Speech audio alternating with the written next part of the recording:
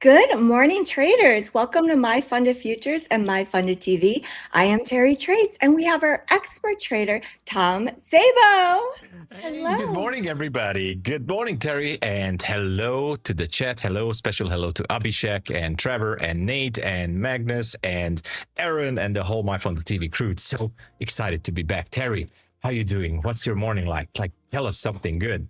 I am so excited because we hit 60,000 subscribers. Yes, finally, we got it. We got it. And I know the next milestone, the 70K, is going to be even faster. I know that because we are like getting better, bigger. So, guys, I need to thank everybody here. Like, really, chat, you guys did such a great job pushing, smashing the like button every single day. It really helped us a lot. So, thank you, thank you, thank you for that. Thank you. Yes, and I can show you the schedule. Oh, yeah, let's go over the schedule.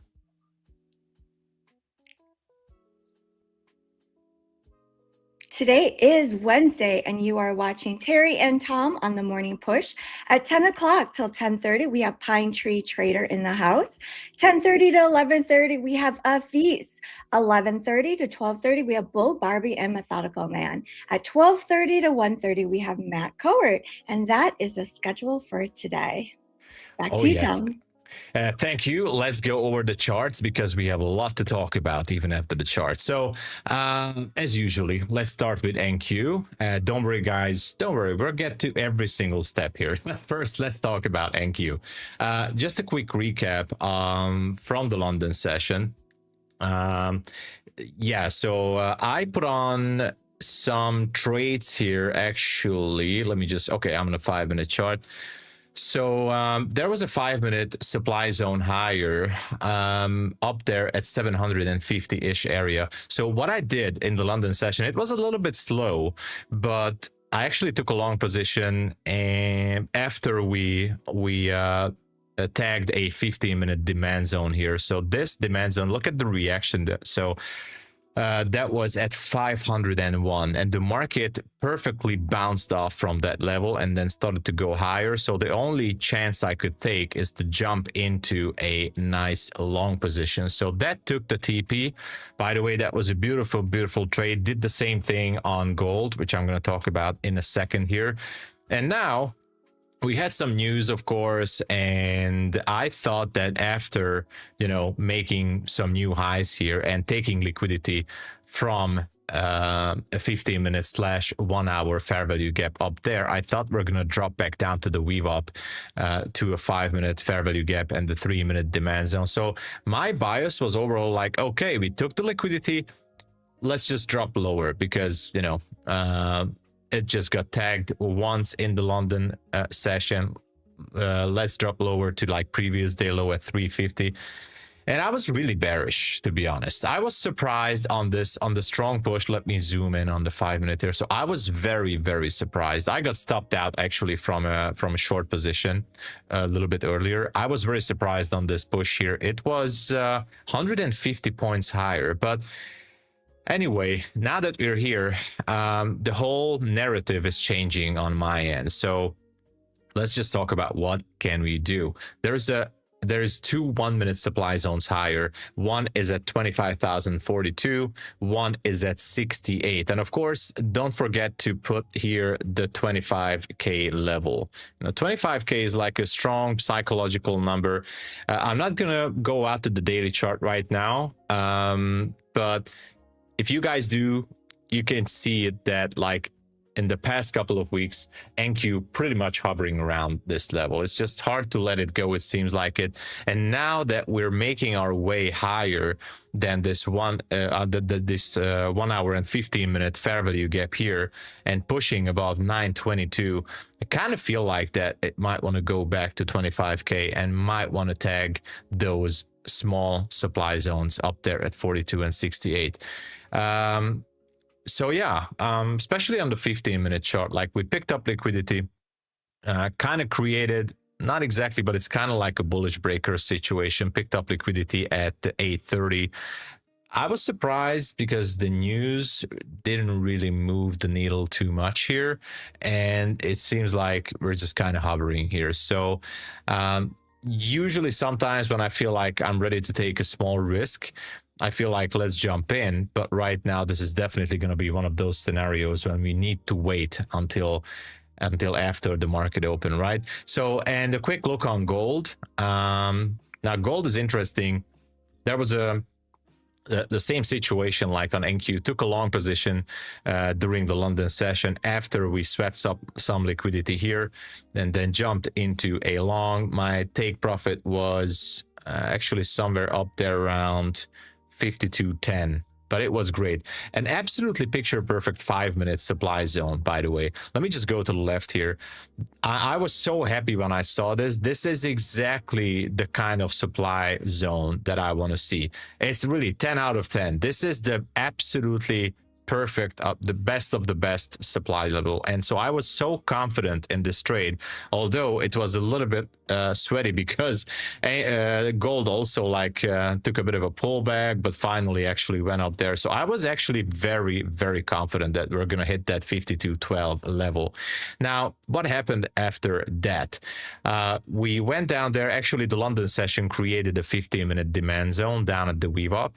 So the market actually tagged that level at 51.79, and look at the rejection. It kind of tells me, like, look at these bullish pin bars and the rejections. Sorry, actually bounce here, but kind of rejection if we think about it from this level at 51.79.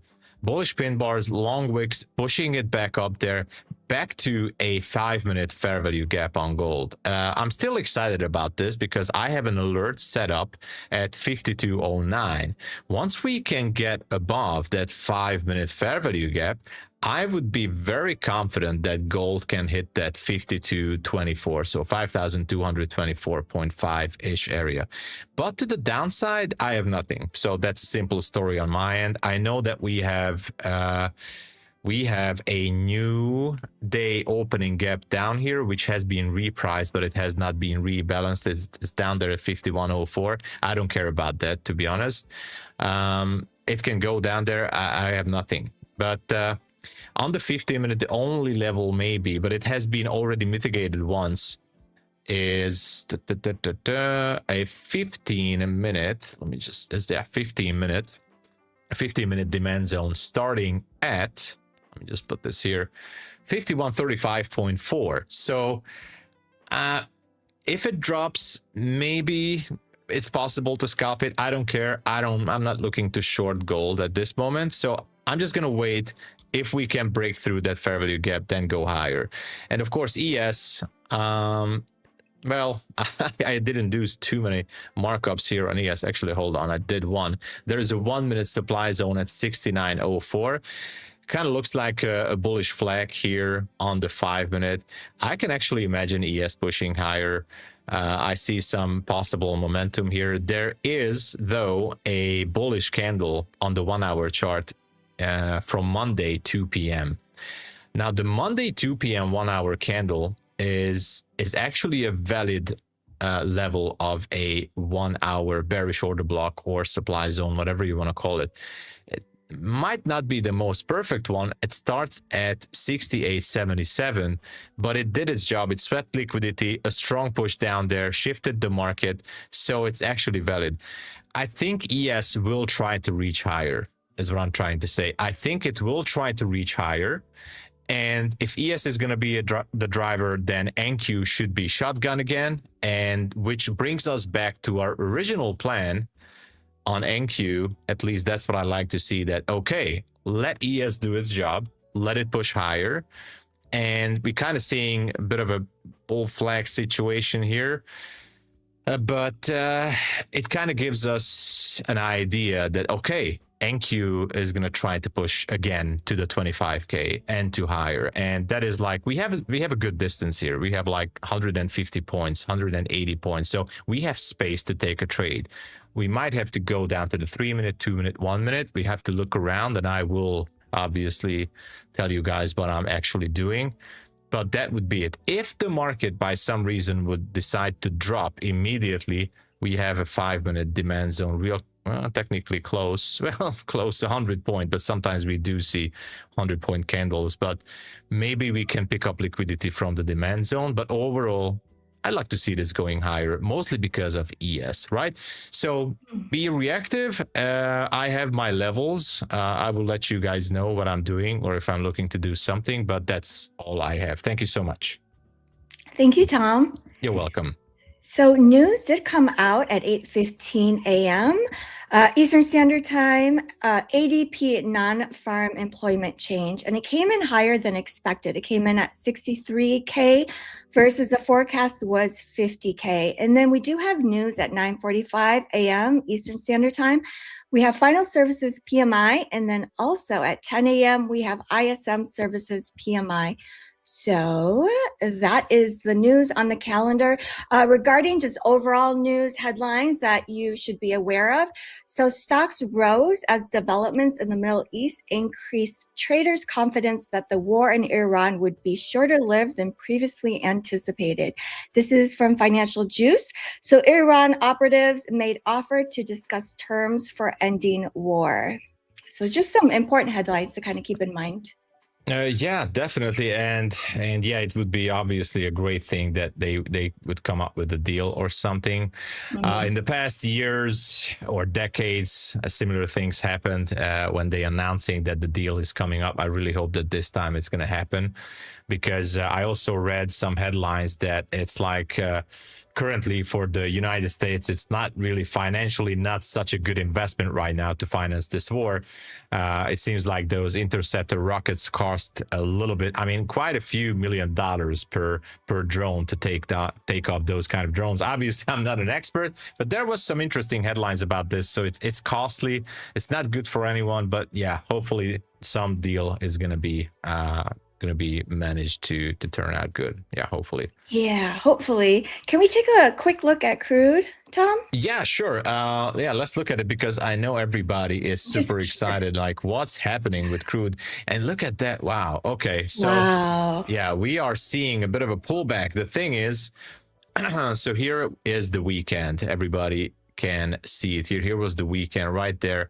Now, I already put it up there and I checked that level at 79.63 is a 2023 September high there. So we are still kind of close, and obviously nobody wants, higher oil prices and everything. But I feel like if there is going to be no deal or the whole situation could be stalling, then I think that the market, maybe even slowly, but we could see a push higher up to that 79.63. And don't forget the, again, psychological number, the 80 is right there. So then it would be hitting the 80 as well.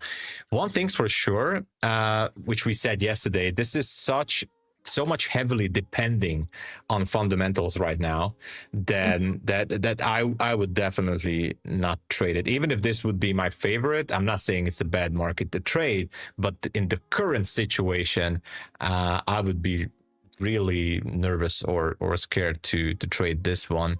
So yeah, the big picture is, for me, is still bullish, by the way, because like, as I said, the more time passes with the deal, the more likely then the price is slowly going to grind higher. But actually we had a bit of a drop. So today it went down. What was the London high? Yeah, from $77 we went down right here to 73, which is kind of good. Wow. Yeah, if we could just shift below 71 with some down close candles, that would be a good indication to like step below 70, like try to get below and try to reprice that gap.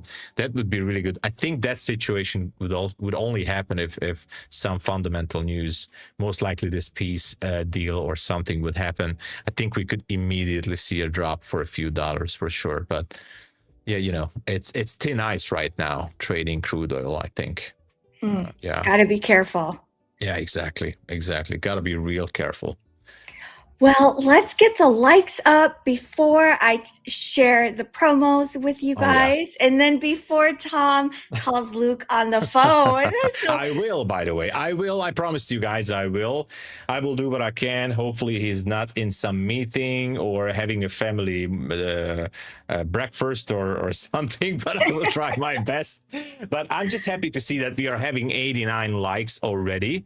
Let's go. 370-ish viewers. God man, that is amazing. That's what we like to see right at the start. Let's go for that 100 likes, but we need at least 200 likes before we reach the 10 a.m. session, before Pine Tree comes up. So we need the 200. And everybody at X who's watching us, amazing. Thank you so much for being here with us. Please hop over to YouTube, smash the like, because this is how we're going to get to 70K real soon. Thank you so much, everyone. Thank you. Thank you, Tom. I know, excuse me, I wrote in chat, I was like, everyone smash the like button to make Tom happy. Not just me, everybody, you know. Yes. Do it. It's a joint exactly. It works. It does work. Like YouTube sees those likes and pushes out our content. Oh, yes. So thank you so much for doing that every day. So currently the promo is 20% off any of the Rapid accounts using code YouTube. So the Rapid accounts are our daily payout accounts, and it is a 90-10 profit split. So people love this account because you get to keep 90% of your profits in Sim Funded, and you can have up to 5 of any of the 50K accounts in Sim Funded.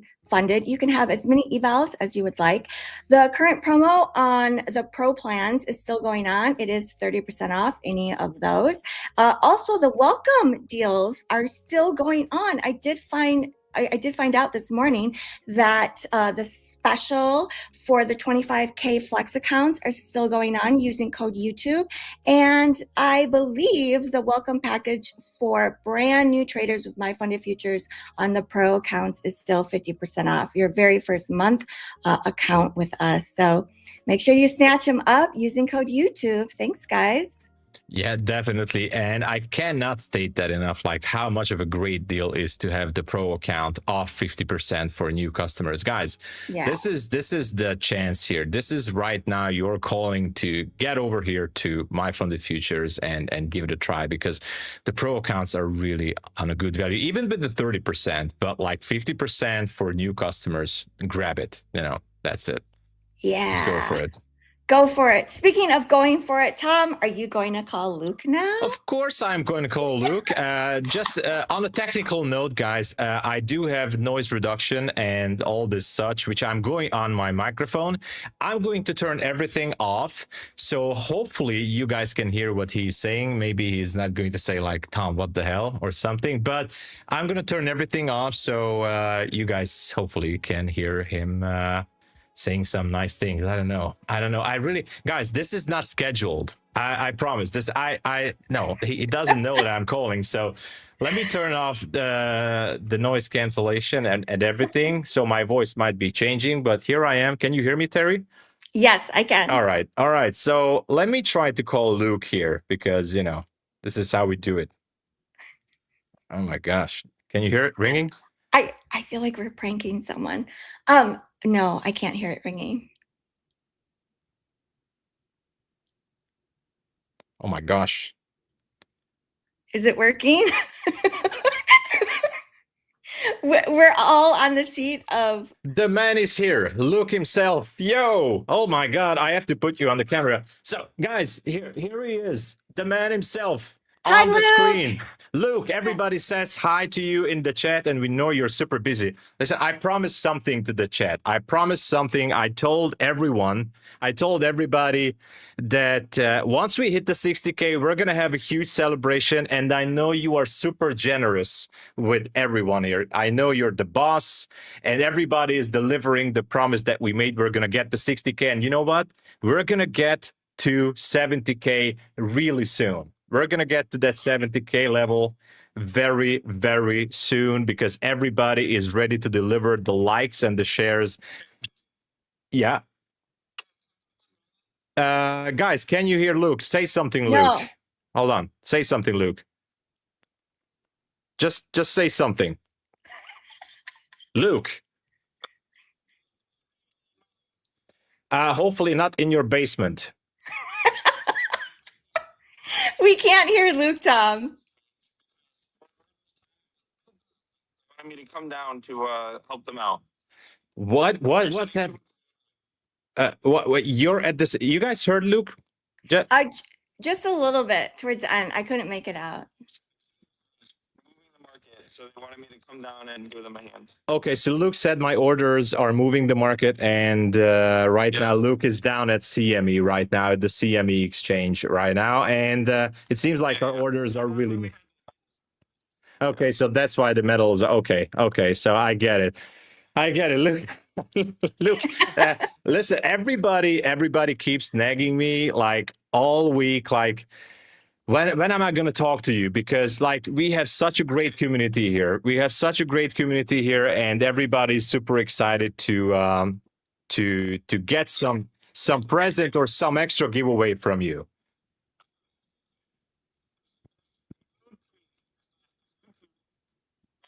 Matthew Leach, you have to tag him in the tweet that you love the rapid plan because it's only 2 days to pass.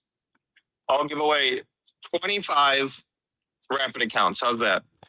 Oh my gosh, that's amazing. So let me repeat that. If you guys tweet Matthew Leach, so that is at Matt Leach on Twitter, then Luke is going to give away extra 25 rapid accounts. How about that, guys? That would be amazing. Amazing. Okay, so our job is to tag Matt Leach and tell him why we love the 20. Yes, please tell Matt Leach, tagging him why you love the rapid account. Tag him on Twitter, and then we're gonna have 25 extra rapid accounts for giveaway. Right? During our segment? Exactly. In this segment, in this segment right now, we're gonna. Right now, so please tag Matt Leach on Twitter and tell why you love the rapid accounts so much, and we're gonna have 25 more rapid accounts in this segment for giveaway. That is amazing. Oh my gosh, Luke, I'm so happy that we got to this point. And what I can tell you in the name of everybody here in chat, that we are so eager to get to 70K. We will deliver, I know. We will do it real soon. I promise you that we will do everything we can. Really. He's happy. Look at his face. So happy. Look at him. He's so happy. Smile. You look happy. I'm telling you. Thank you, Luke. Good morning. Everybody is super happy, man. I know that you are super busy, by the way, and I really didn't want to. He's not working. He's not super busy, so he's not doing anything. He's just okay. He's just not doing anything, so it's fine. But anyway, you are amazing, and I know you're super generous, and that's why I wanted to hit you up. And I don't want to hold you up anymore, but thank you so much. Thank you so much for sending the tweets out, and I really appreciate your 25 accounts extra. Thank you so much, Luke, and you're the man. Thank you. Thank you, All Luke. Right. See you. Bye-bye. This is so awesome. Guys, I know it was a little bit like a upside down situation because I wasn't sure how I'm going to be able to oh yeah, I forgot to turn everything off. Anyway, I tried what I can, but the microphone was really doing the noise reduction. But at least you guys saw that I was able to talk with him, and he's super nice. 25 rapid accounts for a giveaway. Tag Matt Leach on X and tell why you love the rapid accounts. So 25 extra rapids in this session. All right, 25. It's amazing because we only have like 30 minutes left. How are we going to give away 25 extra? I don't know how we're going to do it. I really don't know. Maybe worst case scenario, Magnus has to do something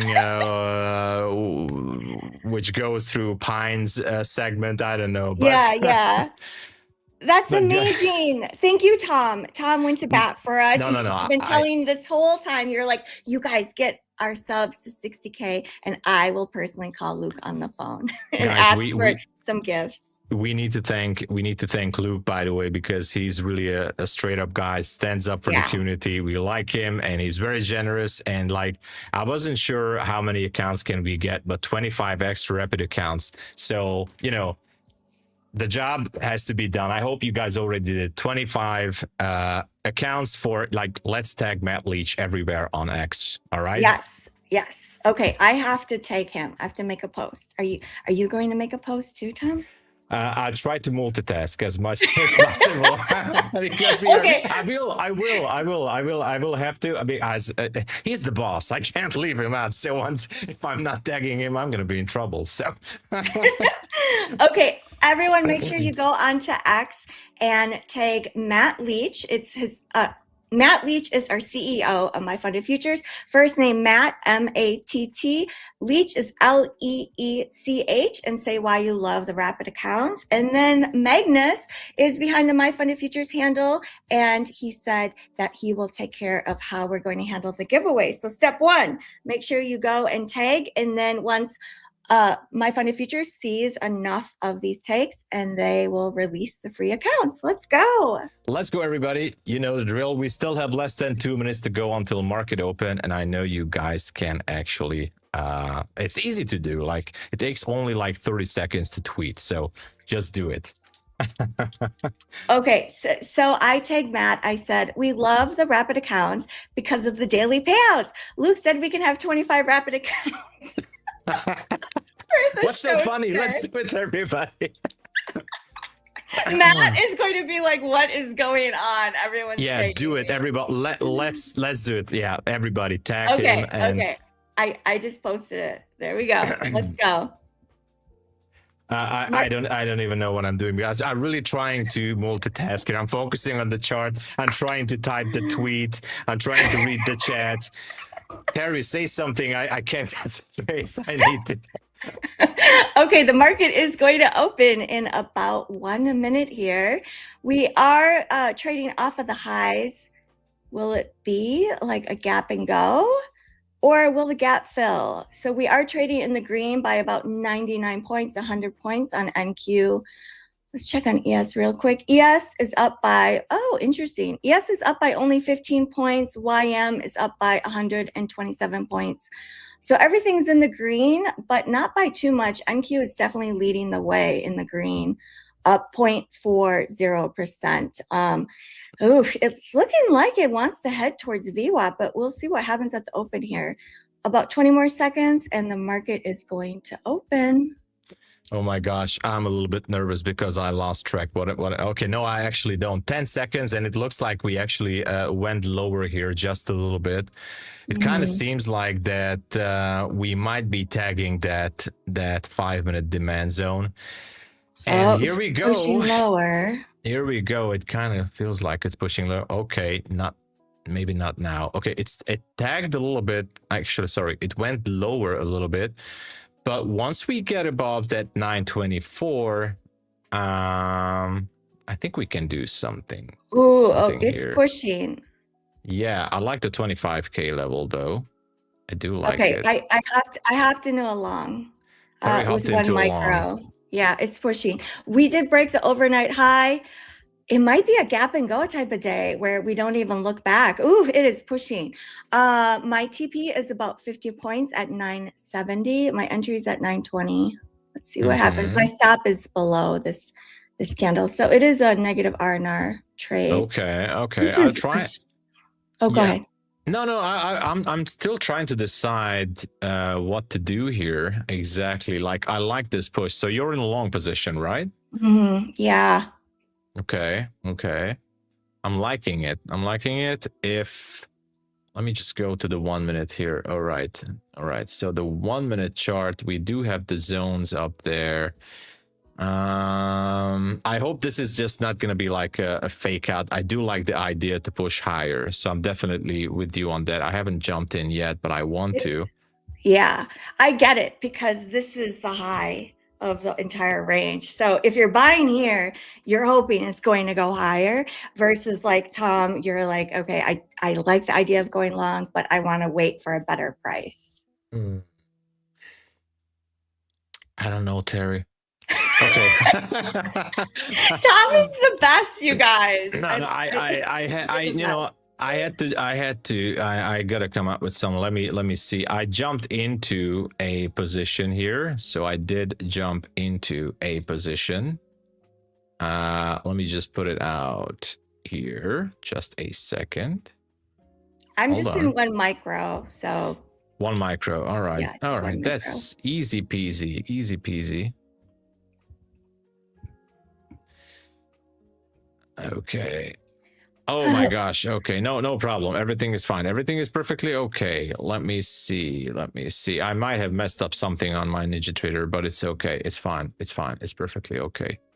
All right. Everything's fine. No, push the button on the wrong account, so I entered again. Everything is perfect. Oh, No, it's perfect. It's all right. It's okay. perfect. Everything is great. I have to close it and re-enter on the proper account. And yeah, okay, all is good. So I entered a long position. My entry is definitely not the best, but it's cool. It's gonna be okay. And I'm kind of looking for that 25k as well. I'm okay to give one more micro to this, so no biggie, no big issue with this. Yeah, even if it goes down to like this 870s, then I'm fine with it. The plan is to tag the 25k first, and you know, if it goes lower just a bit, then I'm willing to add one more micro to it. And take off one micro before reaching the 25k.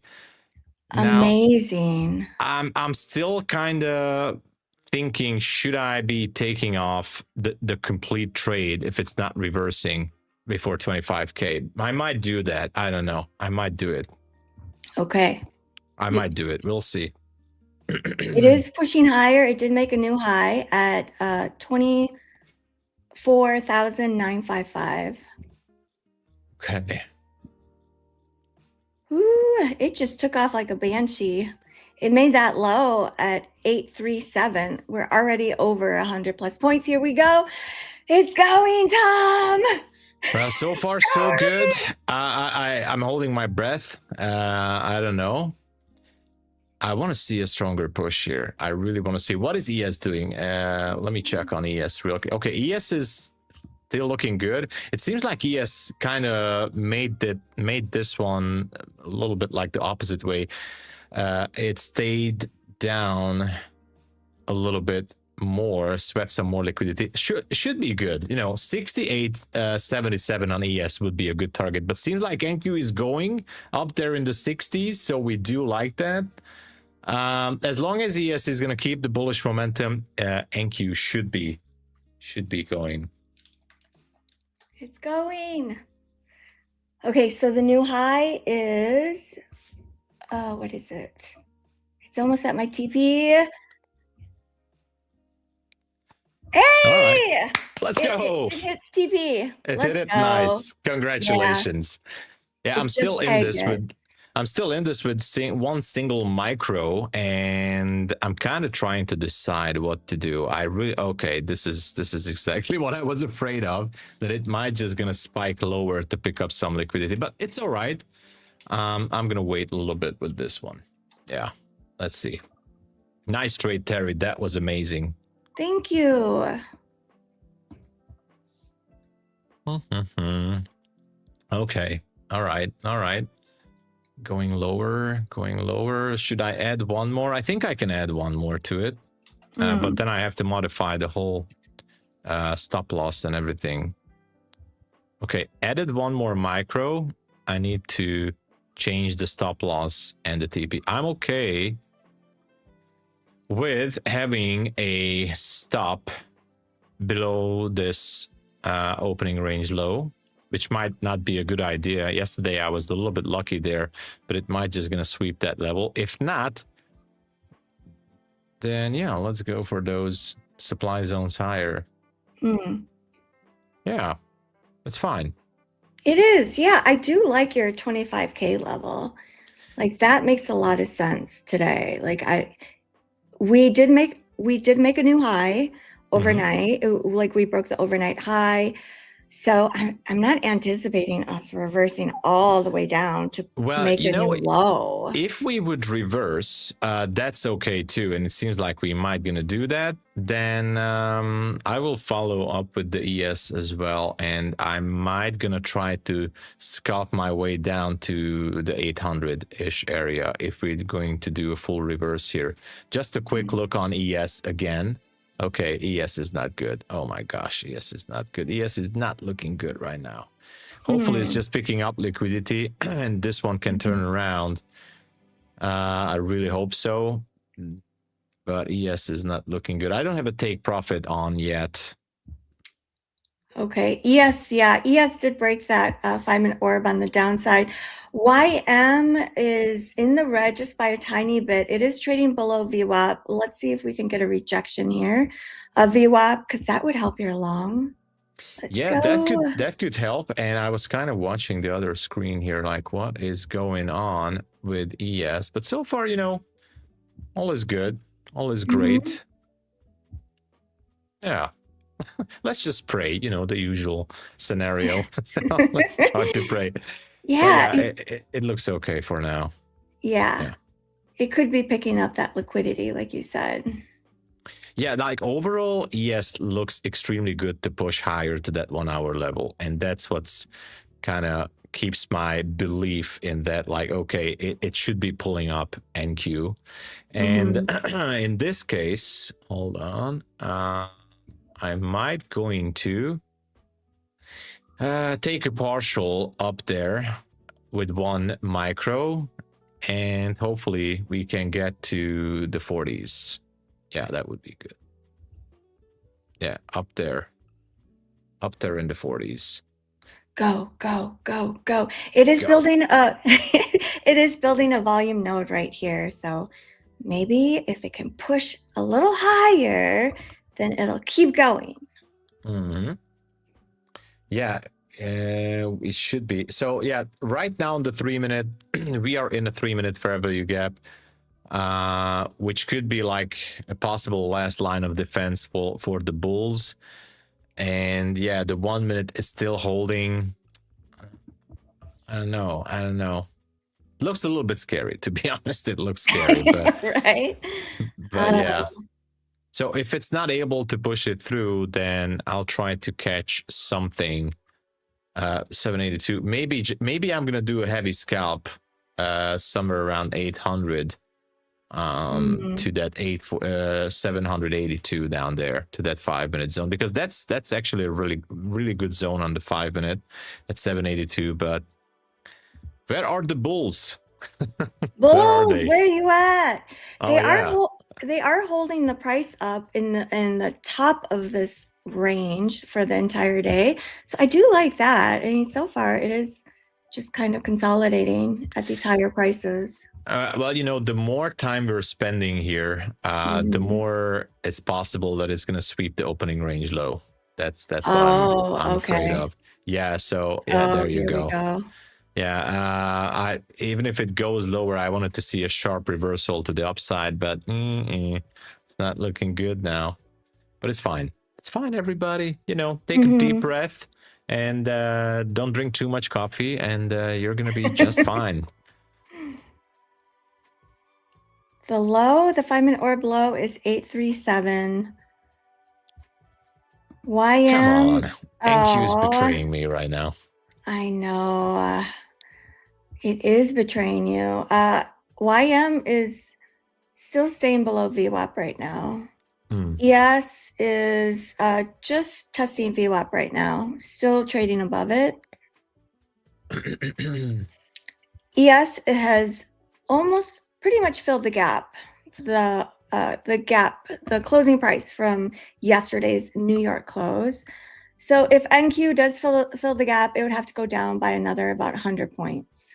Yeah, yeah, it does. And I don't have too much hope for this. I think it's going to smash the low here, which is okay. But then I really have to think twice what to do next. Once we get down to that, there's a 5-minute gap here at 832, which is like 1 sneeze away for NQ. It's really, really close.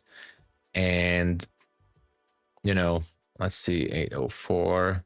Yeah, I think it's going to go lower. Okay, I might need to close this trade down. It's going to close itself anyway. No, I'm still in it, but I'm not going to... I'll let the stop loss do its job, you know, before... Yeah. If I would close it, you know, Murphy's Law is going to turn around and it's going to mess up your mindset. So I'm just going to take the full loss on this. It is what it is. Yeah. And you can always re-enter later, right? Exactly. So I do see news in about 3 minutes. We have final services PMI. Let's see. There's a form, everybody. 25 50K rapid accounts. Oh my gosh. Fill out the form. Be quick. Whoa! Oh my gosh, everyone! 25 of them. The 25. This is the extra accounts, everyone. 25 rapid accounts. It's easy. Get it, guys. Fill out the information and make sure to be here when we announce the winners. Actually, Magnus is going to help us with the winners. Just make sure to be here, because if you're not here when they're announced, then it's going to be a reroll and you don't want that. Yes, you will be very sad when you find out your name was tagged and you won, but you weren't present to claim it.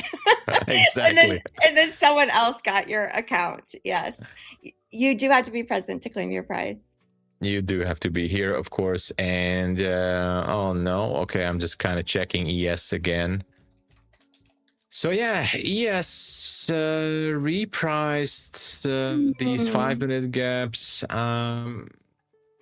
Hope is not a good thing in trading, I know, but I'm still kind of hoping that this would be enough. But like NQ is just one small second away from taking those. I actually took off my take profit levels because I'm like, that's how much I'm sure it's gonna hit the stop, and now it's kind of going back up there, which is great.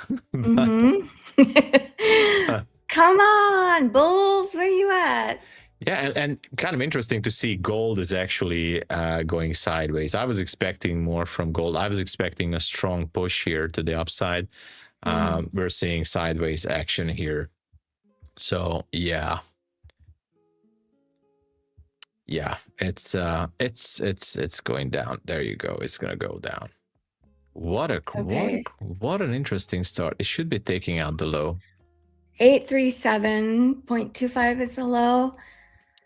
Let's see. I would love to see if the 5-minute orb is taken out on the downside. If that happens, then I'd love to see the orb fail, right? And then we have liquidity, and then we can go and make new highs for the day. And I'd love to see that. And then the 15-minute orb get tagged in on the long side. And then for us to hit 25,000, that would be so amazing. Oh, exactly. I would love that. And by the way, guys, don't think that I forgot about the likes and I'm gonna check the numbers again, because we gotta make sure.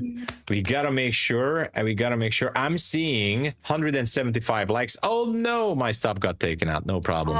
No problem. No problem. So we are having 175 likes. Thank you so much, everyone. And wow, over 600 viewers. Jesus, thank you so much, everybody. That is amazing. So the next goal, and that's what I said, the next goal when we get to 70K, it's not just about a call to Luke, because every 10K I'm going to call Luke, maybe even 5K, who knows, even every 5K.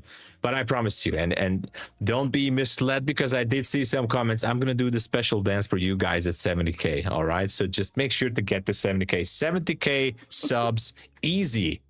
We can do it easy. Yeah, manifest. Queen Zara says manifest. Manifesting. Yeah, let's go. We can do it. Team effort. Okay, so the 5-minute orb people are tagged in on the sell side. Yeah. Let's see if it fails.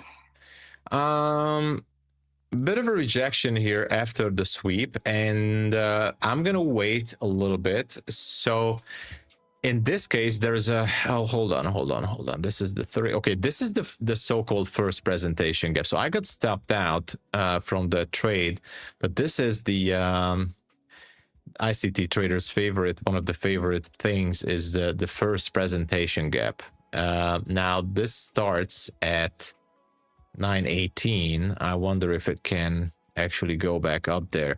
So what I'm trying to say is, if we close above the 932, I can imagine that finally we can tag the 25K. How about that? I think it would be awesome. So that's the plan that I'm waiting for. So let's wait for 931 and look for the 25K. Yeah. Okay. News did come in. The PMI came in at 51.7. The forecast was 52.4. 52.4. Okay. All right. Oh, it's pushing. Yeah, The bulls are waking up. They do like are. this. So I think it could be pushing up there. I wonder if it will like push. it. Okay, I'm gonna hop in one micro. One micro. All One right. micro. I'm going to target the 25,000.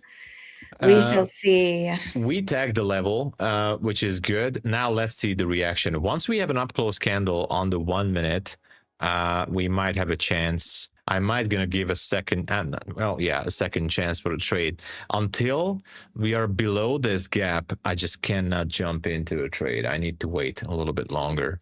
For confirmation above that level? Yes, exactly. So I need some more confirmation. Right now, what I see on the 1 minute is that we picked up liquidity, which, I mean, the good thing for the long positions, you have the long position, is that this is a bearish pin bar and on the 1 minute. So it's easy to have that so-called wick fill. So to have an up close candle above 920, I think it can happen real easy in just a couple of minutes. So I wonder if I go to the 2 minute chart, 3 minute chart. Yeah, so the 3 minute chart has that classic indecision candle. I call this indecision candle.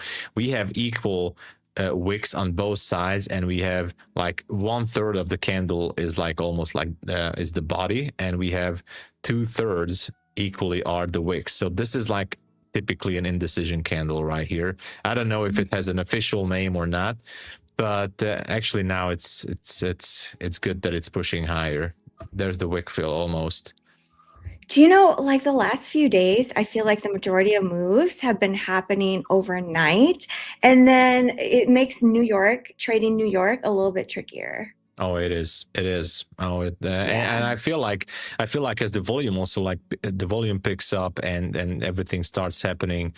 Like January was slow, right? But right now I feel like it's getting more trickier, much faster. Like, I'm not saying we haven't seen faster movements and trickier movements, but we can definitely see that, especially if when you look at the daily chart, that we are in a range. It's just so hard to get a direction. Like most likely, day trading is in a lot of cases it's about scalping. I know that, and it's very popular. But to get a certain direction, like you say, like, okay, I want to see 100 points or 200 points of movement to the buy side or to the sell side.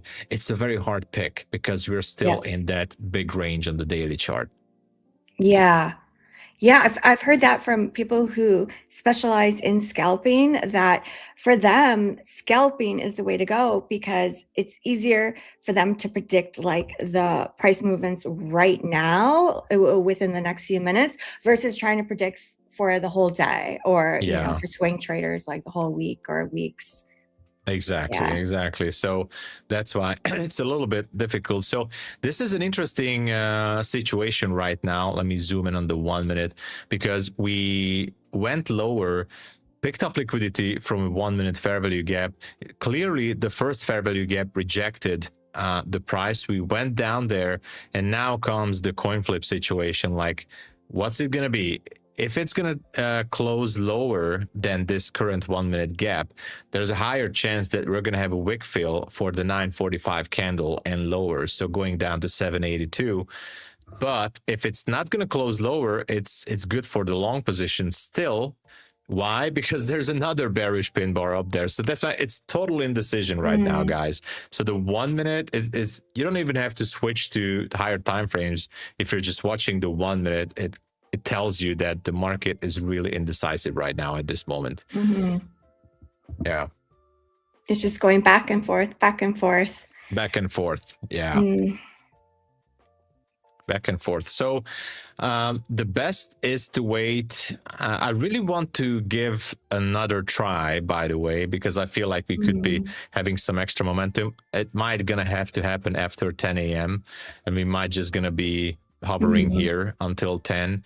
But if we have that close in either of these directions, so I'm looking for up close candles above 935, 7 something, then I might try a long position. Then, or if we close lower than like the 850-ish, then I might jump into a short. We'll see. Okay. For We now, shall see. just sitting on our hands, and that's it. And waiting. And waiting. Yeah, I'm just letting the long do its thing. I'm still in it. I have the stop below this 30-minute candle, and the high is at 24,999.25. Oh, The yeah. powers of micros, like it's amazing. I love trading micros because it's like you can get your first, second trade wrong and you're all good, right? Or Yeah. like you can be in a winning trade and it's like you're not sweating it. It's like, oh, okay. And you can give your trades room to breathe, which, you know, how many times have we been stopped out and then we're like, oh, it's so frustrating to watch the market only go in the direction that you were anticipating. And you know, the problem, exactly like you're saying, and also one problem is that I think many traders are like, quote unquote, giving up their account once they go down like $500 or $600 of loss. So we can also, it's easy to go down to $500 or $600 of loss even with micros, but Yeah. I feel like I also have the same experience quite a few times, even nowadays, that once the account goes down to $600 or $700 or maybe $800 of a loss with a few trades on micros, your brain could be easily switching like, oh, I don't care anymore. I'm just going to put on trades as long as the account can hold up. I don't care about it. But you don't realize that actually it's not that hard to bring back that $500 or $600 of a loss. It's not hard. You can actually make it back in 1 or 2 sessions. It's really this is something I think traders are underestimating. Like, and this is why it's also building up a certain bad habit, right? Because we talked about bad habits yesterday and on Monday too. Like, this is also a bad habit because you see your evaluation account in $500 or $600 or $700 of loss. For example, your brand new eval goes down to like $600 of loss. Even you're saying like, oh, but Tom, I traded micros. I'm still down 700. Good. Okay. Now you have to stop and come back tomorrow because it can be easily brought back from that drawdown. And I think like that $700, $800 of loss, especially on a new evaluation account, is like a psychological trigger for many traders. Like, they just throw in the towel, like, I don't care anymore. There's no daily loss limit. Who cares? Yes. And, you know, let's just burn the account to the ground. And that's a bad habit. You know, that's a bad habit. You need to stop that. You need to realize that you can bring it back. You just need to stop what you're doing. Okay, just switch to a paper trading account or whatever and come back the next day. Yeah, like just stop it. Just stop. Yeah, stop. I don't know. I mean, this is why I always say to keep a hammer next to your screen. So it's the best lockout system. If you have the hammer, smash the screen. If you have multiple screens, obviously do the job correctly and smash it. And the next day you just have to buy some new ones. And, you know, at least your account survived, right? But, oh my gosh. Yeah, that's true.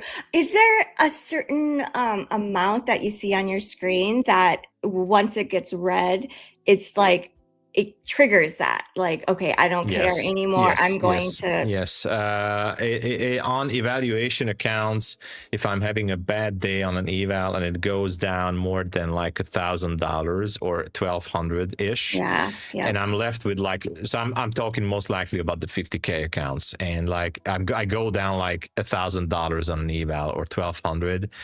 I can very easily trigger my bad habit and like, I don't care anymore. I just want to get on with it. Just let's get on with it, and I will. And that is something I need to avoid. Now I figured out if I stop around $500 or $600, even on a funded account, and by the way, the same goes to a funded account as well. It's very hard to stop.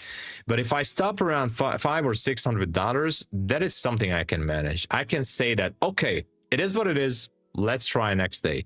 But if I get to 1,200 or 1,000, it's so hard. That's a very, very emotional spot there. you know. Same, Tom. It's Same. around that $1,000 mark. Once I see that it's in the red, I'm like, oh, and then it can trigger the sizing, adding multiple minis. Like I've started, and I'm sure many people listening can relate to this, where you start trading with like one micro, right? And you're like, Yeah. okay, I'm just going to just use one micro. And then you take a few losses, and then all of a sudden you start throwing multiple micros, and then all of a sudden you hit that dollar amount where you see that red. Oh, forget about it. Yeah. And so now it's like 1,000 or more in the red, and then you're just like, all right, I'm gonna throw the whole kitchen sink at it. And yeah, it is such a bad habit to do that, right? Because it just sets you up for not being able to trade a live account, really. Like you will blow up your live account if you do that type of behavior. 100%. And this is you need to figure out a system for that, because it's not just about the evaluation account, it's about bad habits, because this is what we need to get rid of, the bad habits, because it's all about psychology, right? So we need to get rid of those bad habits. If you feel like you're throwing in the towel at, for example, $1,000, okay, then make sure to leave the account at around $500 of loss, just for example. So leave the account, do something else, trade on a paper trading account, whatever. I know it's hard, I know it's frustrating, but you need to practice this. All right. So guys, I know how it is. I exactly know how it is. And don't let your bad habits take control. And by the way, oh my gosh, this is it. Like, time flies, right? The time is flying so fast. I want to say, because Pine Tree is around the corner, I know, and I just want to say that I want to thank to Luke again for this amazing gift, 25 extra rapid accounts for the community. I actually realized that I made a mistake on my microphone settings. I accidentally didn't turn off the noise cancellation, so that's why you guys can really hear Luke that much. But I just want to say thank you again, Luke, for this giveaway, and we're gonna do everything we can to get to 70K as soon as possible, right? Yes, all of you listening, watching, you're so awesome. Thank you for joining us every single day as we're continuing to build this community out. So I appreciate you guys. And Pine Tree is around the corner, right?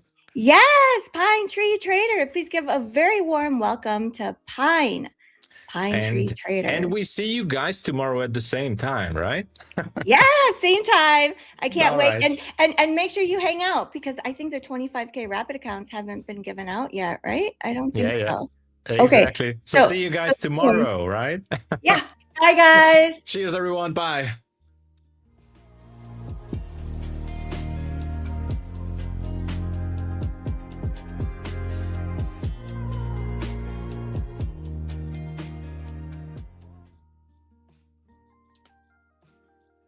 Yo, what is up, everyone? What is going on? Wow. Inside bar right here just triggered along, but we had news at 10 a.m., so I can't really take it, right? So we had to disregard that one, but very choppy morning so far. So you can tell that the market was just kind of waiting for that news to come out. It is now out, and the market is pushing higher. What is going on? What is up, everyone? I see Miss K. I see Rufio, Dwight. Yes, Pine Tree's in the chat. Let's go. Let's give it up for Terry and Tom. I think they are the best morning show hosts. They are awesome. I listen to them every single morning, just like you guys. So let's get right into it. So right now we are pushing higher, 24,983 off this very first inside bar. But like I said, we had news, so you can't really take it. It's pretty risky to take the candle just before the news break, where it's just one of those things. It's just very, very risky, right? So we are going to be patient here and just wait for another setup, perhaps. But we are breaking to the upside. So the market right now is up 1%. We're up 265 points from yesterday's open. So yesterday's close, I should say. Sorry. Can I share the colors of my candles? Absolutely. So the inside bars are yellow, The outside bars are this light pink, and the purple candles are Harami candles. And I will show you the indicator. If you're using Trade-of-8, the indicator is right here. It's called LDT, inside outside bars. And I just have mine painted yellow, and the outside bars are painted pink. And the purple candles are what I call Harami candles. And one of my subscribers made this indicator. It is called Ed of the Woods Harami. So EOTW Harami. And yeah, so anyways, an outside bar basically is on the 5-minute chart, or I use it on the 5-minute chart, is just kind of what it says. It opens, closes, and completely engulfs that previous 5-minute bar candle. The inside bar is within the previous bar's candle, and the Harami candle, the way I define it is that it wicks above or below the previous candle, but the body opens and closes within the body of that previous candle. So Harami in Japanese means pregnant. That's why you get that name. And so the body is within the body of that previous candle. Technically, an inside bar can be a Harami as well, but the way I define it is when we wick above or below, it puts in this purple candle. Kind of like a good example right here. Some people will call them a pin bar. Someone in my chat called them a Harami candle, and it just kind of stuck. So that's what I call them. But basically, the idea of it is, you want to wait for a wick above or below that previous candle, and then the body opens and closes within that body of that candle. In this case, it would trigger a long off the break of that, and then your stop would go down below, and then your target would be the top of the mother candle. Or you could target something higher, like a gap, or maybe equal high or a low, something like that. So someone wanted me to talk about Harami candles, and that's the way I trade them. The best way to trade them, in my opinion, is so think about it as a reversal candle. So it's like a reversal pattern. And the way I like to trade it is like right now it's kind of playing out where we had a rejection up above. We came back down inside here. This might put in a Harami candle. Actually, I might try to take this live. Will it work? Who knows? But what I'm going to do is if this closes right where it is, I'm going to look to take a short down here at 890. Yeah, so technically this is kind of a Harami candle. It didn't even show up purple, but I think I will take it if we do get triggered in a short here. Let's see. What's the low of this candle? 889. So I'll probably try this. It's cheap enough, 1 micro. And if we get triggered in a short, I'm actually going to target this wick down here if we get triggered in a short. But we'll see. So what is going on, everyone? How you guys doing today? So like I said, very choppy morning so far on a 5-minute chart, just back and forth, back and forth. Right now, this inside bar is still holding up. Now, would I take it now? Probably not. So I wouldn't take this first inside bar here. But it could still work, right? Even for a 1-to-1 or a 2-to-1 or a 1-to-2, which would be up here at 25,450. No surprise of what the market's trying to do, right? Go right back to that 25,000 level. If you look at the hourly chart here and you go back and you just kind of span out and you draw a box. Let's just say we draw a box. Oops, wrong button. And you just kind of do that right around this 25,000 level. We have been chopping at this level for quite some time. I mean, if you just even go back even further into the beginning of the month, I mean, this 25,000 level has just been a magnet, and we just can't seem to break it or shake it. So So we're looking for a trade here. If it triggers, if not, that's perfectly fine. I wanted to trigger on this candle, I think, and look for that reversal. But if not, then hey. So, guys, 60K subs, right? 60K subs. So they're doing a giveaway. I see that there's forms in the chat. So you guys want to fill those out. And we're going to pick some winners. So that's going to be pretty awesome. If you guys have any questions for me, feel free to say it in the chat and we'll I'll do my best. But right now, market is still trying to push higher. I'm not seeing any trades quite yet. Let's take a look at gold. See how gold's reacting right now. So gold's pushing down here, 5,156. Gold's been very, very bullish, right? In the past year or so. Take a look at righty. Let's take a look at righty real quick. Righty's kind of consolidating as well. So it's not really YM as well. It's just, it's not really wanting to push. It's kind of just stuck here. It's stuck right in the middle of the first 5-minute ORB. Looks like it wants to try to take out the high side. Is anyone in a trade right now? I'm just curious. Oh, we are pushing higher. So I'm going to get rid of this order here. And we're going to sit on our hands. So we're pushing up to 25,000 right now. So the reason why I was looking for a short here is because we pushed up above, made a new high, came back in, rejected. But what I wanted to see is a break of this candle to possibly push lower. Maybe test that VWAP, or down here at that 720 is the RTH gap. So right now we are bullish and we are pushing higher. Am I seeing a bull flag on a 15-minute chart? Let's see. We can take a look at the 15-minute chart. Yeah. So nice bull flag. This is, I would define this as a bull flag. So you can see right here, a nice push up off the 15-minute chart. I don't really trade off the 15, but I do trade bull flags and bear flags off the 5 mostly. But yeah, I consider that a bull flag. It is pushing. So a little tricky morning, right? Because of the news at 10 a.m.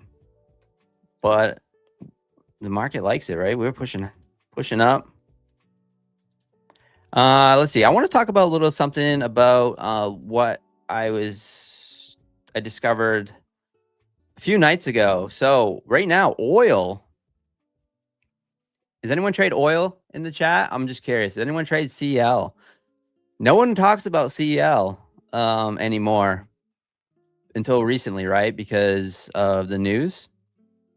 And when I first started trading, everyone talked about CL. You know, everyone was trading CL. And then recently everyone wants to trade gold and silver, right? Because the gold and silver volatility started picking up and just going back and forth. And right now, CL is kind of a hot topic. So what I've noticed during the Globex Open, well, actually, I shouldn't say I noticed. One of my subscribers, Design Knob, noticed that once the news broke out a few days ago, that the volatility started picking up in CL, and 5-minute inside bars have been working pretty well during the Globex Open and throughout the night now for scalps. So I kind of marked it out here. This is the Globex Open, and you can, well, here's the Globex Open right here, but I'm going to mark out the first inside bar, and you can see right now that the inside bars during the Globex have been paying very, very well. So they're really, really hot right now. And as you can see, the way I trade the inside bars is I simply look for breaks, right? So I look for breaks, stop goes below, and then you can target a 1-to-1. You know, that's kind of the best way to target a 1-to-1. And you can see that they've been working very, very well. There's the 1-to-1. There's the 1-to-1. And if you take the break on this one, here's a 1-to-1. So that when I say 1-to-1, that means if you're risking, say, $100, you're trying to make $100, right? This one did not work, but that's all right. I mean, literally 3 for 3 there. You know, this one right here paid. That's 4 out of 5, right? And then this one right here worked really well. This one worked really well. So anyways, when I was in my on my own stream last night at Globex, my subscriber was like, Design was like, man, I am getting paid on CL. So and I was like, wow. And we started looking at the inside bars on CL. So just a little nugget there. If you guys are interested in let me remove all that. If you guys are interested in, you know, my style of trading, which is inside bars, outside bars, things like that on the 5-minute chart, working really well. So let's take a look go back to NASDAQ here. NASDAQ's kind of my bread and butter. This is what I trade mostly. We are still pushing up higher, so really there's no trade, and that's okay, guys, right? You don't always have to be in a trade. I think one of the things that is most difficult for me is sitting on my hands sometimes. So even though we're kind of designed as the working class people to feel like we have to be doing something all the time if we're working, right? We're trading, I find less is more. So, you know, sometimes sitting on your hands is actually making money in a way. If you don't see your setup, you know, then just don't take it. If you don't see what you wanna, if you don't see an inside bar, if you don't see a fair value gap or something like that, just, you know, just sit on your hands and just wait, because there's so much time to trade throughout the day that you're eventually going to see something. And if you don't see something in the time frame that you have to trade, that's okay. You don't have to take a trade that day. Yesterday, I traded, I didn't trade half my accounts. Half of my accounts I didn't put one single trade on. So, and it's okay. Like I was perfectly fine with it. I made a trade in the morning. I was, you know, with you guys, we caught that 90-point move. And the previous night before, I made a few trades on my own stream and just after my stream. And then after I got off stream with you guys yesterday, I didn't even place a trade. I was like, okay, I'm done. You know, I didn't feel it. So I think that's the most difficult thing, is just to be able to sit on your hands and wait for your setup. So.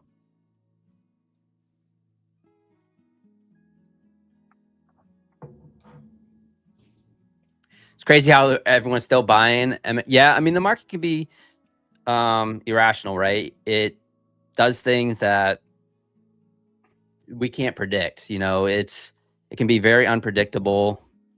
And that's why I always say, like, you know, you should find an edge that fits your personality, but strategy itself is not, you know, gonna make you 100% profitable, right? It's not. If you find an edge that fits your style, that's what you want. But besides that, there's so many other factors that come into play that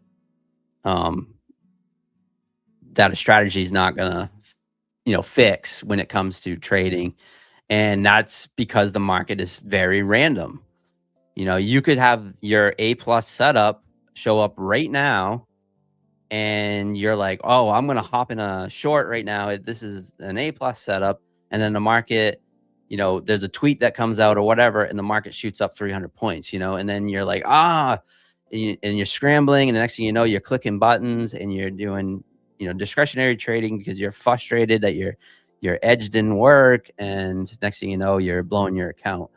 So, you know, that's kind of how I approach trading.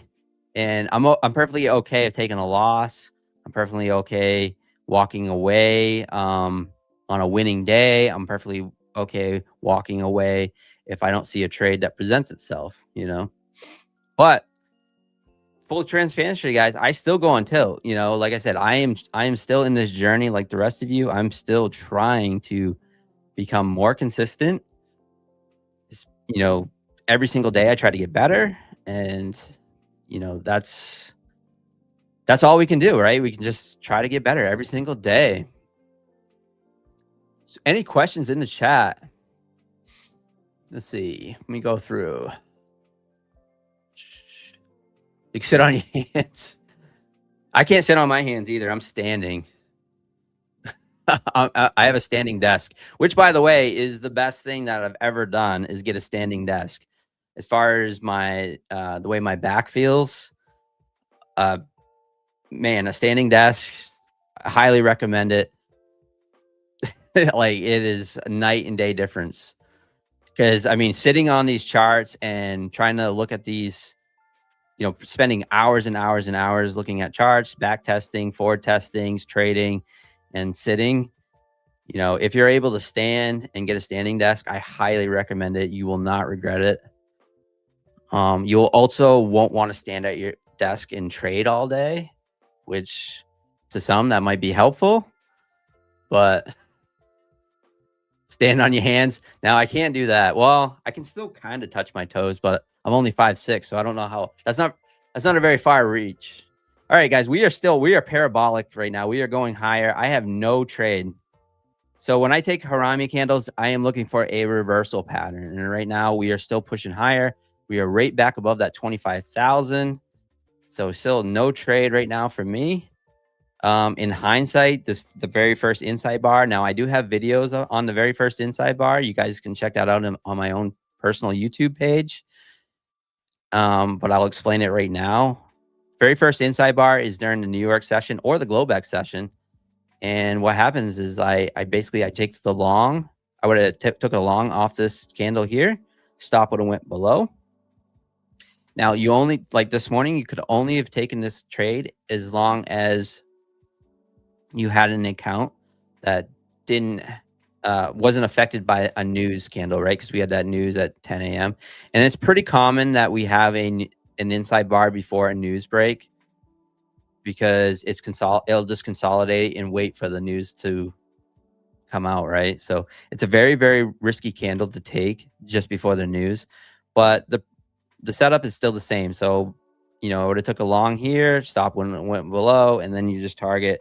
What I like to do during New York for a quick scalp, and sometimes it's a negative R&R, is I look for a quick 20 points. So it's back tested to be about 65, 70% in, I would say, the last 6 months or so. But please do your own back testing, and please, you know, do your own forward testing and due diligence, because markets change constantly. I'm constantly trying to adapt to the market. Where last night, if you guys caught my stream last night, and if just a reminder that I do stream every single Globex open, I was trying to look for, I was trying to trade a new strategy. Let's see. If we go back, oh yeah, you can see right here. You see my entry. So last night I was trying to adapt to trade on this segment, right? And I was going down to a lower time frame, but still using my same edge of trading inside and outside bars. And what we found last night is that inside bars were not paying very good on the 2-minute chart, right? So this is why it's important to do forward and back testing, right? And I also, so when I back test, it gives me the confidence to try out the forward testing. But I always recommend forward testing your strategy, and by using an eval to do that, or even a demo account, of course. But I was using an eval last night to forward test, and we were forward testing this on stream last night. And what we found is that we went 50-50 on 1-to-1s on inside bars during my 2-hour stream, but we went 4 out of 5 taking outside bars 1-to-1, which was a very profitable strategy. The inside bar strategy, doing the 1-to-1 off a 2-minute chart with NQ NASDAQ, did not pay very well. So that was interesting, right? So like I say, I'm constantly trying to adapt. I'm constantly trying to learn new things, and and just trying to evolve as a trader. But for the most part, you just stick with the basics. And it's funny because I'll learn new things, and then I constantly go back to the stuff that I learned, 2 years ago, 3 years ago, and just go, well, that works for me. So anyways, congratulations to the winners. So lots of winners going on right now. You guys, I guess you guys must be present. So here we go. We're rolling out the winners. Congratulations to everyone that won a account. Giving out those rapid accounts. So daily payout, those are the rapids are daily payout accounts.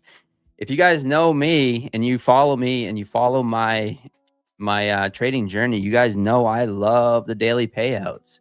So the fact that MyFundedFutures has the rapid plans to get those daily payouts is awesome. So, hey, Leo Invests in the house. Let's go. Give it up for Leo. Leo, I should say. Leo's in the house. All right, market parabolic, guys. Very big push here. Looking very bullish. Let's take a look at YM here. Also pushing higher. Now, here's something I'd like to kind of back test. I think I'm going to write this down because I do like to trade Dow. Is how often does the 5-minute ORB, this is the first 5-minute candle, how often and what is the percentage that it gets broken to both sides? I love probabilities. I love checking out those types of stats, and I place a lot of trades based on those stats. But right now we are parabolic. No trades for me. No trades for me unless you're closing your eyes and hitting the buy button, right? So congratulations to all the winners. Let's go. If anyone has any questions about for me, I have right around 6 minutes left. So this segment goes by very quick. Sorry I couldn't get a trade in. I don't think I'm going to end up getting a trade in this segment, but that's okay because I'm going to be here every single day. And like I said, I am not afraid to sling some contracts. So if I see something, I will take it. But right now, there's no trade.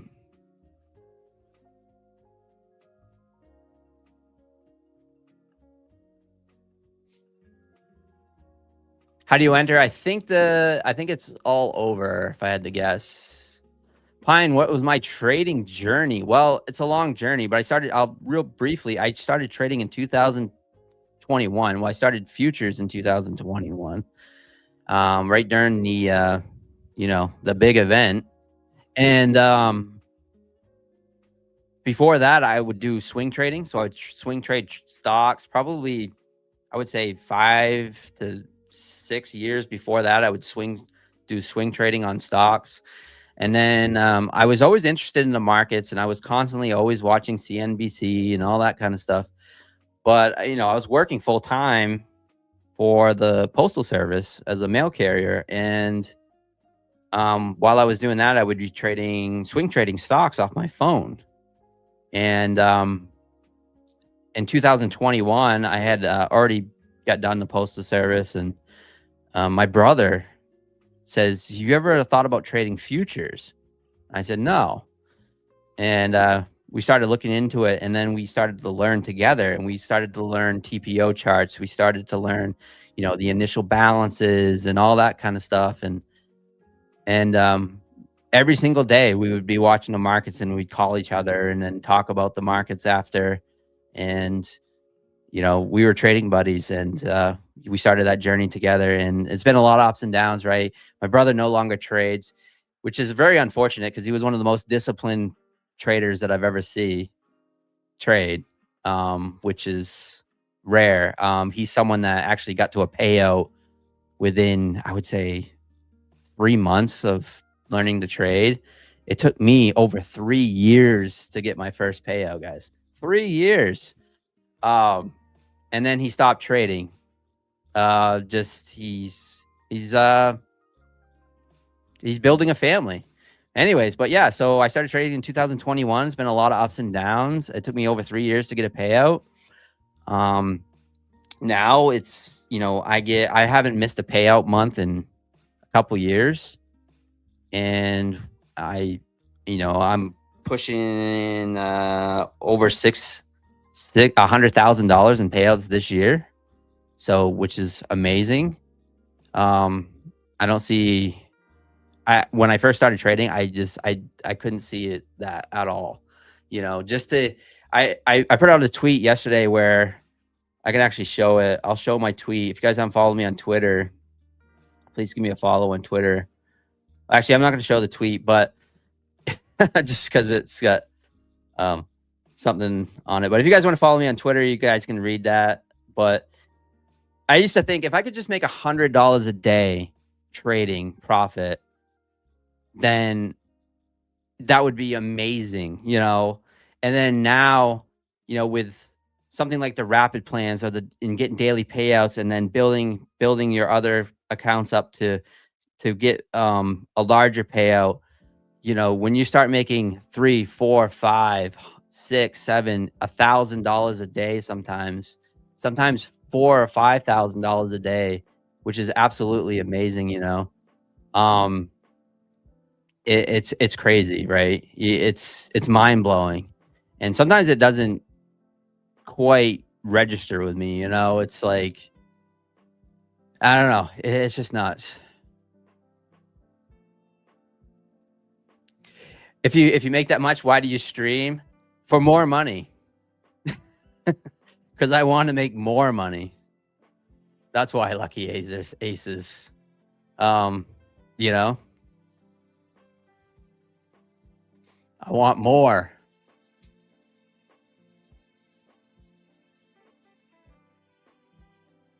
How many subs do I have in mind this year on this channel? I think with this channel, I could get over 100,000. No problem. I think this channel is going to get over 100,000. Thank you, ABT. So we have another host coming up soon, at any moment. And who is that going to be? Who is the new sub? I mean, the host, not the new host, another host. I am just checking right now. We have a feast coming up just after me. So pretty awesome. You guys, the GOAT, a feast. Thank you guys for being here. I really appreciate you guys hanging out with me every single day at 10 a.m. It's only a 30-minute segment. Sorry I couldn't get a trade in, but the market is absolutely parabolic. So there's really no setup. If you happen to take the first inside bar, then you're getting paid big time. Like I said, I have a video on that on my own channel. So check that out. And I stream every single night at Globex. So if you guys want to check me out on Globex, let's do it. Besides that, I'll be right back here tomorrow. So I think that a feast should be ready pretty soon.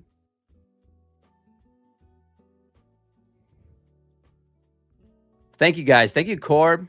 Appreciate it.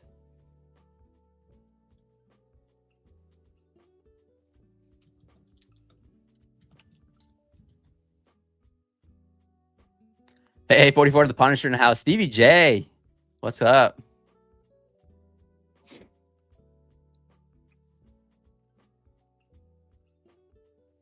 All right, guys. So a feast. Guys, enjoy his segment. I will see you guys tomorrow.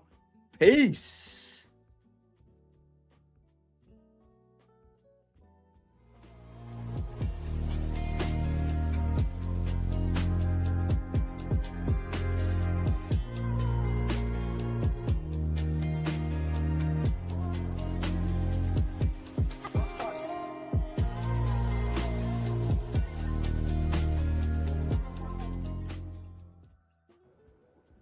All right, guys, what is up, everybody? How's it going?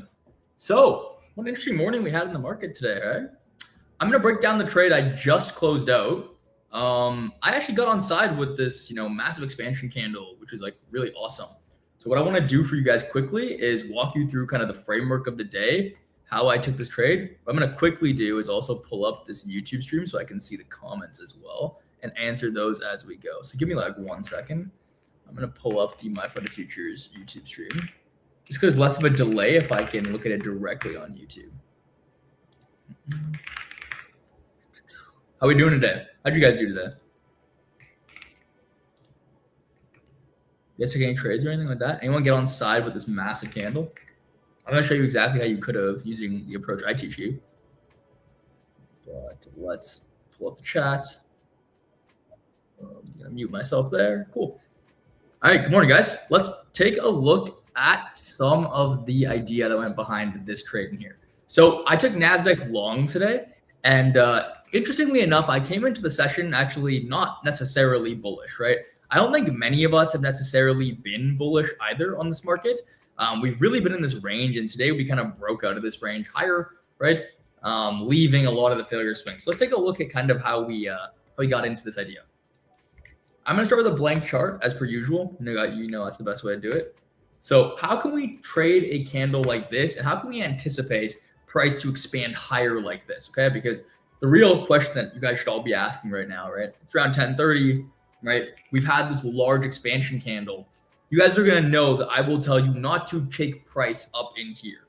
At this point in time, right, is where you come onto the stream, you watch, you see how you could have gotten involved in this candle if you didn't take it, and you learn something, because chasing market up here, guys, is exactly how you're going to get burned into longing the high of the day, right?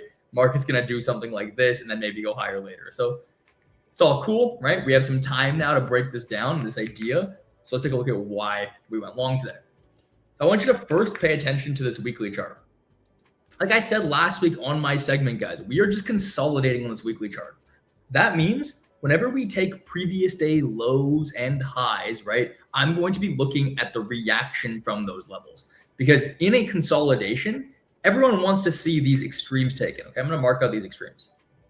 So this is the extreme low, and we can call this the extreme high, right? You can see we've diverged quite large with the YM. You can see YM took out all of these highs, but on these assets, at least the S&P, right? That's that same high. And here's that low. And NASDAQ. We are really quite range bound, okay? So whenever we're anticipating price coming to this low, you want to be paying attention to daily candles and the previous day's high and low, because it's going to give you a lot of insight into what the market's going to be doing inside of this range, okay? Don't be the person who plans to trade the break of a consolidation to an extreme. It's much better to trade internal to the consolidation, okay? Until you get clear indication that we're manipulated one side and we're going to trade towards the other. Really good piece of advice, and it'll allow you to take a long like I did today. So this is the extreme down here. Let's take a look at what happens yesterday. Yesterday, we get a very, very nice indication that the market may indeed trade higher on this daily candle. So what do we see? Price comes in below Monday's low, okay? So Tuesday manipulates Monday's low, also manipulating this weekly low, okay? So we have two forms of sell stops or sell side liquidity that the market's manipulating. Now, importantly, I want you to pay attention to this large SMT here, okay? Look at the YM. The YM is taken out this low right here on the NASDAQ, okay? So I'm going to mark that out. If we see a reversal signature, right, following this divergence, it's this one right here, okay? The S&P also takes out that low. Then we can potentially just look for the previous day high. We don't need to target extremes of ranges when we're consolidating. So for me, if I look to the previous daily high, what do I see here? These are all like, this is a failure swing, right? Especially on the S&P. There's multiple failure swings here, okay? On these lower time frames. So for my eye, it draws into this high right here. This is a swing point. How do I know it's a swing point? Well, it sweeps out the previous candle's high, barely, by like one tick. You see that? And the third candle is lower to this high. So that is a swing point. So we're just going to look at this as our potential draw for market to trade into, okay? So let's make this a dotted line. And this becomes the daily framework, okay? Right in here. Here's our daily framework. So abstracting all of this high time frame chop, we can now zoom in, guys, to just this, okay? You see? It's this 3 candle formation. It's a swing formation of the low, targeting an old swing formation of the high. Simple as that. And when we are able to get a directional bias, then our analysis for the day becomes a lot more one-sided. Okay, so look at the daily candle as it opens. We open here. Okay, this is the daily open. Now, if we're bullish, what type of candle do you want to see? If we're bullish, Do we want to see this daily candle open and trade higher or open and trade lower? Someone's got to know in the comments. What does a bullish candle do? Yeah, it opens and then it trades lower, right? So we see this candle open, trade into something relevant, something meaningful, and then it's going to expand. So what we're looking for, guys, is just that simple. What inside of this previous daily wick is going to be meaningful, right? Let's zoom into this. You can see there's only one level. What is that one level, guys? There's only one place I can create my low of day if we're going to trade higher. It's this gap, right? So it's this gap right in here, right? You see this 4-hour gap we have on these assets? There you go. This fair value gap. Now, I'm going to teach you something. This entire wick, right, is inefficient. So we're going to use the entire wick here. Okay. So there you go. Now we have this signature of price right in here where we have this divergence, right? We have this gap, and now we can form an open low. Look at this daily candle. And I just have one draw. It's just this high. Okay. Do you see why these highs are really good draws? Someone tell me if this looks like a good sweep.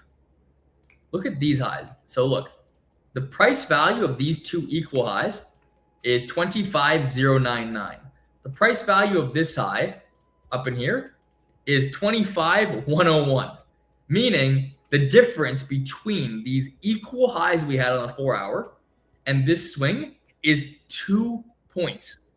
For me, that's a very high probability, area for price to draw into, specifically because there's still a lot of liquidity that rests above here. We have only a 2-point differential between this swing. Okay, so that becomes like a very high probability place for the market to drive into. So I'm marking out these all as relative equal highs. Okay, relative equal highs. Okay, really important because that gives me a reason to expand away from here, right? If we're going to trade away from this low and expand somewhere, it's going to be to this side of the range. Okay, so how do we trade this? Well, look, we form a swing in here. Remember how we said a 3-candle pattern is that swing formation, right? Look at this. Look at the S&P. Forms a swing. The Dow Jones forms a swing. And then NASDAQ forms its swing on this closure at 2 a.m. Okay, so we have all assets reversing from this gap. Now, the session we all trade is a New York session. So what candle is interesting to me? It's this 6 a.m. candle. Okay? Like this. And what I can see here is that inside of this wick, I'm probably going to also be able to find some lower time frame logic to get to that high. So now I'm refining again, right? Look at the daily candle. We open at 1800 and we trade lower into something that we can reverse from. I'm thinking here is something we can really go higher from. This gap. Okay. I confirm that, guys, with expansion of the market. Now we're trading lower at this new open into this previous range, right? This previous expansion. There's going to be a great lower time frame model in here. So let's drop down. What's the trade I actually end up taking today? Well, so we have 6 a.m. opening here. Again, what do you guys see? Look at how familiar and similar this is to the higher time frame chart. We have what? What are we opening up into on this lower time frame? Ooh, there's a form actually. Go fill that out. The giveaway form. Yeah, I'll give you guys a minute to do that. You guys want a chance to win some accounts? It's actually great. By the way, if you guys run up the likes and you guys get a lot of consecutive viewers, we do more of these giveaways. So the more likes we get on the channel and the more people who are watching the channel, the more likely you are to win, which is pretty cool.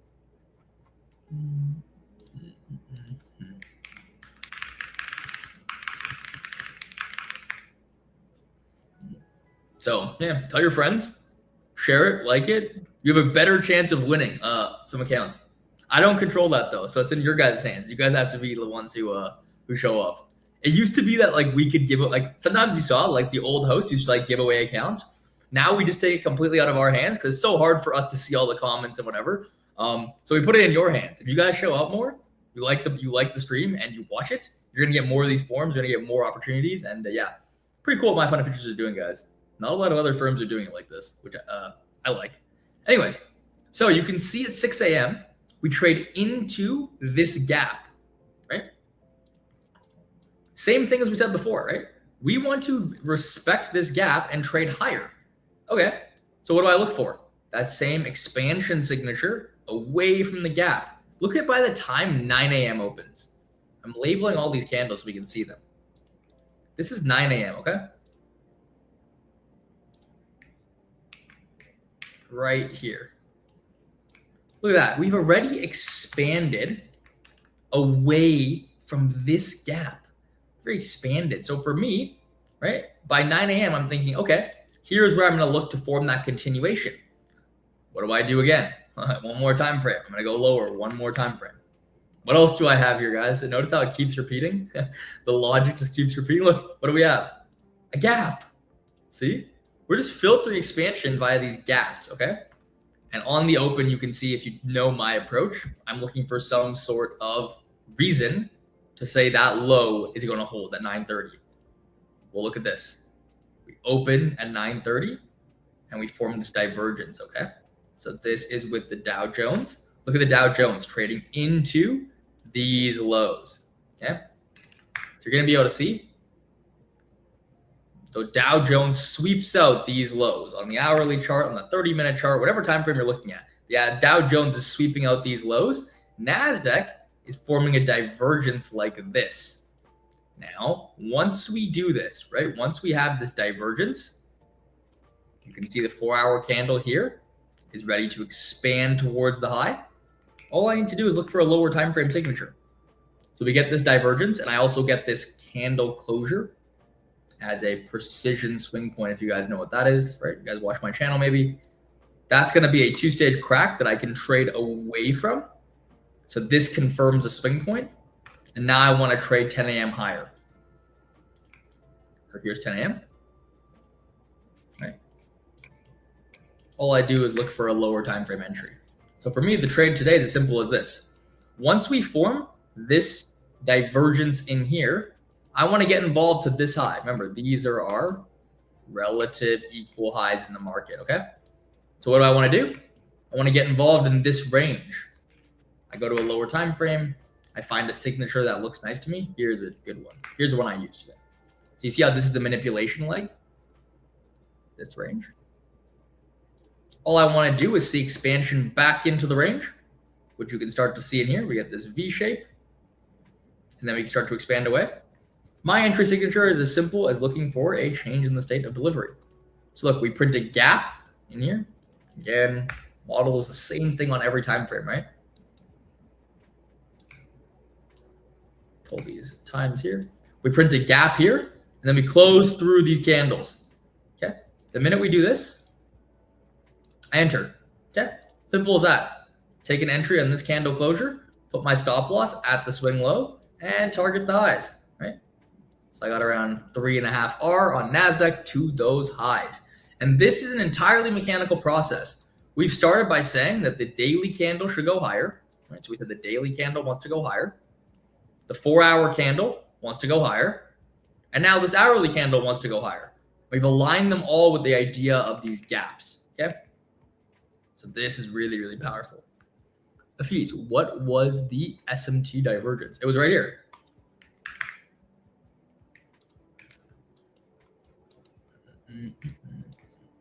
Here, this. You can see it, right? So we have 9 a.m. opening into this low on the YM. We've taken out this low. Now this low was a weak low. If you've watched some of my model stuff, you're going to understand that I didn't like this low. This is a weak low because it lacks SMT. So there's no divergence of this low. And because there's no divergence of this low, right, we see that we actually end up forming SMT with that low. Now, once we form this SMT, dude, look, now we can expand higher, right, away from this low. And all we need to do is see that reversal signature. All we need to do is see that V shape, right? And that V shape for us is as simple as like expansion into the range met with expansion out of the range. You could have even taken this closure. And again, your entry model is really simple. entry, stop, target, right? Now for me, I want to get at least 2 RR always to my draw, always. So what I have to do is I have to refine this range and simply find a lower time frame entry. It's the same exact logic, right? So instead of using the entire closure here, I'm just going to use this closure out of a gap, right? This is really important. We're expanding away from the low, printing a gap, come back in, we retest it. I can get long off that, put my stop loss at the low, and then target the highs, okay? So that's how we can get very mechanical with the approach. We're looking for the same things on every time frame. And that's why I'm also not holding past these highs, right? There's no logic for me to hold my trade, past these relative equal highs up here. That's the only place where I want to see the market draw into, because look, the distance between this high and this high is quite large, right? Look at this distance. That means that once we trade into this high, I can anticipate a new phase of price. So market could do something like this. It can consolidate, it can reverse, or it can retrace, right? All of which I don't want to be holding my position into. So I take everything off at those relative equal highs. And today is one of those days where it's like A+ framework to trade, right? We have everything we need to see to get long, and we just kind of slam it there. So I hope you guys learned a little bit something about that approach and that trade today. This is like a bread and butter setup in the market for me.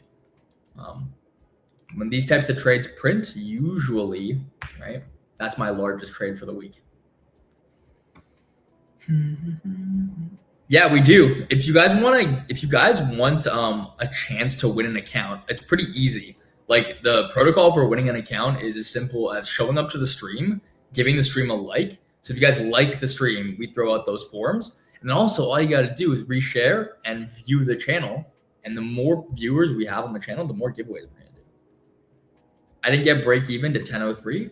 No. So look, my entry is right here.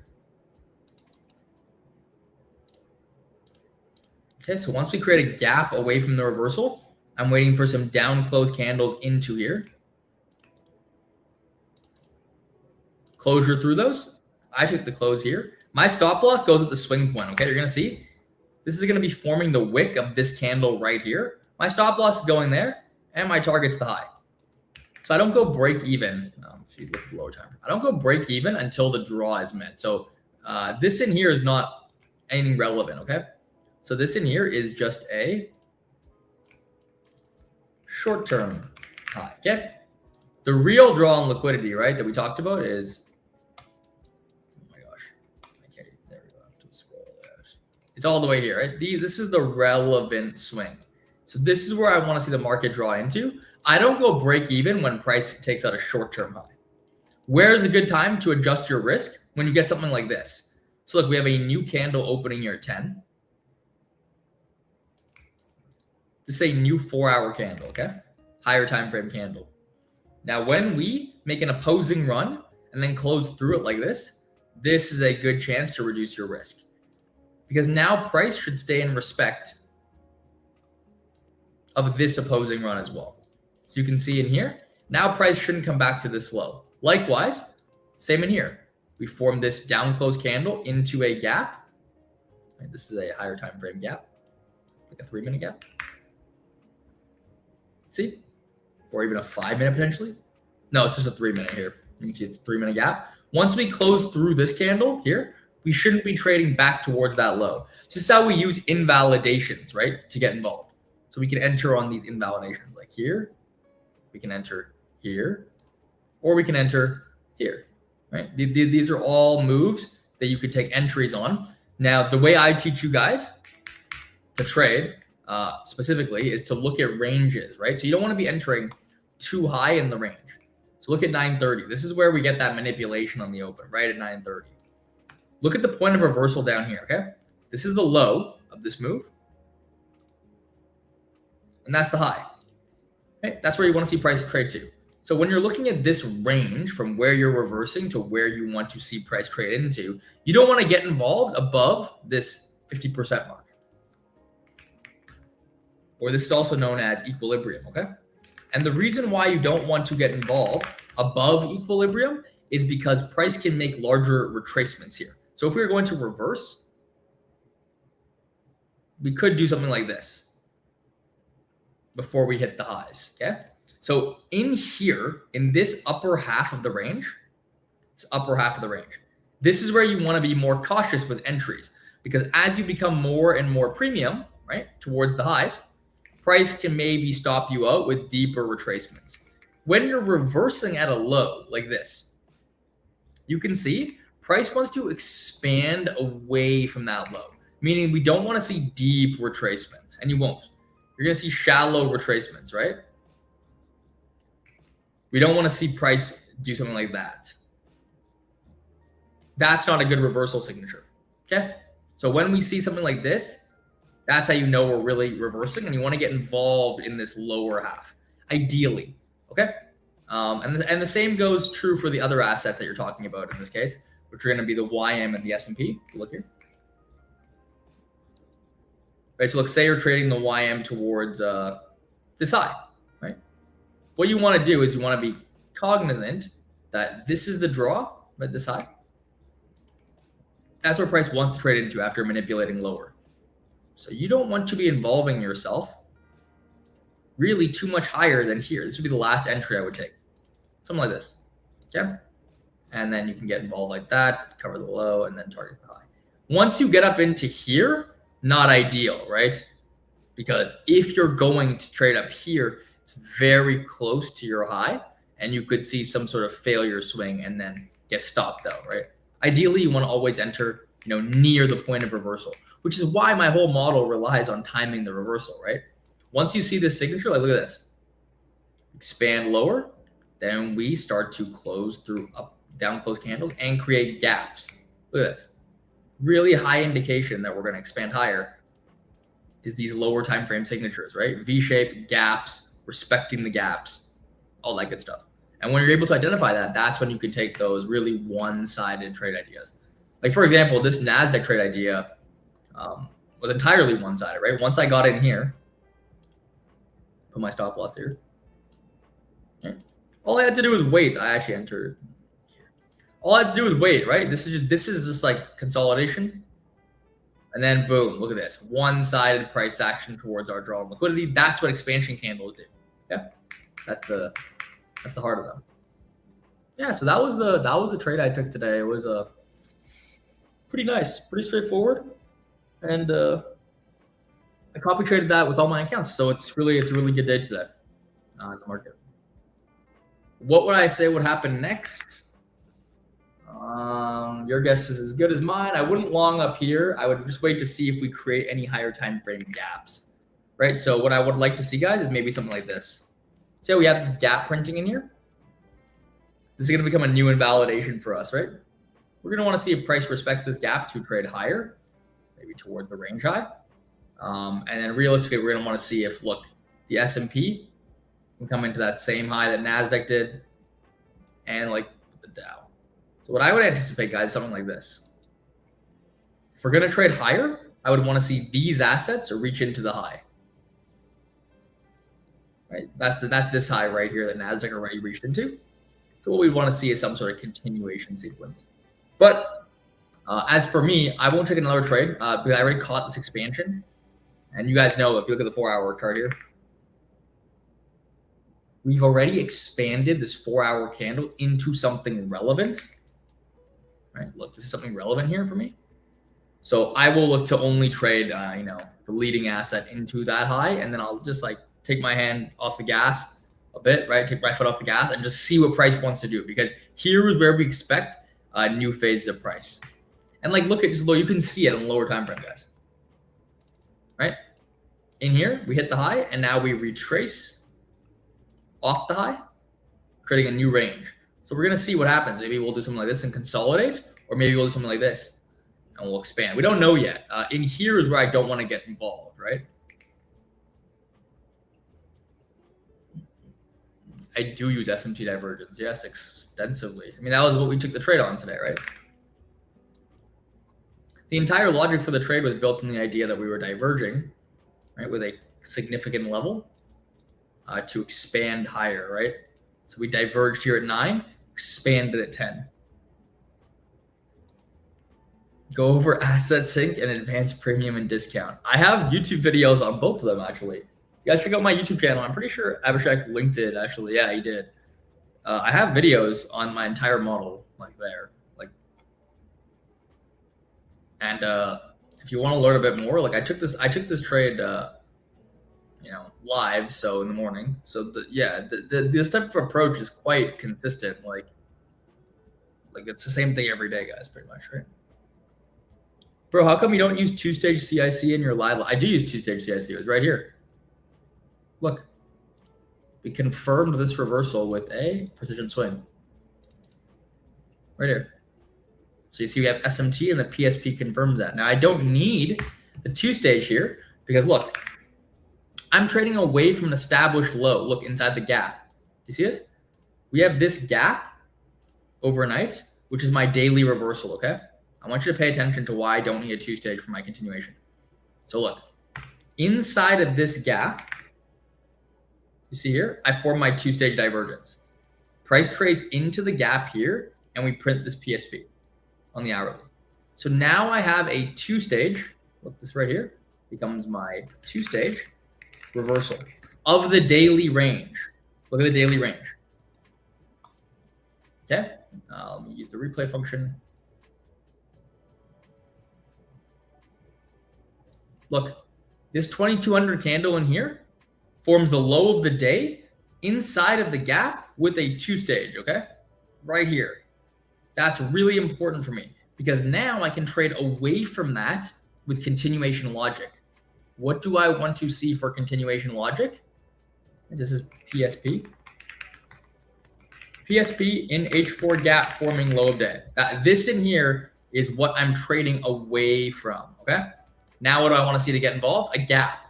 So look at this. I have this hourly gap. Inside this gap, you can see we formed this SMT sequence where Dow runs out the low. Okay, running out the low while NASDAQ stays above this low. This becomes an SMT divergence. Okay, one stage in the gap. Now the candle close for 10 a.m.'s open, right, is a two-stage. Just like this. But you can see where I actually enter is before then, positionally. So I know that 10 a.m. is going to close as a PSP. Look at where 10 a.m. is opening here. 10 a.m. is opening here, okay? So that means that this 9 a.m. candle, we're not going to reverse back to the high of 9 a.m. This is closing as a precision swing point, okay? Now my entry is in this reversal signature. So while I know this candle is going to close and then 10 a.m. is going to open here, right, as a PSP, and we're going to trade higher, I can get involved much earlier. I can get involved here, dude. I don't need to see that two-stage closure. I can anticipate it and or just take the one-stage signature right here and get involved.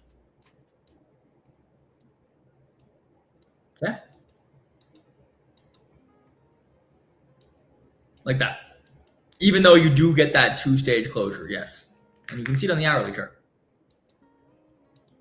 And it's pretty clear there. So this here is like A+ framework because we have a low of day confirming a narrative, and then we're expanding away, right? If you ever are unsure as to which side of the market we're drawing into, are we drawing in to this side or are we drawing into this side? All we need to do is look at where expansion is occurring away from. Look, we form this divergence, right? The red line. And then we expand away and then we retrace. Look, we're not forming gaps or anything. We're just retracing. Then we're expanding away, retracing, expanding away. So these signatures are very important. Look at this. All of these failure swings here become a draw on liquidity. Because this is low resistance. Okay? What is high resistance? This. Areas where we come in below lows and we sweep them out. This is high resistance liquidity in here. This is HRLR. Okay. Where else is high resistance? Well, look, we have this gap. Look at how we're creating lower lows in here. Look how we're chopping lower. This here is high resistance. Okay, now what do we create on the other side of the market? Failure swings, look. Right, these become low resistance, okay? And then we trade towards that low resistance. Okay, really, really important. Just these are lower time frame signatures, right? But the best thing to do is to say, okay, we're expanding away from areas where we diverge in the market. That's why I use divergence in my model, right? Like SMT. Look, we're expanding away from this low. How do I know that? We're creating gaps, and these gaps are going to create new invalidations. Look, these gaps create the new invalidations that I look straight away from, like that. Okay. That makes sense, bro. Thank you for explaining. I don't know, you could use higher time frame, two-stage T. Yes, absolutely. Yeah, that's exactly how I use two-stage Kraken correlation, is to confirm a narrative. I have many videos on like types of liquidity runs and liquidity conditions in my I think on my YouTube probably, and also in my Discord and whatnot. Like I have lots of stuff out there on that kind of stuff. I have a full course right on the internet, so you can learn my entire approach. If some of these things are not making complete sense, you can learn my entire approach. But yeah, so let's take a look at the current chart. Right, you can see in here we have this gap created. We have some sort of SMT sequence that looks like this, guys.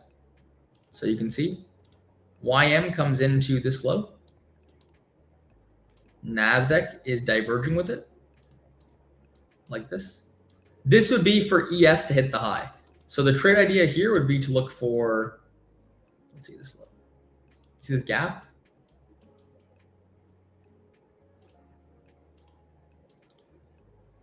What I would do is I would trade the next asset towards this high. I wouldn't trade NASDAQ long here because, again, look, the space between this high and the next high is quite large. Okay? Whereas the space between this low and this high is not as large, right? Likewise here. So you can see that we're actually forming that signature for continuation. We retraced here at 10:30. So this new 90-minute candle opens a low into a key level, which is this gap, and we're diverging inside this gap. Okay, and maybe we can see if price wants to form a lower time frame reversal signature. So what would that look like? This, right? Same thing, that V shape.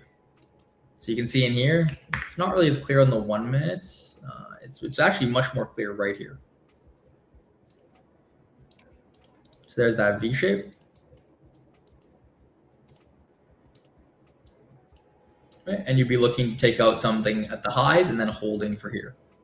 So that could be like an idea, right? You can trade. I just wouldn't because we're so high in the range. I don't like taking these very premium continuations, guys, because this hourly candle is opening high, right? It's opening high. I would much rather see price do something like this. Like we talked about like 30 minutes ago, right? Create a gap in here, trade into that gap and retrace, right? But because we took out something significant, I would like to see price retrace,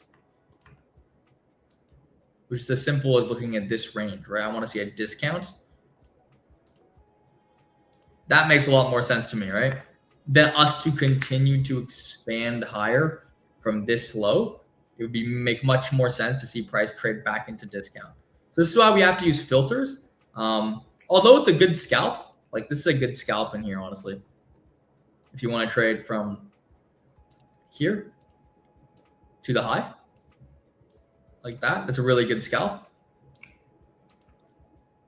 But I wouldn't be holding this, not break even. That's gonna just be a block. I wouldn't be holding this all the way to here. I would prefer to see some sort of retracement into discount. That's just the way my model works, guys. I want to be like buying low, selling high type of thing. I hope you guys learned something about today's trade. This is like textbook, guys.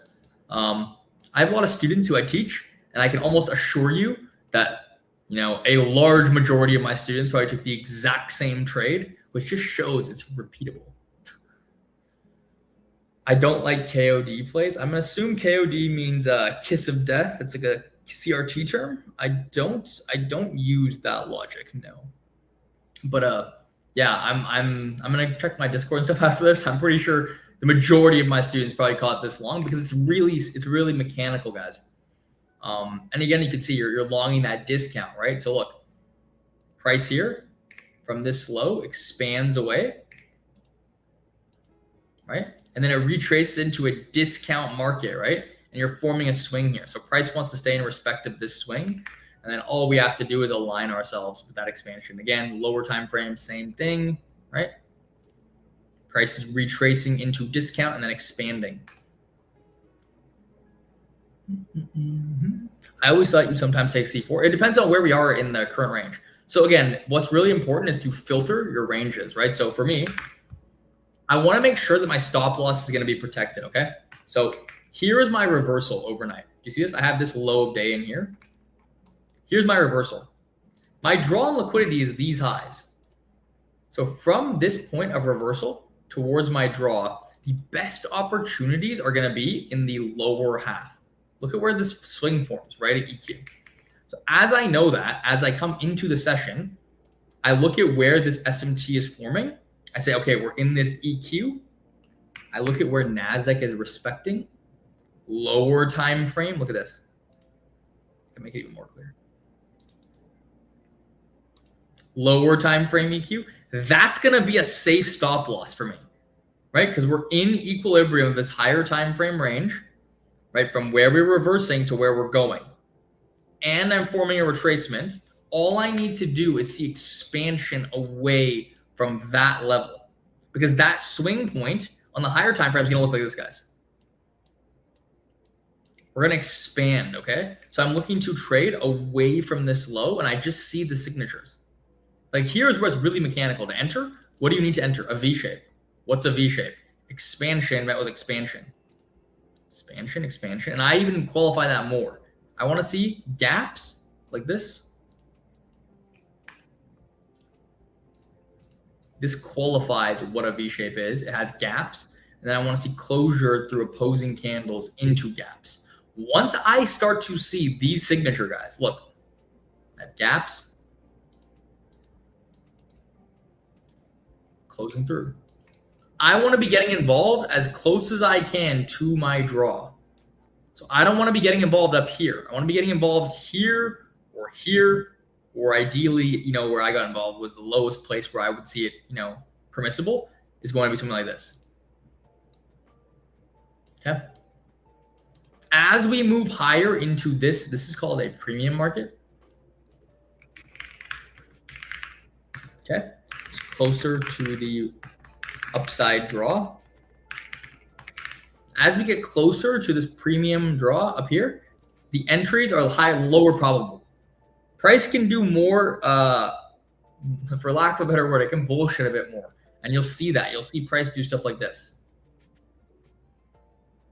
Right? And what's it going to do? It's going to be forming new swings to get to that high.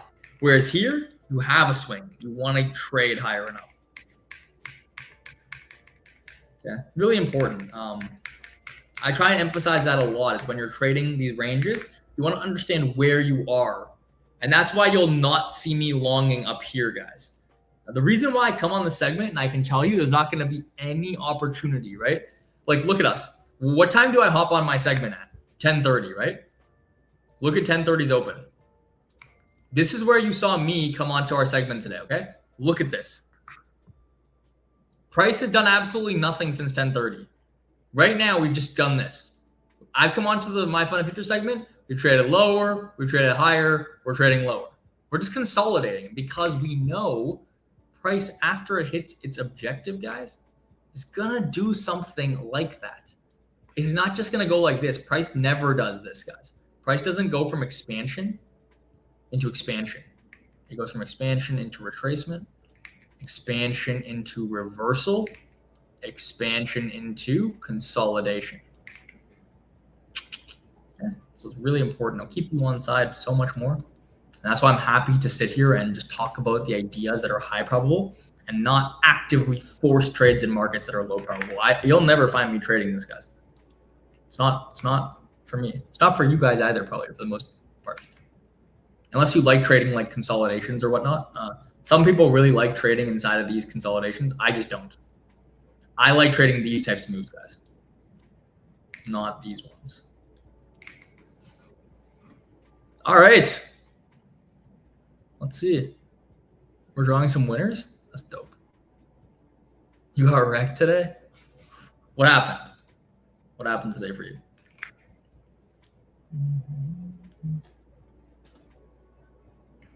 If you did get wrecked, tell me why.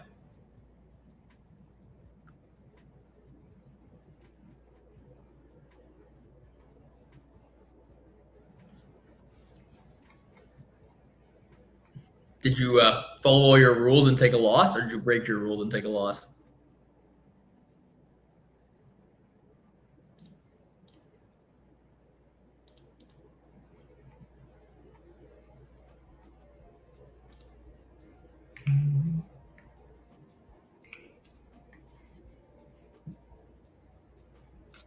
Congrats to the winners. Good job, guys. That's pretty easy, eh? All you gotta do is show up. Yeah, so if you did lose today, if you followed I lost an account today, I broke my rules. What rules did you break? Over leveraged, over trading, not trading your model.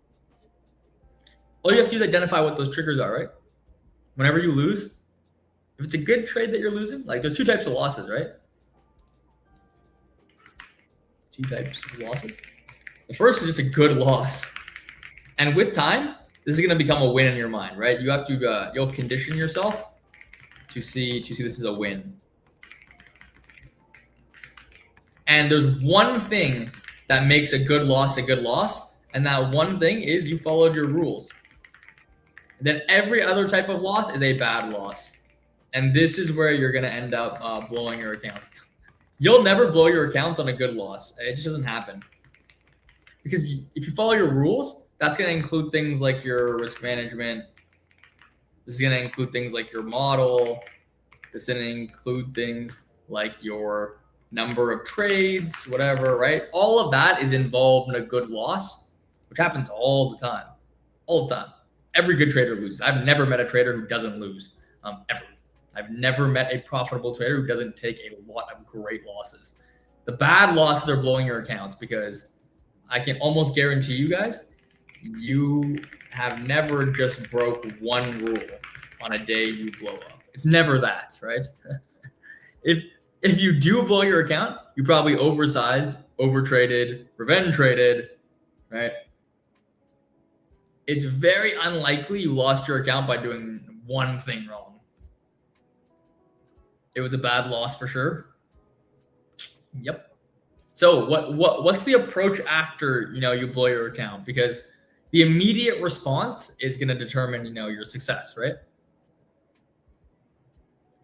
You need to really understand what triggered that bad loss, right?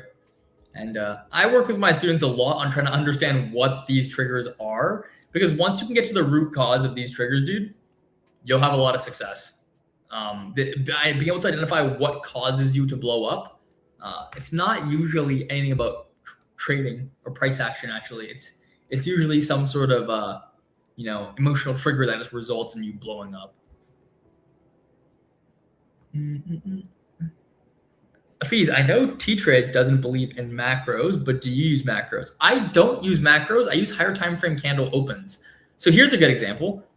Today, I'm looking to long, right? And I know that this 9 a.m. candle is likely to be this long opportunity.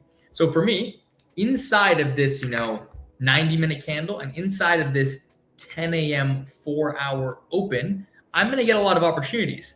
So what I will look to do is align my entries with these higher time frame candle opens. Look at this 10 a.m. open. Look what happens after 10. 10 opens and we just expand, right? So I know I want to get involved before this, because a new candle is opening here, right? This is a quote unquote macro, which is really just higher time frame candle opens, okay? And closes too. And in fact, the way ICT has taught us macros, right? A ICT macro is XX52 XX10, right?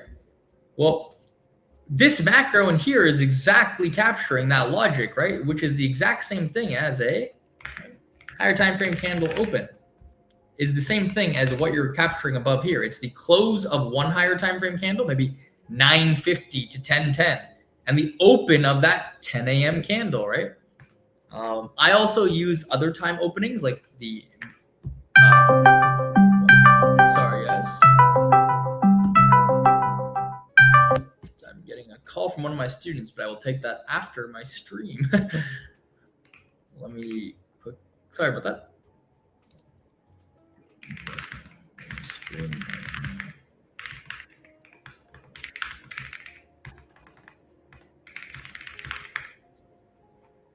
My student called me. Maybe something bad happened. My students often call me right after something happens because, like I said, it's very important to identify your triggers, right?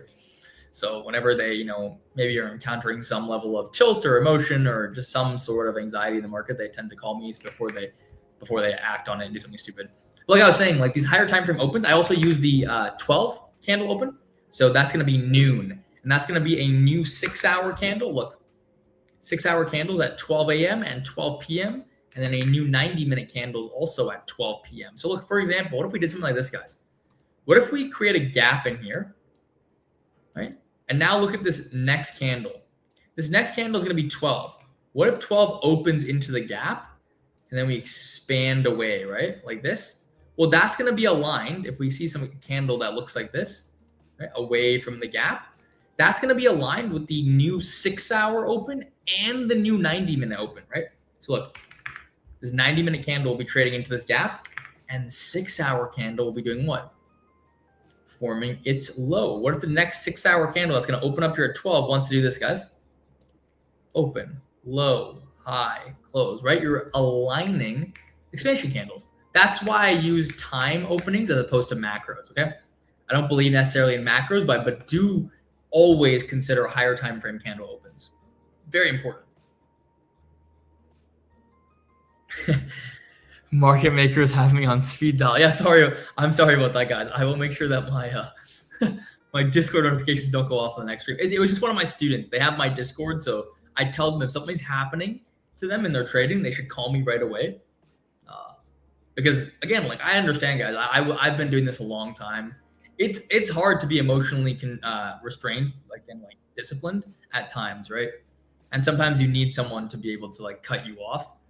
The difference between prop firm trading and real trading, working on a sales and trading floor, for example, in the city, is that there you have risk managers and you have people who will cut you off, right? They won't let you blow up your accounts. And the struggle we have as prop firm traders is we have to do all of that work for ourselves. So it's sometimes nice to have an accountability system for sure. Can I talk about dopamine and cortisol? Yeah, there's a really interesting conversation to be had about the sympathetic nervous system response as it pertains to trading. I talked about this a bit in my Discord about a month ago. I don't want to get too deep into it, given that we have 10 minutes left in the segment. But what I will say is that it's interesting, and maybe in your own time, you can look up something called sympathetic versus parasympathetic nervous system. Okay, so these responses, right, are essentially innate versus learned responses. And some of these, for example, a parasympathetic response in your body is something like digestion or breathing or, even to an extent, sleeping is something that you don't control. Your body just does. Now, sympathetic nervous system responses are induced by some sort of hormone, like cortisol, for example, when you're stressed as a trader. The fight or flight response, it's dopamine linked, it's cortisol linked. There's different hormones involved. And regulating these types of responses comes down to feedback loops. And again, I'm not going to go too deep into it because I'm not a clinical psychologist, but I have talked about a bit this with my students specifically. And it's not about, here's the takeaway. It's not about not being emotional. That would be equivalent to saying, don't get the fight or flight response. That's impossible. So we are unable to stop the reaction of our bodies from releasing things like cortisol or dopamine for certain extents. What we can do is we can regulate our actions in response to these triggers. And with time, this is a feedback loop that makes the triggers less, you could say, extreme, right? So in the same, the best example I have for you, dude, about this issue is like when you went on a plane for the first time in your life, or you did something that you thought was intrinsically dangerous or scary, you probably felt a lot of anxiety about that. So like when I was younger, I hated going on planes. I didn't like to fly a lot because every time there was turbulence, I'd get very existentially scared, not understanding how safe planes are and all the infrastructure and whatnot that keeps me very safe. But with time, right, I regulated my actions. So instead of freaking out whenever I was on a plane, I just remembered like, hey, planes are some of the safest ways to travel. Planes are extremely safe in comparison to cars and walking and all sorts of stuff. I have more of a chance of getting hit by lightning than I do from getting into a plane crash, right? I reminded myself of these and I didn't act on it by always being terrified, right? And then when you actually, regulate your response to, that dread feeling, that existential emotional feeling, it creates a feedback loop. So now when you guys go on planes, it's probably not as scary as the first time you did, right? I would almost guarantee that everybody in the chat can say they've been on a plane before or they've traveled before and they're less nervous about it now than they were the first time they did it. And it's not that the emotion changed. It's not that it became less scary in the moment. It just, your actions, right, regulated a feedback loop, and now it's just more familiar. And the same is true for trading, right? Whenever you're in drawdown, when you're in a losing trade, you're immediately gonna go into this fight or flight response. Everyone does, myself included, right? And what's important to do is not act on it, because when you reinforce a behavior that says, I'm in drawdown, which I'm now going to try and fight, like I'm going to overtrade, I'm going to add more size to my next trade, I'm going to trade without a setup. All you're doing is you're reinforcing a loop that looks like this, right? So here's how it works. In the 5 minutes I have left, let's talk about that. I trade, and the outcome is out of my control. If I win, I pat myself on the back, and I follow my rules.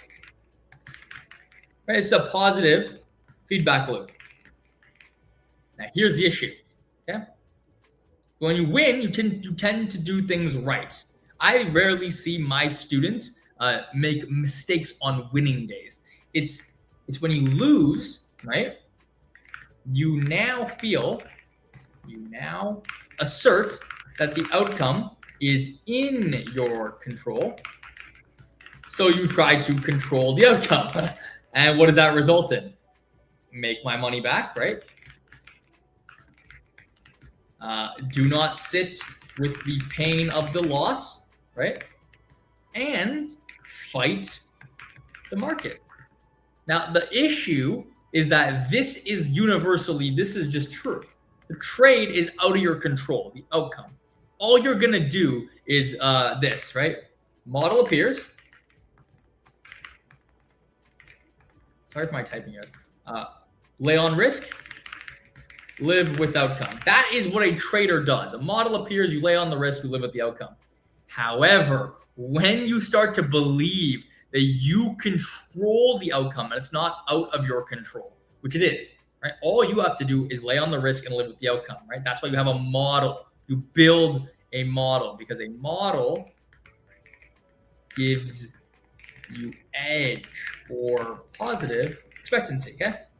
And these are words that you don't have to necessarily know, but these are important things. The model does the heavy lifting. People always say that. Model does heavy lifting, right? Once you have that, you have to get over the feeling that you can now control outcomes, because that's when you do these things. And how you do that is through a feedback loop. So what happens? You take a trade, and there's two ways, there's two paths, right? Win or loss. When you win, you do everything right and you reinforce doing the right things. Great. When you lose, what do you have to do to get there? To get to that same outcome of doing everything right, you have to follow your rules. You have to live with the losses. When you don't, that's when you start to deviate. So when you win and then you follow your rules, you end up in a net positive place. When you lose and you follow your rules, you end up in a net positive place. When you lose and you break your rules, right? This is where you deviate from this path. That's when you blow up. Here's when you blow up. It's only in this case. I find it, I've taught a lot of people, guys, over the years. I find it very rare for traders to blow up on when their first trade of the day is a win. Unless, again, they're unhappy with the amount of money they made. They're unhappy with the amount of risk they put on.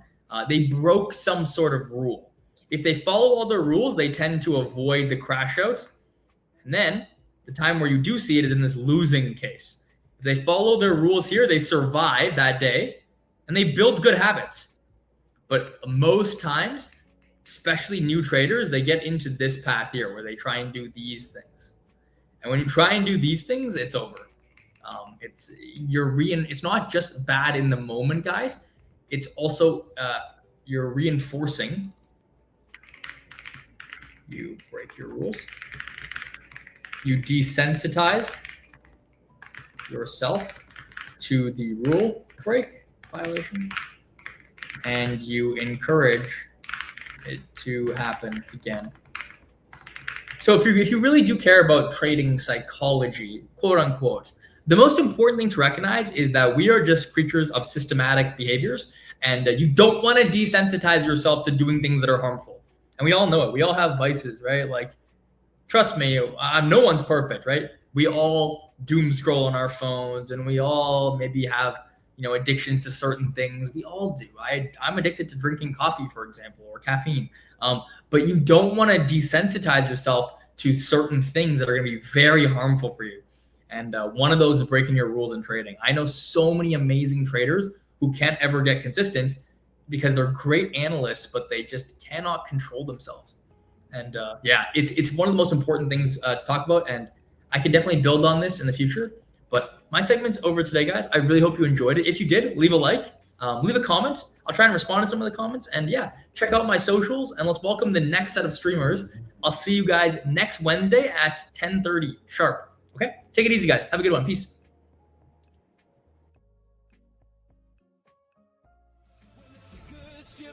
Charts go insane, legend just locked in again. Bull Barbie's got that red hot streak, and methodical man's moves are sleek.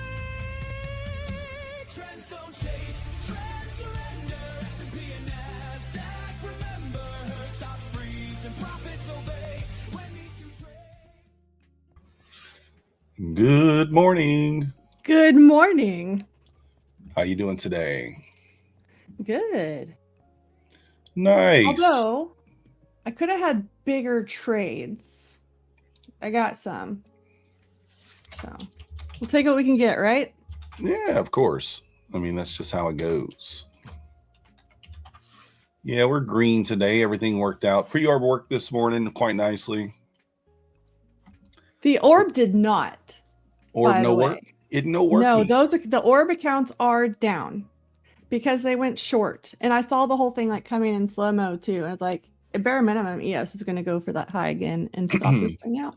And they both did. And I didn't stop them today. So that sucks. Filled that gap to the upside there. Yep. Yeah, that's what I was looking at this morning. I was kind of seeing, I was bullish coming into the day. I did take it one short. That I was bullish on the open. I did take the short opening drive play, and that one worked. And then I had to switch, which took me a minute. So I was slow to the long. Yeah. That's why I was like, oh, I could have done better at that. But you trade, you learn. That's right. That's how it works. But yeah, I took one short. It should have been a break-even trade, but I didn't get my stop in time. So Ruh-roh. Yeah, it was one of these trades where it wicked right through the level, and then I just didn't get the stop down, but it's all right. We ended up green on everything still, so can't complain too much.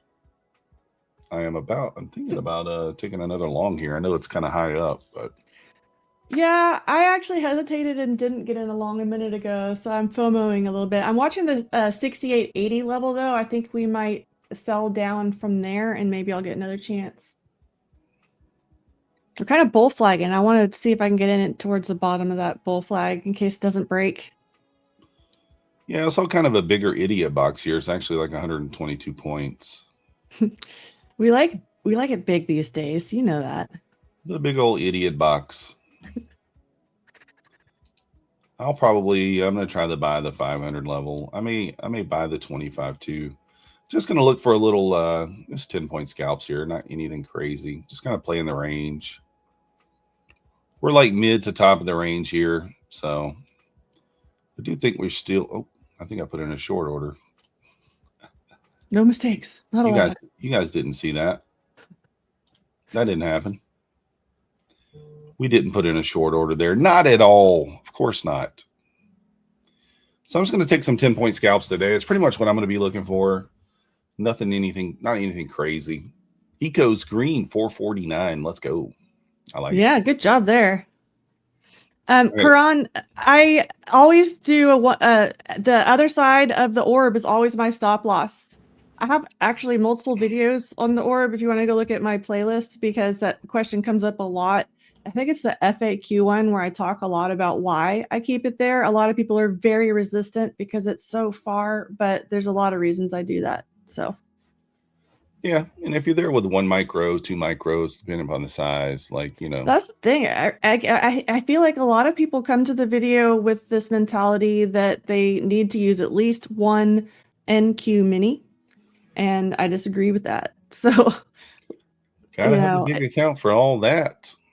Yeah, I think we forget what we're really working with is the drawdown. So if you have $2,000 of drawdown, the trade doesn't fit with the NASDAQ mini. If you take the micros, you have a lot of control and you can really size it right. And it doesn't mean that you're like a smaller trader or anything, I promise. And I've proven this to y'all before. We went and looked at the volume on the chart, so we can do it again if you want. But if you compare the actual volume on NQ versus the volume on MNQ, the micros have more volume, and it's not us, it's the big guys. So we're not moving the market. The big whales and institutions are. They're trading the micros. Yeah, I mean, here's the thing, guys. Like, we got forms in the. Oh wait, never mind. It's not forms. That's if you want to apply for an application.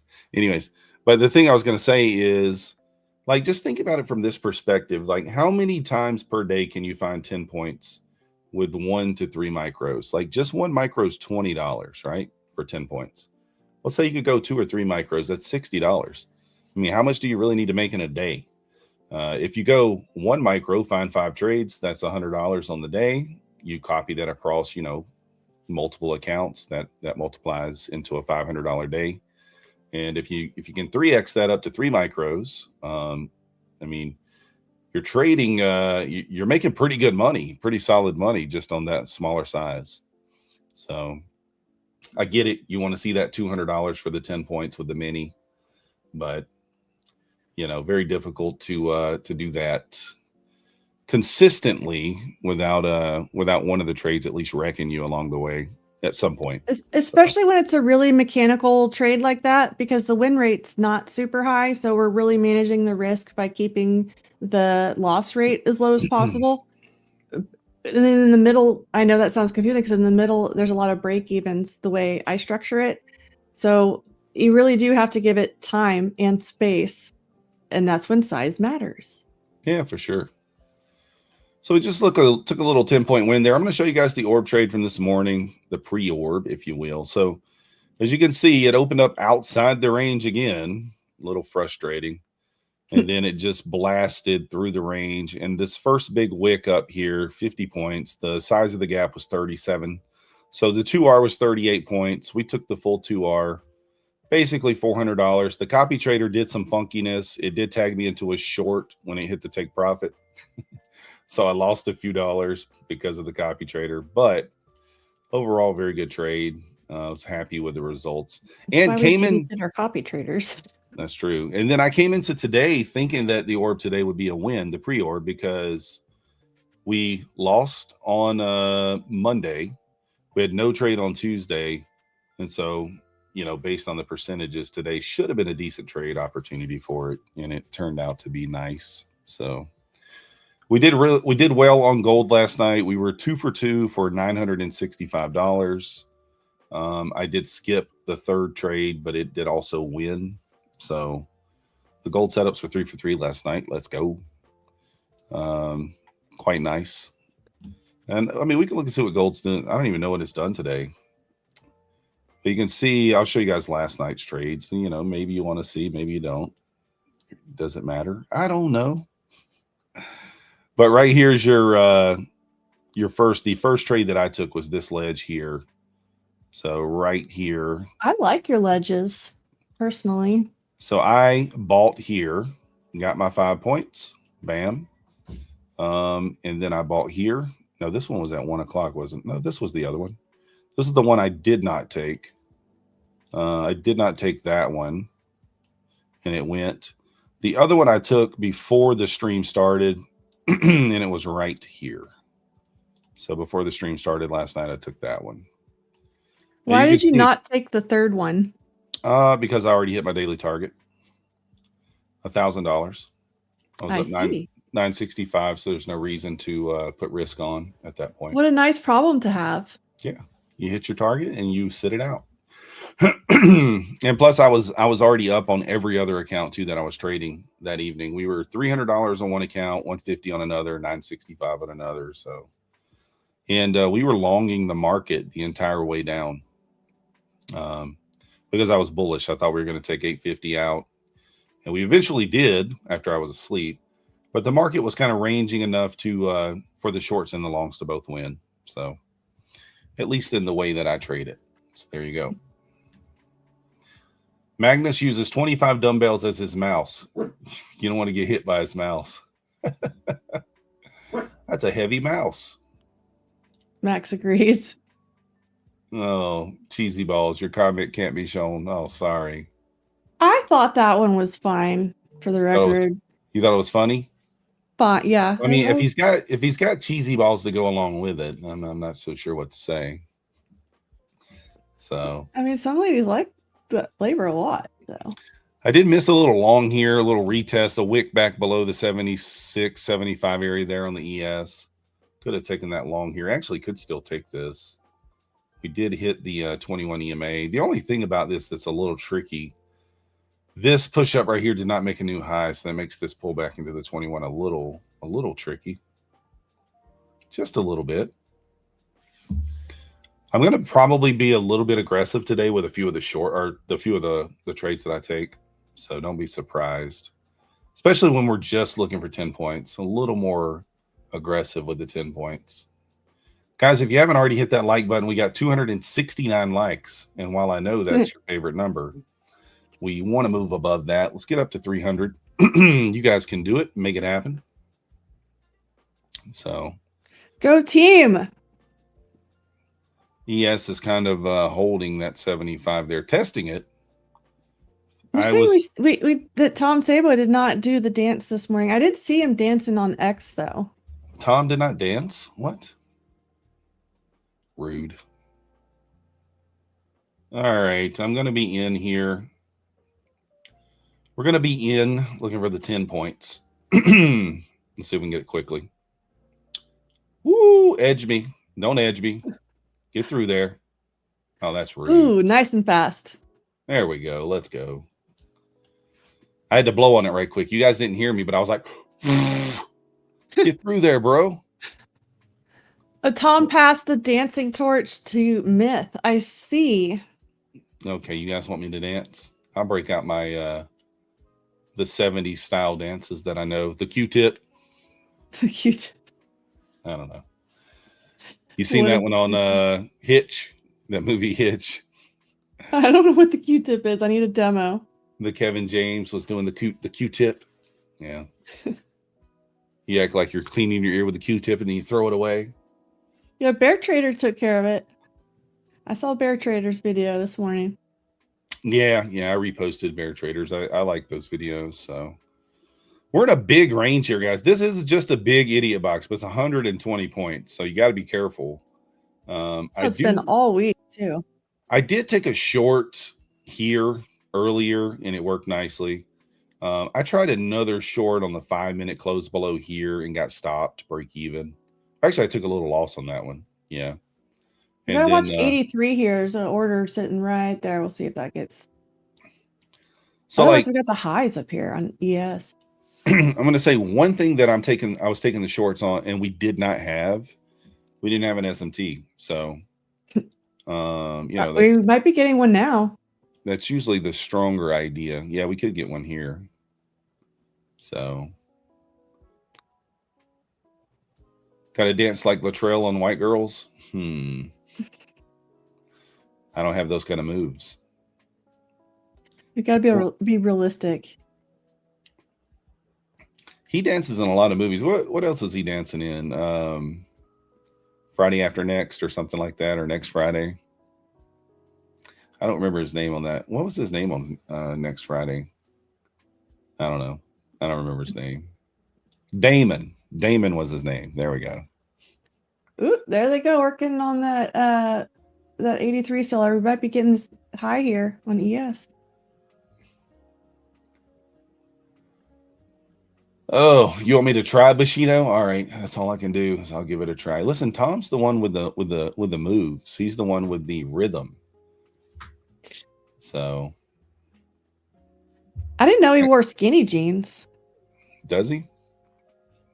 Okay. I definitely don't. Now we're talking about the other actor. What's that guy's name? I don't remember his name. Big guy, used to play football. Super funny guy.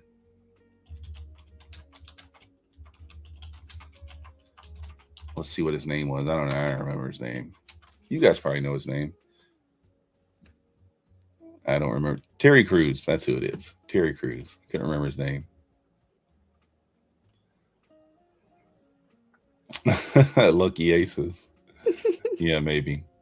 Yeah, Terry Crews is hilarious. He is so funny. Guys, here's an initial balance opportunity. We already closed above once, but that wasn't really as clean of a close as this. Got a little displacement on this close. Could maybe try a little IB retest here. Long off the 142, 10-point stop. This will be a mechanical trade. I will tell you this is going to be like a 50-50 win rate. Maybe like 55-45 at best. So, where's your initial balance? 142.25. So we're going to try it. We'll take it with one micro, nothing big, just a micro. And you use the hourly initial balance, right? Yeah, so 9:30 to 10:30 a.m. Eastern initial balance, high and low. Have you ever tried it on the 30-minute? I have not. Not tried it on the 30-minute. I did back test the IB retest. Just the simple retest is about a 55%. It's not, it's not a trade that's gonna. I think it works best when there's like a clear draw liquidity to the direction that you're trying to go. But when it doesn't have that clear draw, it doesn't work as well. Not an idiot box bull flaggy thing? Yeah, you're kind of looking for a breakout here. Decent chance that we kind of run back into the range. We do have an SMT right now at the highs, but I'm not so sure it holds. We'll see. None of them have held so far. I think they're really targeting the 68.88 right now. So we'll see if they actually get that. Maybe they'll hammer it down slightly before, because that would be equal highs. Well, I guess our highs at 89, so if we got 88, that would do it too.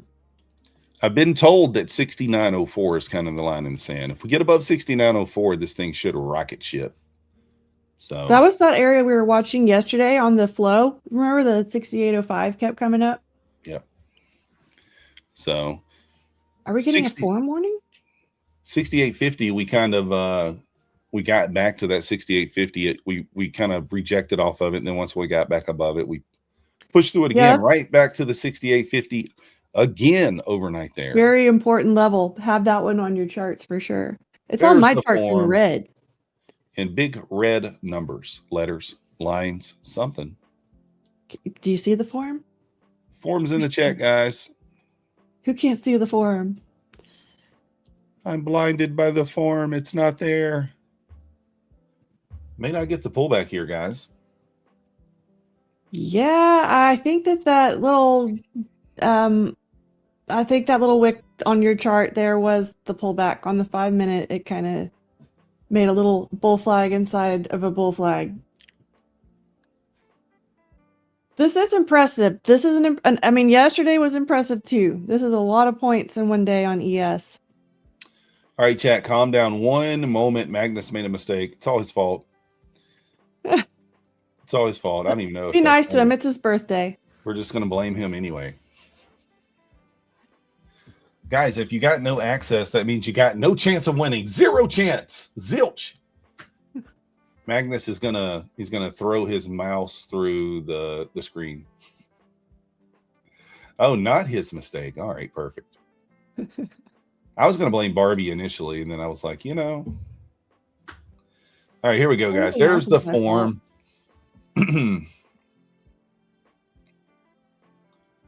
All right, let's see here. So looking for a little pullback here. Looks like we might get it. Yes. The problem is I don't know that it's going to get back to my entry. ES is kind of like still fighting that 83 level there. There is a bearish SMT here, so Yep.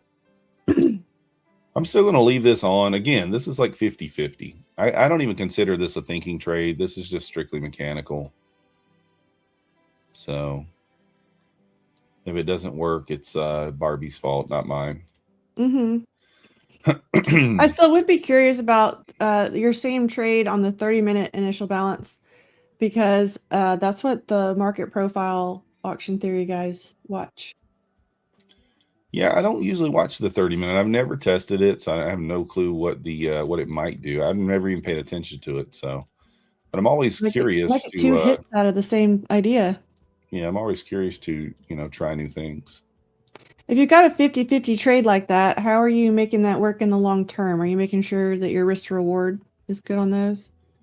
I'm not really taking this with any kind of size. Like I said, I'm taking it with a micro. It's just kind of the idea. Today think about today's price action. Every bullish opportunity has basically worked, right? No real bearish opportunities have worked all that much. I did take 2 break-even trades on the bearish. Actually, I took 25 points on one of them, but like every bullish trade's working. So it's just kind of playing off that same idea. If I get a bullish setup, I'll take it. So, well, I'm watching your SMT, and I'm seeing if I can raise you a MACD setup. I don't have it yet, but it's thinking about it. I just marked out this gap here. So if we get kind of a death candle through this gap, I wouldn't be shocked to see a nice little pullback. That would kind of be our first indicator, like you said, with the SMT at the high. So if we get an inversion off this, we'll partake. But we would like a little bounce. It didn't tag us in there on the pullback. It did not tag us in.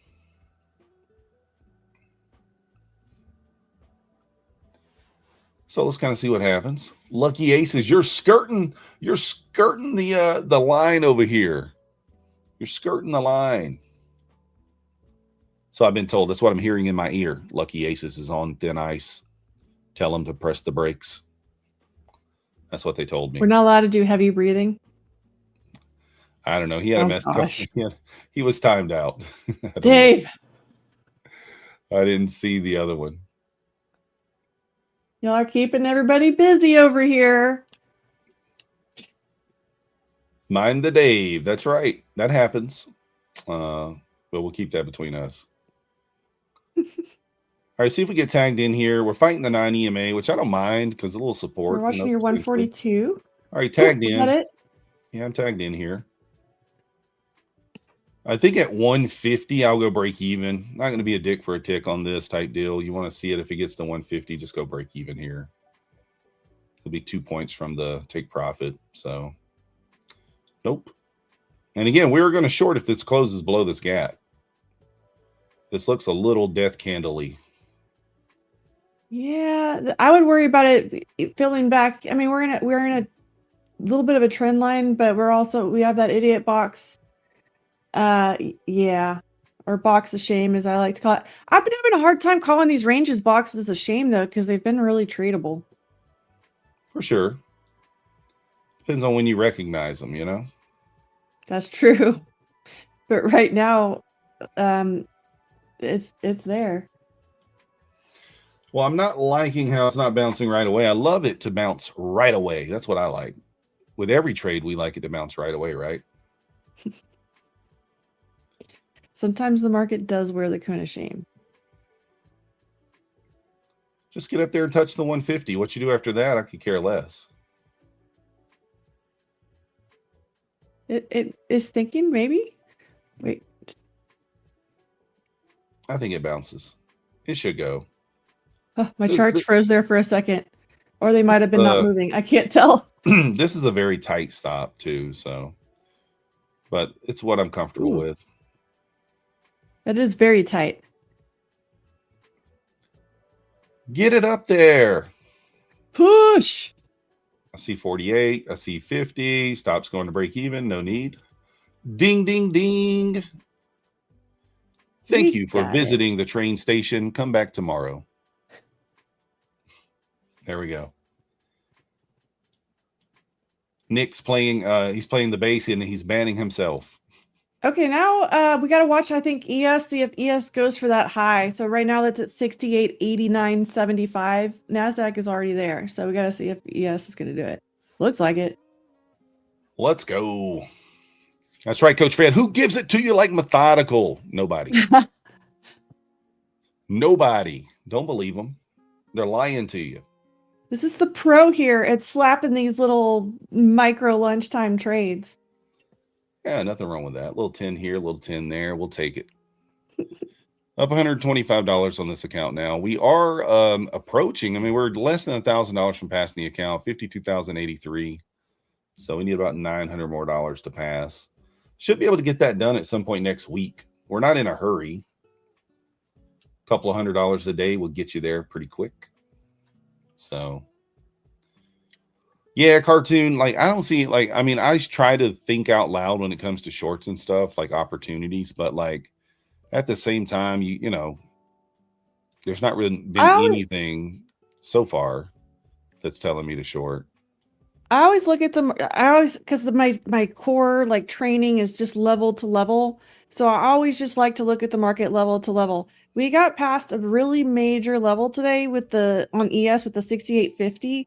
So unless we rip back through that and close below it, we've broken structure on the hourly charts and can potentially change that. So there's always potential that the market could dump, but we also don't want to get like too hung up, because a lot of traders get just like really stuck on the bearish trades and then they miss a lot of these opportunities. The market in general tends to trend up. So yeah, this is kind of, if you look at the 4 hour here, I mean, look at these levels. These were those relative equal highs that we rejected off of, you know, 1, 2, 3. We talk about it. We talk about it all the time. Like, how many times is this level going to just be holding us down?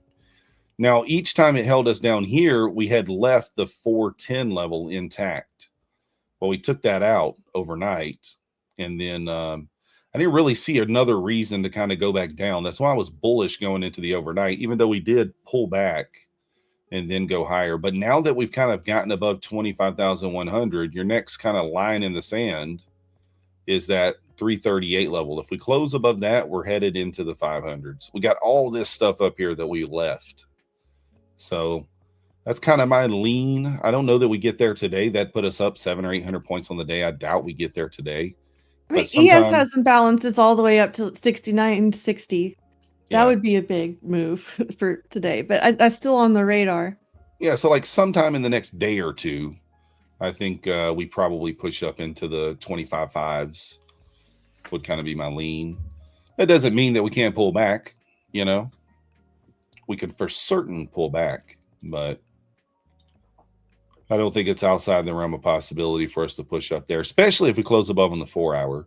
We got some work to do here. We're in a big hourly and a 4 hour bearish gap. So the way I like to look at it is we got to take the context of the higher time frames. I was just looking at my hourly and my 4 hour too. They're really saying the same thing, which is we've been in a bearish trend and now we're testing that by breaking out of it. So if we hold that, we're shifting structure.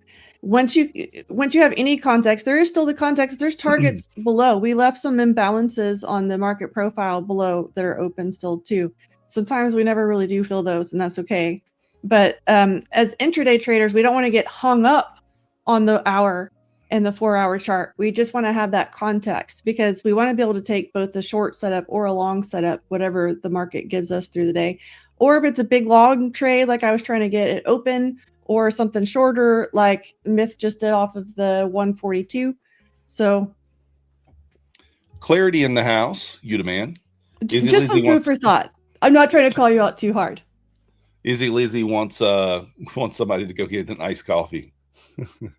Yeah, that would be nice. Yeah, well, that's the thing here. Like, I mean, like when you're in a range though, and you're looking for 10 points, 25 points, 30 points, whatever. I mean, you can be wrong and still get a winning trade. And that's the thing I like about scalping, right? I can be wrong and still make money. And so that's kind of the way I think about it. So even if I'm wrong, as long as we are not breaking out of a range and moving up, 300, 400, 500 points, I'm probably going to be able to work myself out of it and be just fine. So that's why I try to take the trades like here. If this triggers, if this candle, obviously it's not going to trigger on this candle, but like I feel like we're creating another little idiot box here already, right? Yeah, I kind of are. It's tighter. So yeah, it's definitely a very much tighter range. It's only like 30 points as opposed to 130. So, but from this range perspective, you can long here and have your stop somewhere down here. If we kind of close below this gap, that's the idea. Like, oh, okay, we closed below. Well, I'm just going to get out, So just keep your stops tight, keep your risk tight. And when the market's telling you that it's time to close the trade, just close the trade. That's kind of the way I try to think about it. And sometimes you have to be able to adapt a lot if you're going for a larger trade or a smaller trade, because we get those opportunities and you can stick to just trying to trade one, but then you have to adapt to turning it on or off, or you can adapt to switching the different modes, I guess. Does that make sense? Yeah, it makes sense. So rapid plan, guys, 20% off offer with a profit split of 90-10 for new and existing accounts. Use code YouTube. Daily payouts, no activation fee, 100K max payout cap. There you go. And that 20%, I want to reiterate, new and existing. So we're taking care of everybody there. That's my favorite. Oh, goodness. Haven't heard that saying, Izzy Lizzy, since I was probably like 16 years old. You fly, I'll buy. So if we get a close below here, I'm going to take the short. It's going to be higher risk, but there is an SMT, and we always talk about that. Like when we're looking for a pullback, what's kind of the first thing we look for? SMT. All right. When you're looking for a reversal, not a pullback, you look for a reversal. First thing you look for is SMT. We have one right now. We need a death candle through this gap. This gap's not that obvious, though. It's the only thing. It's only 13 points on a 2-minute chart. It's not that obvious. But we are getting a MACD divergence on the 5-minute on NASDAQ. It hasn't set up on ES yet, but I do like this setup at this time of day. I haven't done the win rate on it yet, but it's been interesting. The 1 minute did already trigger. Okay. So your break even on the 1 minute, if you are taking it, I'm going to wait for 2 minutes for extra confirmation. Break even on the 1 minute would be 139. That is not very many points. So there would be the break even on the 1 minute. But I'm going to wait for the 2 minute for a little extra confirmation here.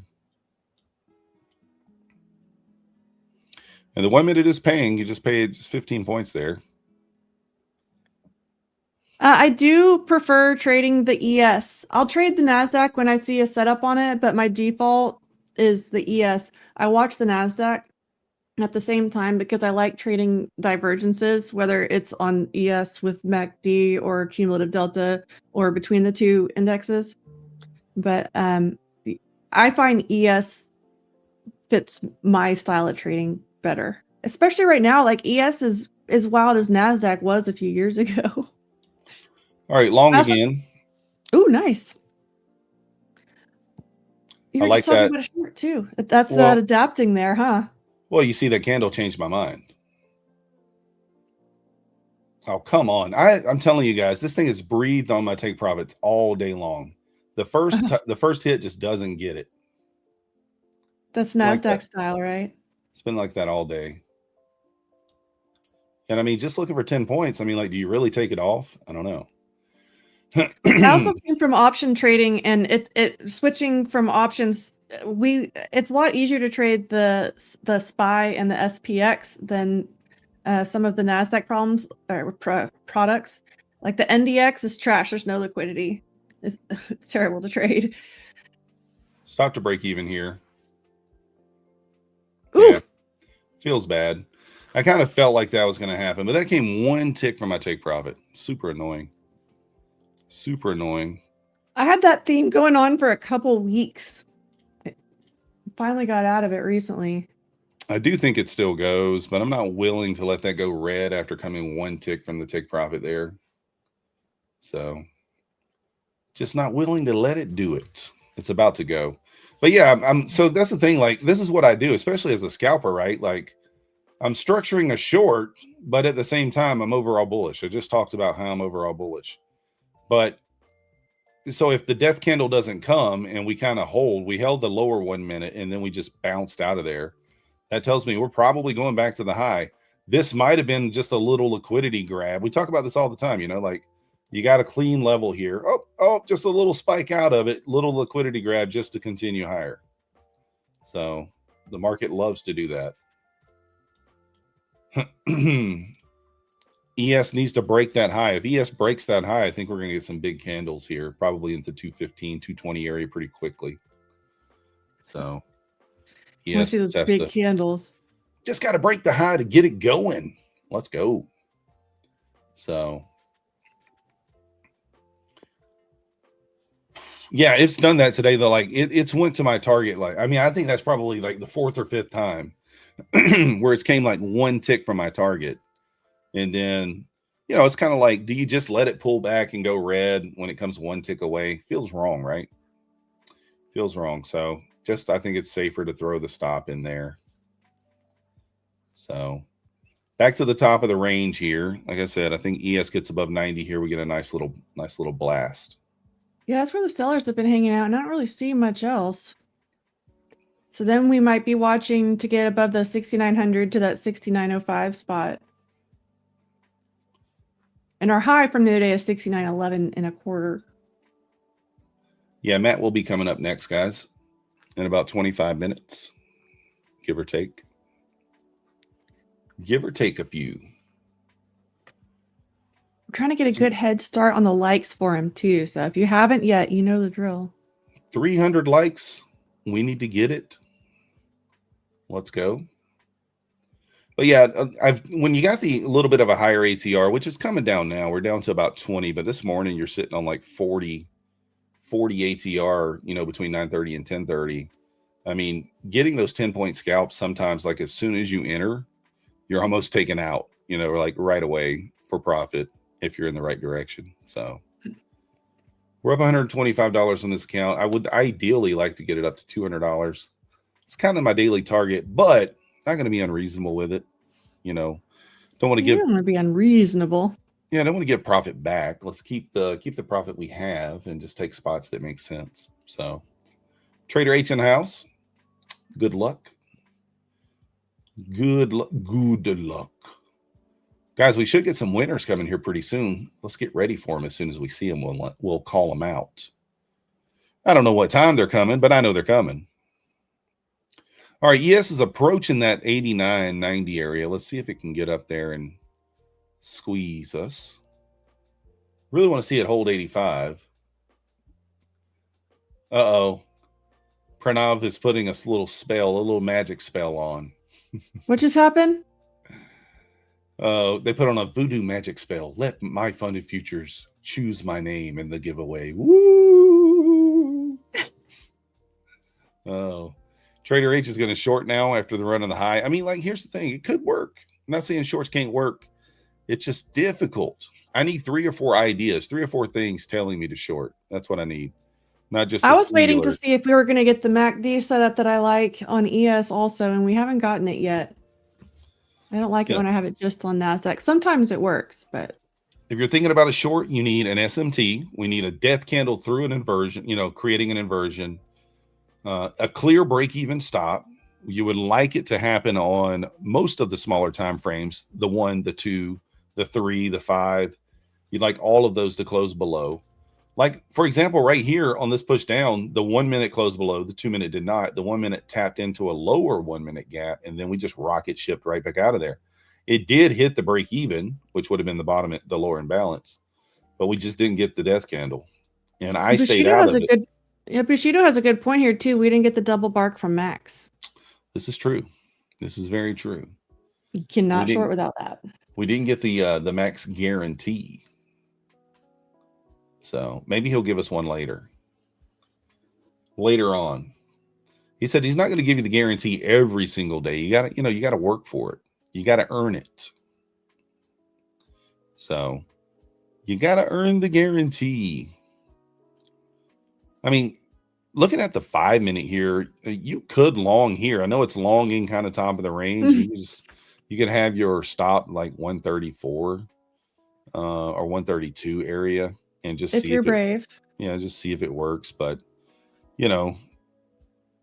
if we are in fact going to go up, if ES is going to kind of get through that 90 level and go, we should not come back and sweep through that 130s anymore. But who knows? It's not something I'm going to do. But just kind of thinking out loud. I don't mind a long, maybe off 150 if we get back there. That would be bottom-ish of the range. So that's the kind of thing I like to look for at this time too, when we've put in these ranges like that, if we just keep kind of filling them in. I don't want to see a candle that's way more aggressive on the way down than we saw on the way up, though. Is that what we're getting right now? Maybe. Well, you're on a lower time frame. I was looking at your chart for a second. On the higher time frame, it didn't look like that yet. Yeah. But we're still in an idiot box here. We're just in an idiot box. We are holding this bullish fair value gap here. I mean, the market definitely knows this is here. So you got some stuff here. You got the 21 EMA, a bullish gap. You got initial balance. So like you pull back into the 150s, you got some protection from the downside, from it kind of busting through this level. Now, the only thing is, what did we talk about earlier? Like, this has already been tested 1, 2. Like, how many times is this going to bounce out of here? Mm-hmm. Who knows? So, and I really don't like this for a inversion because it's been tested so many times. Guys, I missed the winner. Son of Wall Street is the ex-winner. Congratulations, Mick. NGL Futures, OMHV, Blintob, XVXX Ha, Rocky Mountain Trades. I'm assuming lots of winners everybody in there. might be present. You guys better be here. NGL Futures, are you here? OMHV, your time is running down to claim your prize. TikTok. Your time is running down. You got to get here. Let's go. Let's go. Nice to see a couple of regulars winning. We like it. We like it. So I might take the retest of the 150 here. I don't know that we get back into the 145s. Could maybe take it at 145, but. Are you just looking at that like smaller little idiot box range? Yeah, bottom of the range. I mean, the idea here, though, this is kind of like it's not clean, but I don't think, really back below 150, it might be a little bit scary. That's about 50% of that range there. The way I look at it, we were talking about this earlier. As long as ES is above that 68.50, it's kind of advantage bulls right now. It's just we're at we're at highs right now. So that's why any retracement is Hilda easier to stomach. Hilda ZX, are you here? Oh, I'm ready for confetti. We had a reroll. There she is. Hilda's here. Congratulations. Oh no. Earbud died again. Why does it keep doing this to me? Hilda, congratulations. You have won a bottle of Tom Sabo's bathwater. She thought she got an account. If that's a female, I don't know. I'm thinking Hilda's. Maybe a female. I'm not sure which one's more valuable there. Not quite sure. I mean, it's used bathwater, right? Yeah, it's dirty bathwater. It's open We don't to want that interpretation. fresh stuff. Yeah. Open to interpretation. I think he would make a special one for me. Valued at $5,839. Oh my goodness. That's amazing. Very specific, Bushido. Have you purchased before? Potentially? Sounds like it. You got to get on his good side. Then you get the special ones and the special price. I got my order sitting down here. I didn't place it. Like I said, I didn't really think it was going to get back to the 150, but I didn't want to buy higher as well. I feel you there. It's hard to buy, especially at this time of day, lunch hour, because it's the time we're kind of most set up for a retracement anyway, just with volume dropping out. Bushido has an entire pallet of it. Holy cow. No wonder Tom is so rich. He's a full-time customer. Oh. Cartoon's talking about... That's what he does when he's not streaming. Makes bathwater. Cartoon wants to clone Sabo. Me too. I need a Sabo clone. Well, maybe we do make it back to the 150 here. Let's see. Thinking about it, huh? Not too far. Oh, I saw a little bit of level 2 pop up at that 68.83 again on ES. And I haven't mentioned this in a while, I don't think, but the reason that I watch the order flow on ES over NASDAQ, it's more reliable because it has more data, because it has more volume. Right.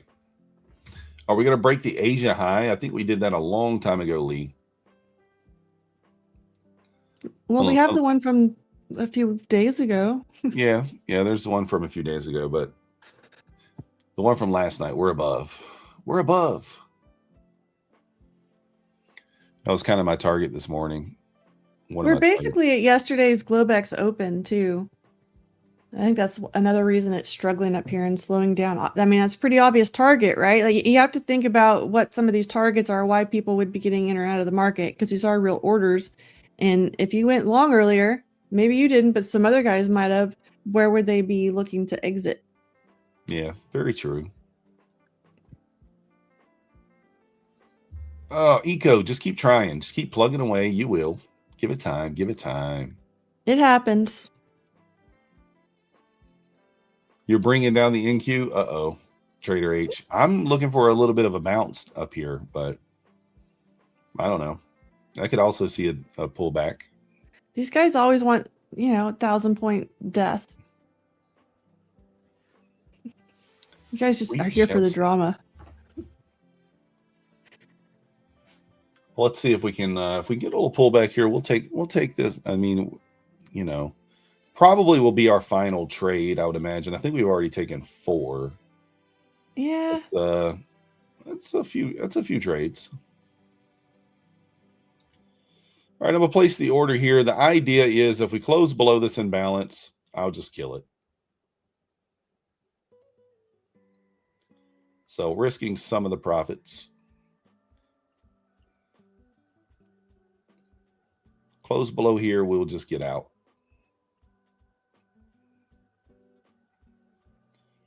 Yeah, we don't need I don't want a 1,000-point pullback. That's not my favorite thing to trade. Makes it difficult. All right, I'm gonna close my eyes. You guys let me know what happens on this trade. Whoa, what was that? That was a wild looking wick. That's what she said. Max, what should I do here, buddy? Should we take profit? Should we trail our stop? What do we do? Trail our stop into profit as soon as we get a few points?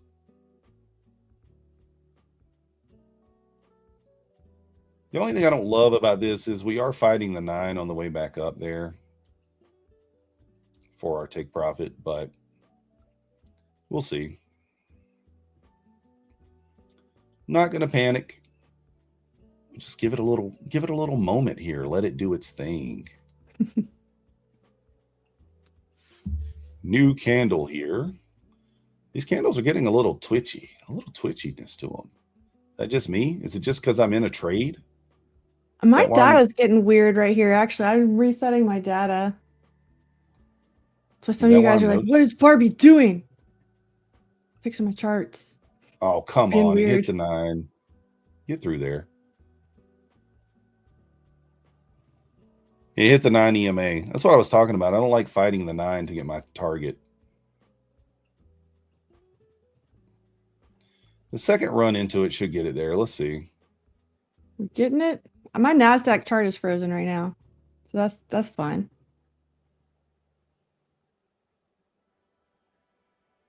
I can see the ES one now. Hopefully they're doing, okay, I'll just watch this other chart. Can she go? Will she go? It's kind of a fight just to get 10 points now. Well, we mentioned that earlier. This range has gotten tighter and tighter and tighter. And that ATR is issue. down to 17 as well. But that could mean that it's getting ready for a decent move. There we go.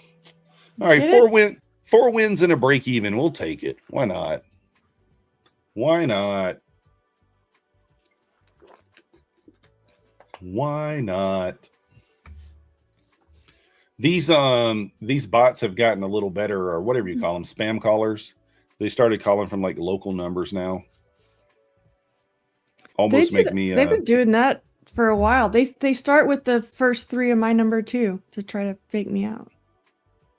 Yeah, they do that all the time to me. They call me now from like the next city over, and I'll be like, "Hello, we are calling to whatever BS they're trying to get you to do." So. Yeah, I'm not so sure. So we got the bounce there. Again, I don't love fighting the 9 for my profits there. I wish the EMAs were spread out a little more, but we're not looking for anything huge. 10 points. Now, if this thing kind of death candles through here, then that could be your idea. Do we have a fresh SMT here? We still have one. ES has never taken the high still, so still there. It looked like it added a second one inside of the first one. Yeah, yep. Indeed. Right there at this wick, ES didn't take the high there when NASDAQ retook the high again. So again, if you get a death candle through here, I don't hate it.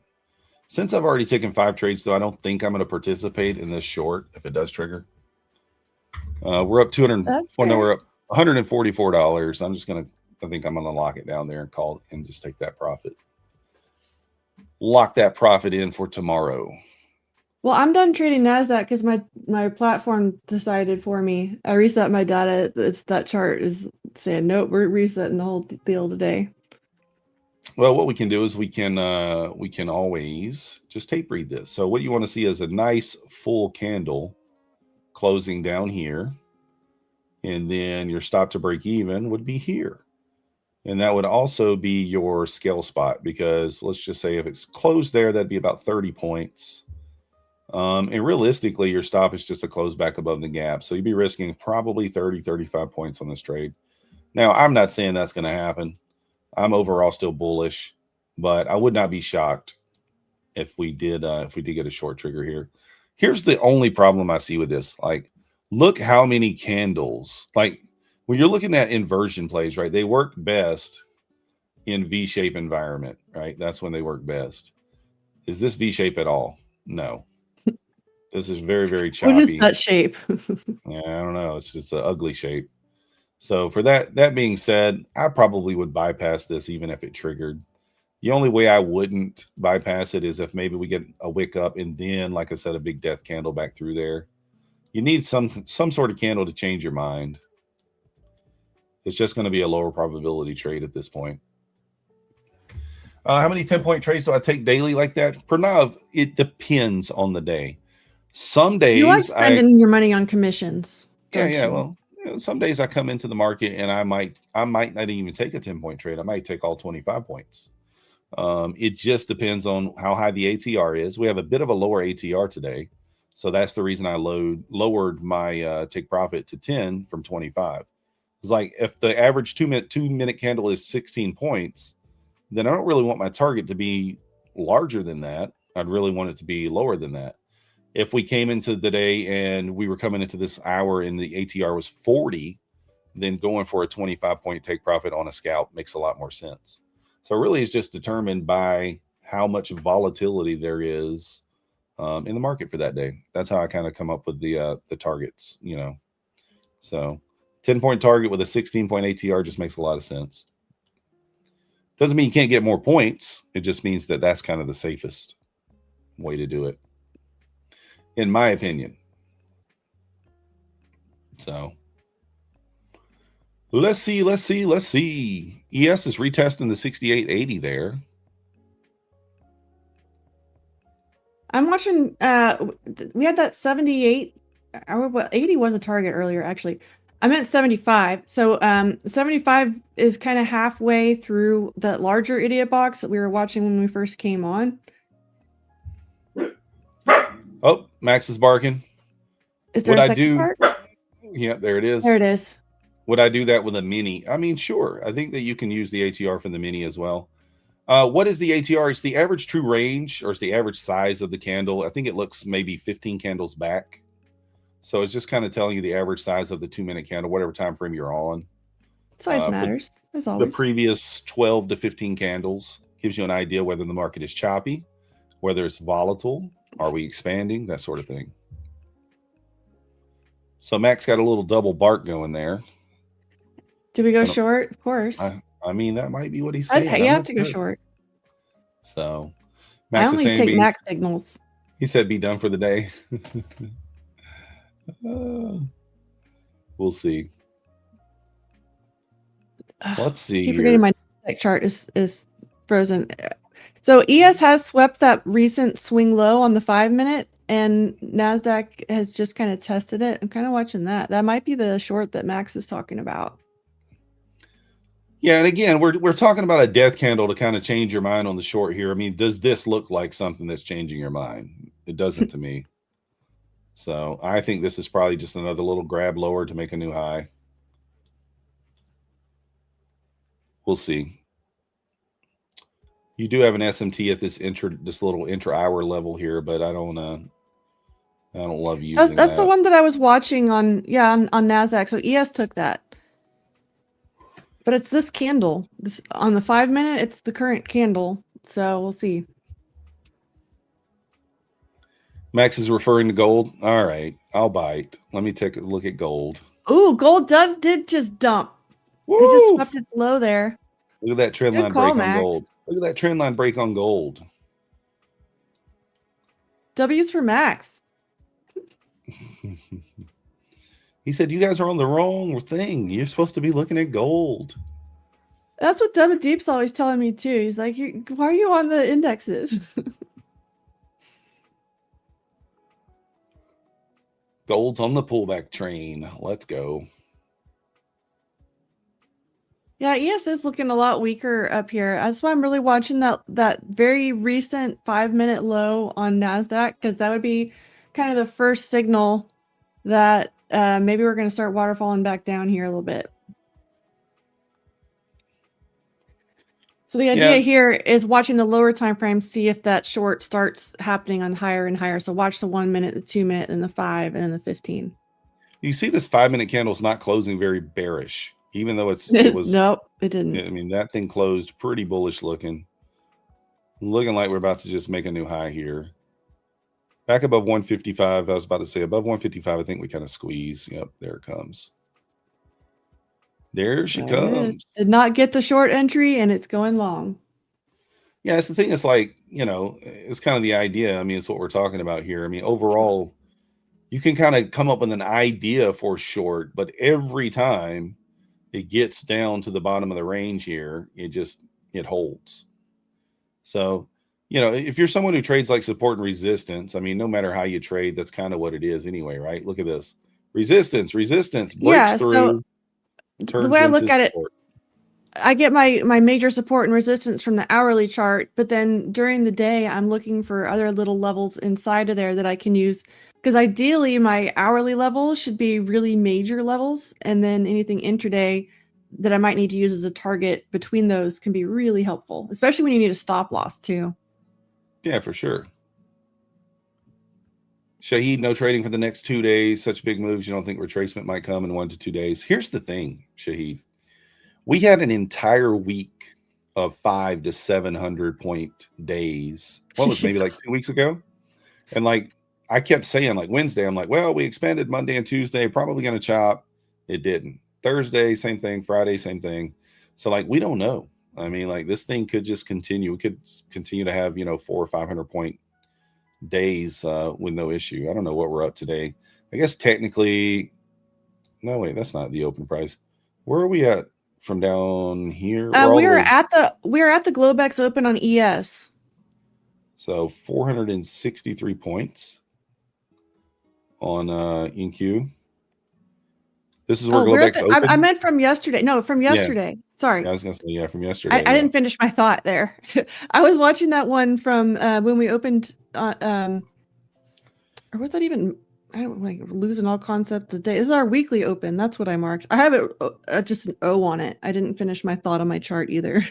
WeWop. I don't look at lean hogs. I only look at fat hogs. So if you want me to pull up the fat hogs, I might do it.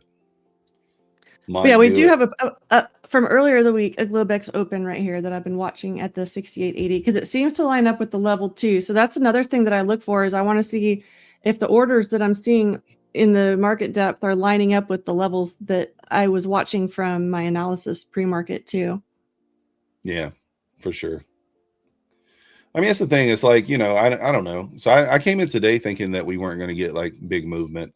I still think the move into 25,500 makes a lot of sense. But we got to close above that 4 hour. If we close above the 4 hour, I 100% think we're gonna just continue. Well, that's what we're starting to change the structure. So we had lower high, higher low, I just said that wrong. We had lower high, lower low on the hourly, making a really clear downtrend. And what's happening today is we're starting to change that. So now when you look at the hourly, suddenly we're getting the last high is, we've made a higher high from that now. And so this is showing us a change of structure. At the same time, because we've made a big movement, we're starting to get extended even on the hourlies. And so that can make things be a little bit quieter, give us a little retrace, which gives the market an opportunity to refill, grab some liquidity, a little rest stop, fuel up. And then we can go for those higher targets. If the market's ready, if it's not, it'll let us know. It'll fail to get through these swing highs on the hourly and some of these other key levels. For sure. What's going on, Bourbon? Guys, we got Matt coming up here in just about a minute. We do want to say thank you to everybody on the back end. I don't know who's all back there today. Who is it? Magnus, Abhishek, Aaron, Ash. Who else is back there? Who am I missing? Who's back there? I don't know who's all back there. I know chat keeps them busy sometimes. Who is MyFundedFutures goated? Who is that? I don't know who that is.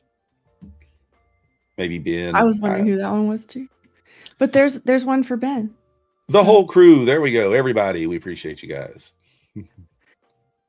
We appreciate the whole crew. Sometimes they rotate who's back there from day to day, but that is Ben. Ben, all right, good. Yeah. I thought it might have been. Changed his name. I like it. So we're getting a close below here, guys, but I don't know. I'm going to avoid it. But we do appreciate you guys watching. Matt's coming up now. Get your sunglasses ready. We will be back tomorrow, same time, same place, and we'll see you guys then. See ya. Thanks for joining today, y'all.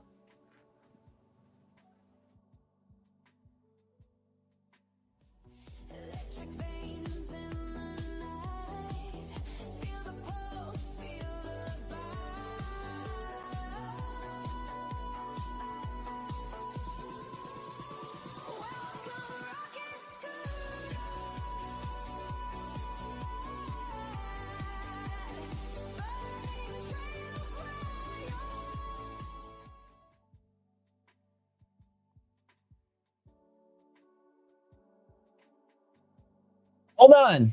That's not my camera. Wait. I'm like, where am I at? Ready, set. I was on the splash screen there. What's up, guys? Sorry about that. I was getting a little situated here. I do the transition from my stream to this one. It's like it's a quick switch. Forgot to switch my camera over. Whoopsie. Hello, guys. Welcome to the channel. Welcome to the show here at MyFundedTV, Lunch Money with Matt. So glad to have you guys here. As always, sunglasses on. Thank you for the rocks in the chat, friends. I'm so glad to see you guys here. What an incredible trading journey it has been. Yeah, it has been. So I've got the 100K challenge account to million is up to $587,000 right now. 24K profit today. It's been nuts. This journey has been nuts. The count has been, you guys have seen some ups and downs with it, right? But it's been great. Like I think since I forgot, I'll have to look at it a little bit, but you know, we started off, you know, making a little bit, losing some, making a little bit, losing some. We've dipped below the 100K starting balance a couple of times. And then I basically put some money in to get it going. And then we were going back up. There was one scare that was like 2 weeks ago. I think you guys remember I was down 120K and I told you guys, just let me cook. There were some people heckling too. You know, that was like $300,000, $400,000 ago. But I told you guys, let me cook. I'll get there. I'm going to be at the million probably in the end of the week, next week, 2 weeks. No, hell, end of like in about maybe 2 weeks. If I keep going at this 20, 50K a day and I get lucky, that's 2 weeks, best case scenario. End of the month, average scenario, 2 months. So I would say that by the end of March, we should be there. It took a little bit. Like I said, December was crazy and it happens. But you know, the cool thing about being heckled by a handful of people, most people are in celebrating because they see these amazing, you know, like stats and it's a real account. You don't really see people trading a real account on YouTube. The fact that you can get heckled is just testament of how rare it is to see somebody actually making a trade. And the whole point of me allowing myself to do essentially 5 times the risk of what I normally would have been doing, I allowed myself at the start to build a buffer to lose half of the account in a single trade. That's how big I was hitting it. And that was, you know, because I'm not putting all of my money into this account. Let's talk about account partitioning. So account partitioning is a risk management technique that you yourself can do. We talked about it today on my stream about how you would trade a real account. And a real account is basically, you know, it shouldn't be all of your money. And let's just say that you have, I'm going to make up a number. Let's say that you have $100,000 to your name and you want a day trade. You're not going to put $100,000 into a trading account. As a matter of fact, you might just put like a fraction of that. I say a tenth of it or less, 10K into your trading account and leave 90K on the side. You try to take your 10K and your goal is to double it to 20 through your course of day trading. If you double it to 20, take 10 out, go back to 10 and start over. And you take the 10 and you put it back to here and then 90 becomes 100 again. Double it, take half out. Double it, take half out. And then this grows and grows and grows. And you maybe can build some cash on the side, but you're never risking any more than what's in that account. If you have all of this in the trading account, you'll get to a situation where you are trading and you're taking a larger risk and you're losing a lot of money. And you might tell yourself, oh, you know, I had a 10K start like normal, but now I put 100K in there. Now I have 110K and that's all my money. And then you lose 5 of that 10, which is usually half of the account. And instead of saying, ooh, that's half of that 10K, I'm kind of going to close it out. You tell yourself, oh, that's just 5% of, that's just 5 out of 110K. I'm okay with that. Let me hold a little bit longer. And then your 5K turns into 7 and turns into 10 and then turns into 15. So you've already quote unquote blown up your 10K that you've allocated plus more, right? And you're allowing yourself to take more risk with money you weren't even intending to trade with. And that's what's bad when you put all your money into a trading account. Do we understand this, guys? Just a quick question other than the giveaway right now. Do you understand? If your intent was to trade with 10K, leaving 100 on the side, but instead you put 100 in the account, you'll get in a trade to let yourself lose more than 10. Do y'all understand that?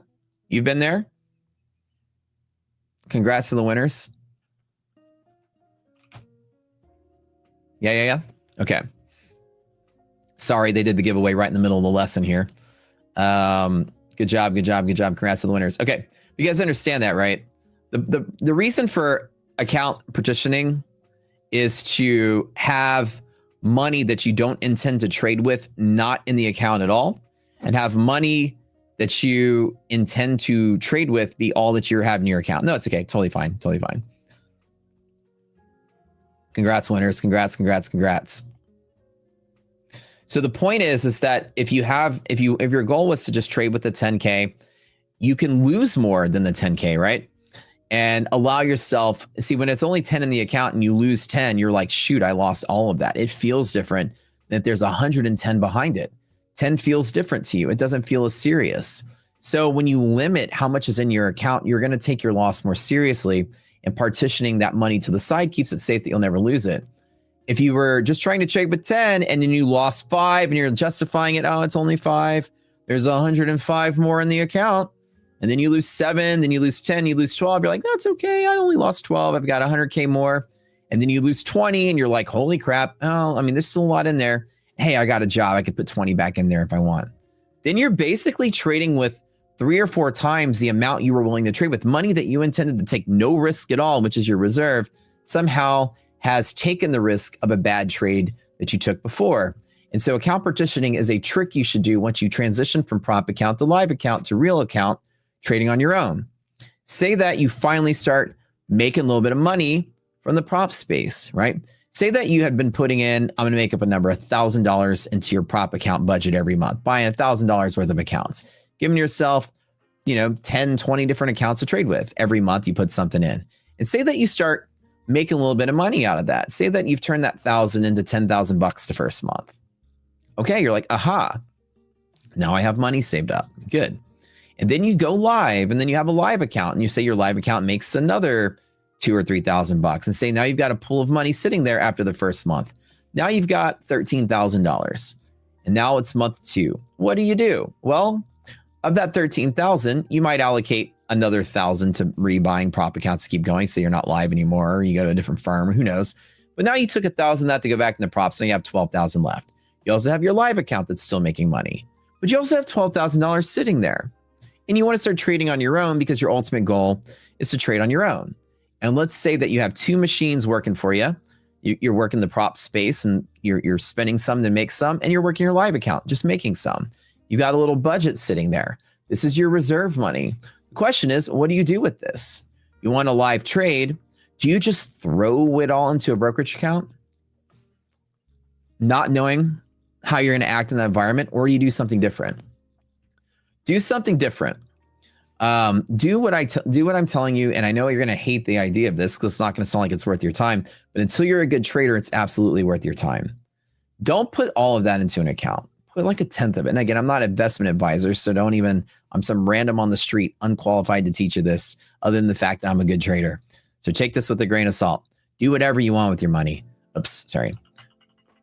But maybe put 1,000 of it in, and leave 11 on the side. 11,000 gives you a 1,000 gives you a starting point. You're gonna be trading a micro. You're gonna be making $20-$50 a day. It's gonna be worth your time, but you're gonna be practicing babysitting real money in a real account with no rules, which is something that a lot of you guys don't have experience with, just trading with props. And then you still have a big reserve on the side. Set yourself up a rule set. You can use mine or any other rule. Like I said, if you double your accounts, then take out half, called the double and half method. 1,000, cool, I took it to 2, take 1,000 out. Ooh, 1,000, take it to 2, take 1,000 out. If you half the accounts, then double back up. Oh crap, I lost 500. Let me put 500 back in. Now at the 1,000, you're going to be paying wiring fees to get it in every time, but it's still kind of worth it to partition because this money is always safe, and it's not every trading day that you care for it to be safe, but it's the trading day that your start of your account is here, that when you get close to 0 and you make that stupid decision of, let me move my stop and just hold on, it might turn around. I can afford to lose. I've got plenty left over. If there's only 1,000 in the account and you've lost $900, you're going to be a different person here than if you had 11,000 behind it. Does everyone make sense? It's a really powerful lesson. Teach you about money management when it comes to trading and transitioning to a real trader. When you finally go that route, you're going to feel different when your account is very close to 0 relative to the 1,000 than if you lost the same amount of money with 11,000 behind it, right? Your feelings are what you're really trying to coach yourself on in the real trading world. And the point of, like, you might say, but it's only $1,000. I'm not going to pay my bills with that, but you're not trying to pay your bills with that. You're trying to learn trading. You're trying to create a business for yourself where trading can fund itself. You've got the prop thing, the live account thing, and now you're taking a stab at trading on your own. And the whole while you're trying to grow that money on the side that's not being traded. Make a little bit, grow the account. Make a little bit, grow the account. And you're building, building, building. You could have your worst trading day and lose less than 10% of your money because it's partitioned on the side. And then you blow up, and then you go over the weekend, you're sad, you cry it out, you come back Monday, start all over with a brand new $1,000 account. You're going to have such a good education losing $10,000 in 10 chunks of 1,000 then losing $10,000 one time, that end of the road of a life of an account is where your lessons actually come from. The last couple of days of you keeping that account alive is really where you really feel like you're mating it. That's your actual combat. That's when things get really bad. You want to have as many of those experiences as possible. It's not the money that you're learning from, it's the loss. And so the minute you put money into a brokerage account, I told people in my stream today the same lesson. There's one thing you should do every time, and maybe some of my stream will start with that. But let's say that you have 10K saved up and you're ready to go to the big shots and you want to start trading a real account. You're like, okay, I'm going to put 1,000 into the account, into this box. And once you put 1,000 into this box, people said, how much should I put into the box, right? How much should I trade with? This is your reserve. This is your trading. Somebody says, how much should I trade with, right? How much is too much? My 10th of your reserve is a great rule of thumb. A 20th, smaller the better. The smaller the better. But you have to decide. You have to ask yourself a question every single time you move money into that box to trade with. It's a very powerful question you should ask. And people from my chat came up with, answered it pretty perfectly. But what do you guys think here is your first thought when that money goes into your trading account? What is your first thought about that money? And what's the first question you think you should ask yourself on how much that money should be?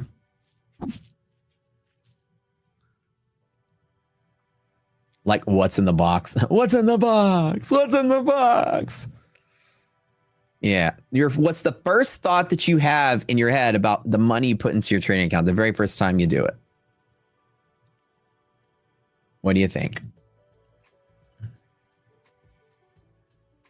Take a stab at it, chat.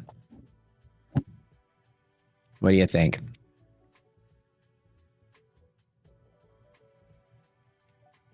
Frosted Flakes. I don't know what the hell you guys are talking about. Helpful. Frosted Flakes, good. All right. Yeah, you'll talk. Oh, because of the delay. You are still talking about the movie. Okay. All right. It's gone, right? I forgot about the delay. Okay. So the first thought you're going to have is it's gone. Whatever money you put in the trading account, immediately tell yourself it's gone, right? That's the smartest thing you'll ever do. Whatever you commit to your trading account, commit upstairs that you're going to lose it all. It does two things for you. Number one, it grounds you in reality so that you're not like, I'm going to make my income from this first go. Ground yourself in reality. It's very highly likely it's going to all be gone, all of it. So the question to ask yourself is, can I afford to lose this? This is the most important question you ask yourself when you get into trading on your own. That amount of money is you tell yourself, can I afford to lose this? The most important question you're ever going to ask. If the answer is no, then it's too much.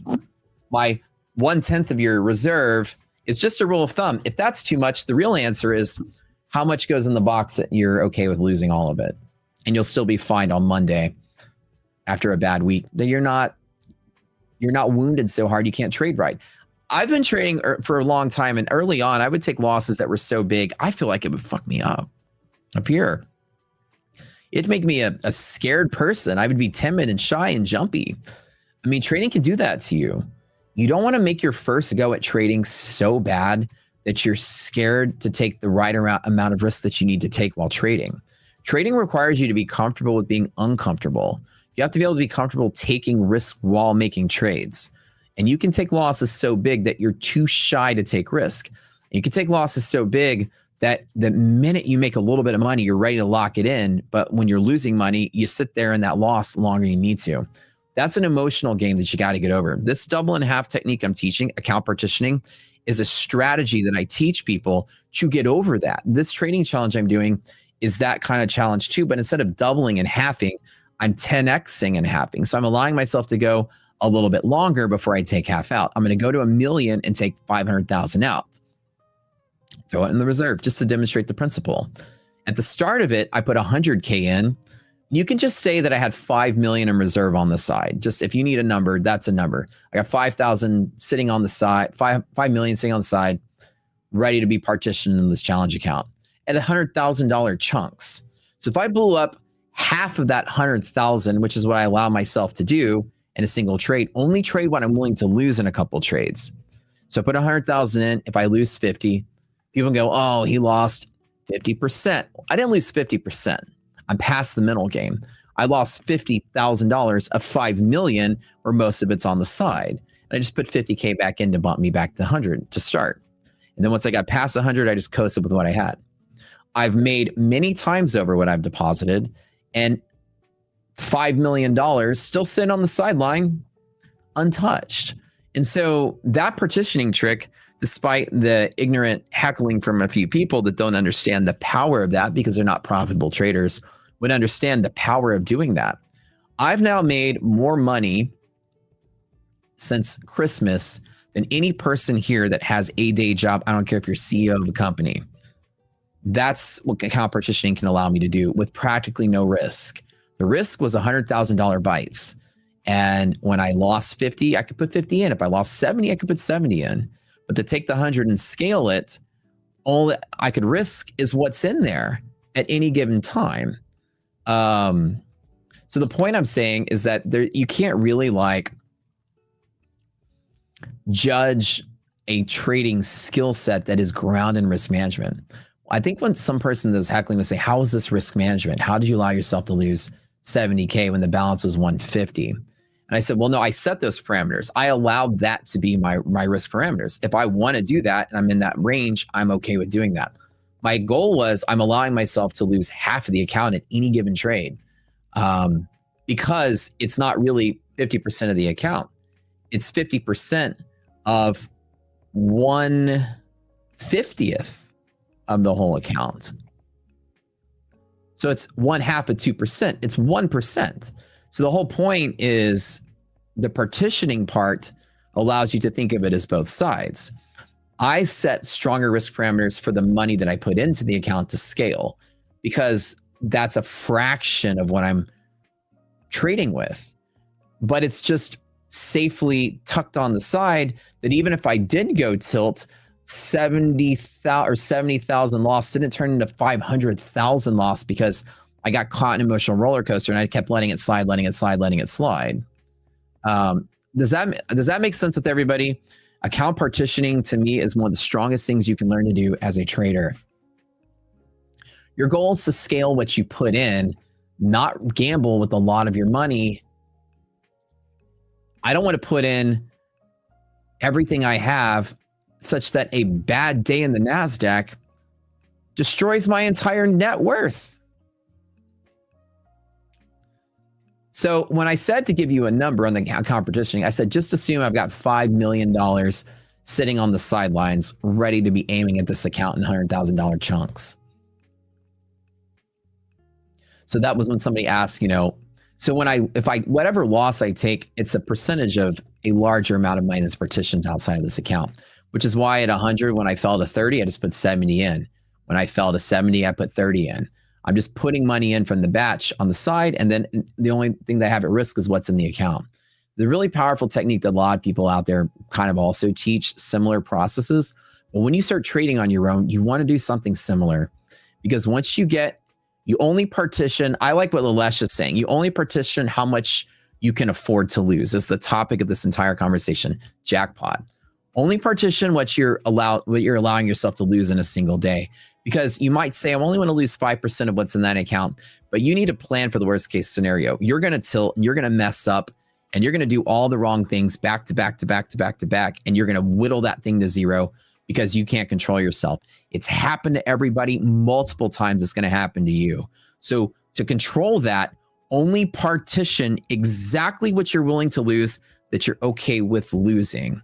Because in the worst case scenario, you're going to lose it all. And who cares if people heckle or have anything to say about it? Your trading journey is your lessons and learning on the way up. But the whole point of partitioning is to only move what you're willing to lose and allow yourself to build off of that one thing. And that's a great lesson transitioning to real trading. I learned that the hard way early on when I was a struggling, unemployed engineer trying to get into trading. I like 16, this is year 16 of me trading, by the way. And I've been trading full-time since 2015. So this is year 11 trading full-time. When I mean just wake up and trade every day with no job, nothing. I have a million jobs, I guess, but no day job. I'm trading. I wake up and trade. That's all I do. have a million jobs now with Rocket Place and Rocket Scooter and MyFundedTV, I guess is considered a job, but still trading full time. 11 years of doing it. I've been through a lot. And early on in my career, it was kind of the same thing. I had to start figuring out how I'm going to pay my bills while having money to trade. And so saying, okay, budgeting, I had to put a certain amount in the account that I know historically I can go 2 weeks before I bust it or a month before I bust it. Okay, so I'm putting enough in there and try to stretch it out a month. And I still have money on the side to pay my bills. Because early on, I wasn't really good at doing that. And I had, sort of whittled away my severance package that I started trading with because I got laid off in 2010 from Dow Chemical. I was a chemical engineer at Dow, and I got laid off. They laid off half of my plant during the financial crisis. And I had a severance package I started trading with. After I whittled all that away, I had no backup money. There were times when I'd get a paycheck and put some in and put too much in the trading account or lose too much and then put a little bit more in because I still wanted to trade. And then it came time to pay rent or pay the car or whatever. And I would be late on my payments because I ran out of cash and I had to wait till I got my next paycheck. I was working contract jobs to make a little bit of money. So the first challenge I ever had as a trader, going back in time to help you guys, like where was I at that point, was budgeting my money. Trading with only what I'm willing to lose. And when that's gone, I still have my money on the side to pay the bills. And the first thing you have to do is dislodge your mindset from the ability or the idea that trading money is going to pay your bills. So make sure that your bills are paid without trading. Take that pressure away. You can't be like, dude, I got rent due tomorrow. I gotta make a trade. Don't be like that. Be like, rent's covered. I'm going to trade only when I need to, when I get a good opportunity. And so that's really like the first step you have to do is make sure you're only trading what you're willing to lose and what you can lose. Make sure everything else is taken care of on the side. When people say, ideally, how much money should I have to become a full-time trader? That I always hear gurus answer that question. You need 2 years of savings. You need 6 months of savings. It's bullshit. Nobody's ever going to have that. None of you guys are ever going to have that, especially not in this climate. You're not going to have 2 years of money saved up to quit your job, retire, and go trade. You're going to have to be realistic about what you are. You're probably going to be working a day job. You're probably be making income. You're probably going to be paycheck to paycheck with like 2 or 3 months of reserves, and that's it. That's the reality of it. Don't listen to the guru answer of, oh, you somehow magically have if you have 2 years of income saved up, don't be day trading with it. Jesus Christ, go open a coffee shop. Make safe money for you. If you got $100,000 sitting there, don't go out there and try to become a day trader with it. Turn into a machine that makes you money first, and then take that income and trade with. So yeah, now if you got the guru level of answer, if you got 3 years of bill money saved up, you better own 3 cashless washaterias in your city or cashless car washes. With that money, you start making yourself 10, 20, 30 grand a month of just passive income and trade with that. That's a smart way to do it. The average person gets in the trading is going to be going paycheck to paycheck, probably with a month, maybe 2 months of expendable cash to pay their bills, and that's it. You're going to be on the fringe. Everyone in chat saying exactly, this is real. You're going to be on the fringe the entire time. So back in the day, there was no solution to that other than extreme budgeting. I didn't have medical insurance as a kid. I made that sacrifice for the extra $300 a month. I could have had a heart attack and ruin my family's finances because we didn't have insurance to pay for it. But I took the gamble. I got to cut somewhere, man. Let's just not get insurance this year. And late on my rent by 2 months. This is, Matt in his 20s, trying to make it as a trader without a job. Been there. So what do, right? You need to be so good at budgeting your money. That's the way to be. And you're going to likely only have a couple months worth of bill money tucked away. You're going to be on the fringe. So it's even more important to do that, to budget very well and only trade what you're willing to lose. Partition everything out so your bills are paid. Even if you're month to month on bills, you don't have much left over. Okay. But then the prop industry came and that really alleviated a lot of that problem.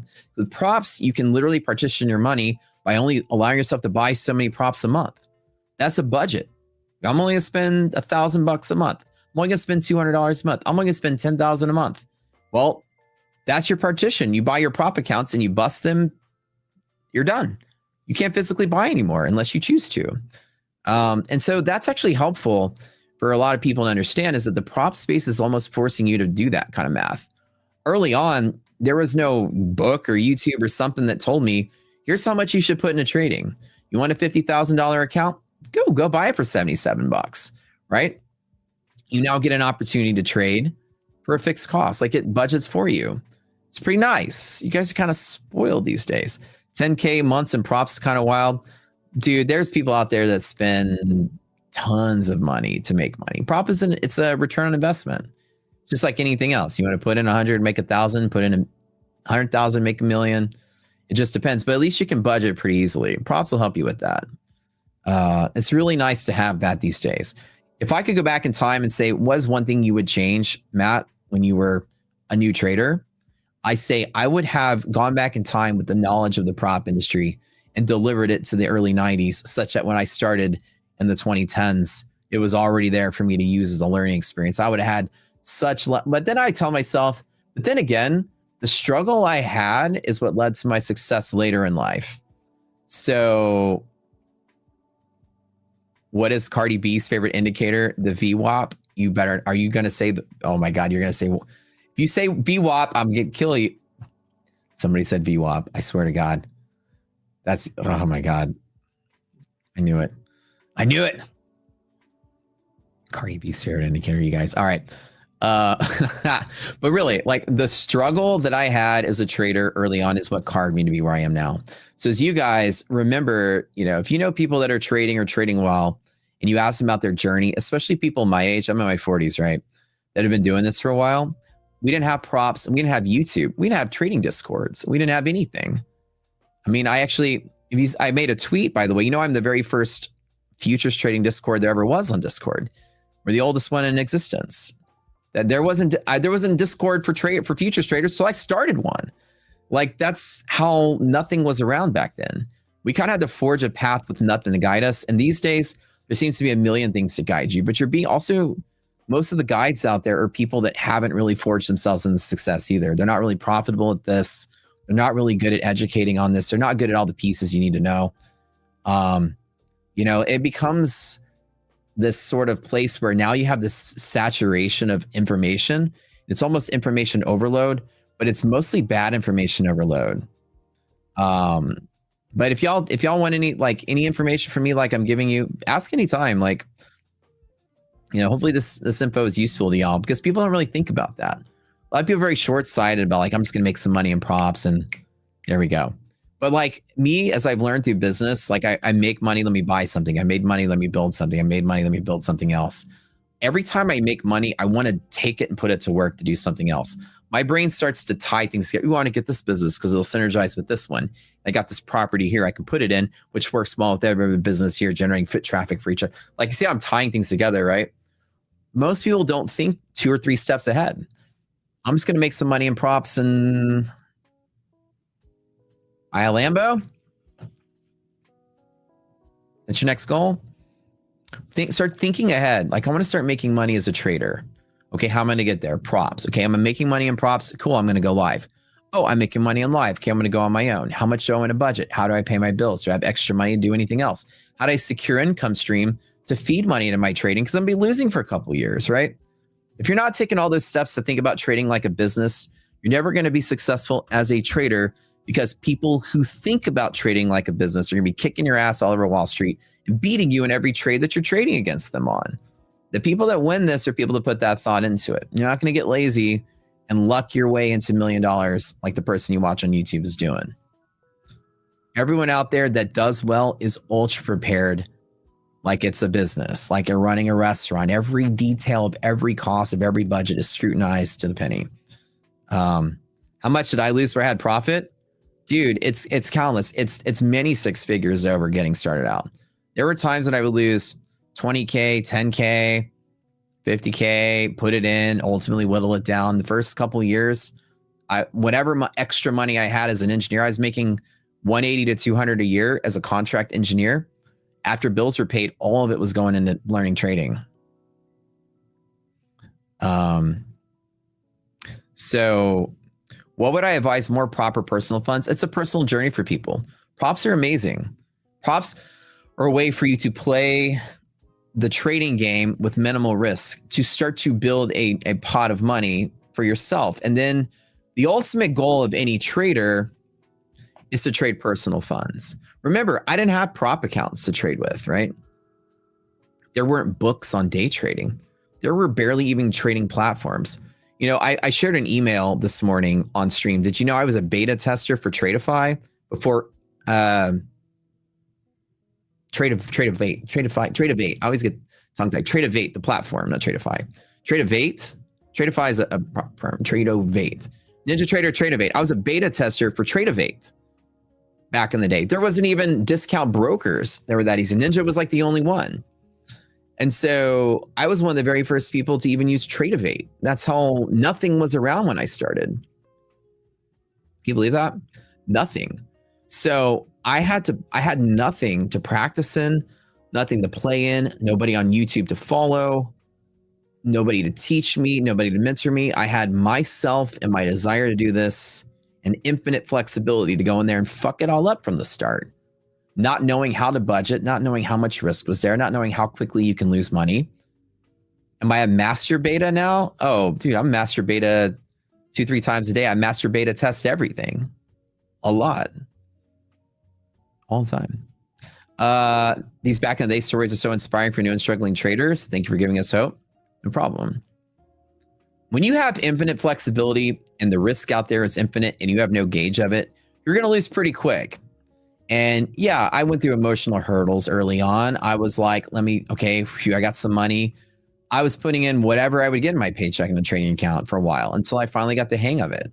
But there wasn't like, let me re-up and buy some new prop accounts this month. There was open-endedness. Put whatever you want in there.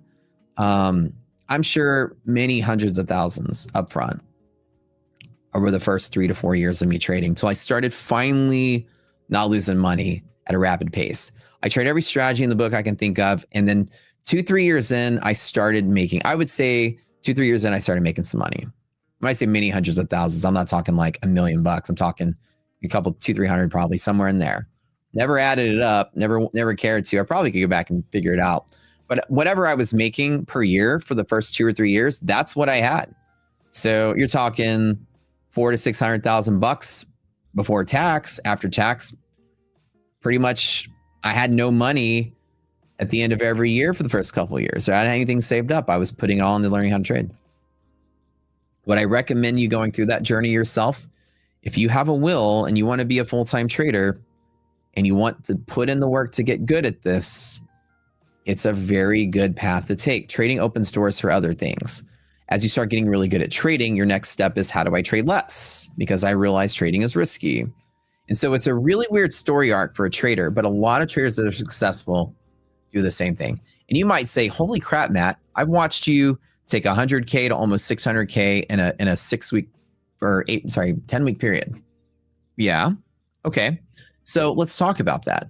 That might seem like that's great. Just do that and do nothing else. See, as I'm not that great at trading, I'm putting all my eggs into the trading basket. This is the number of eggs. As I get good at trading, I want to trade less. And I want to get it to an equilibrium where I'm making some money doing this, and whatever money I make here, I look at this, I go, oh, $500,000. Cool. That'll buy me, I can invest that into 10 different businesses. And like I can do something else. As you realize this trading's risky, you only want to assume that risk for a certain small amount period of your life.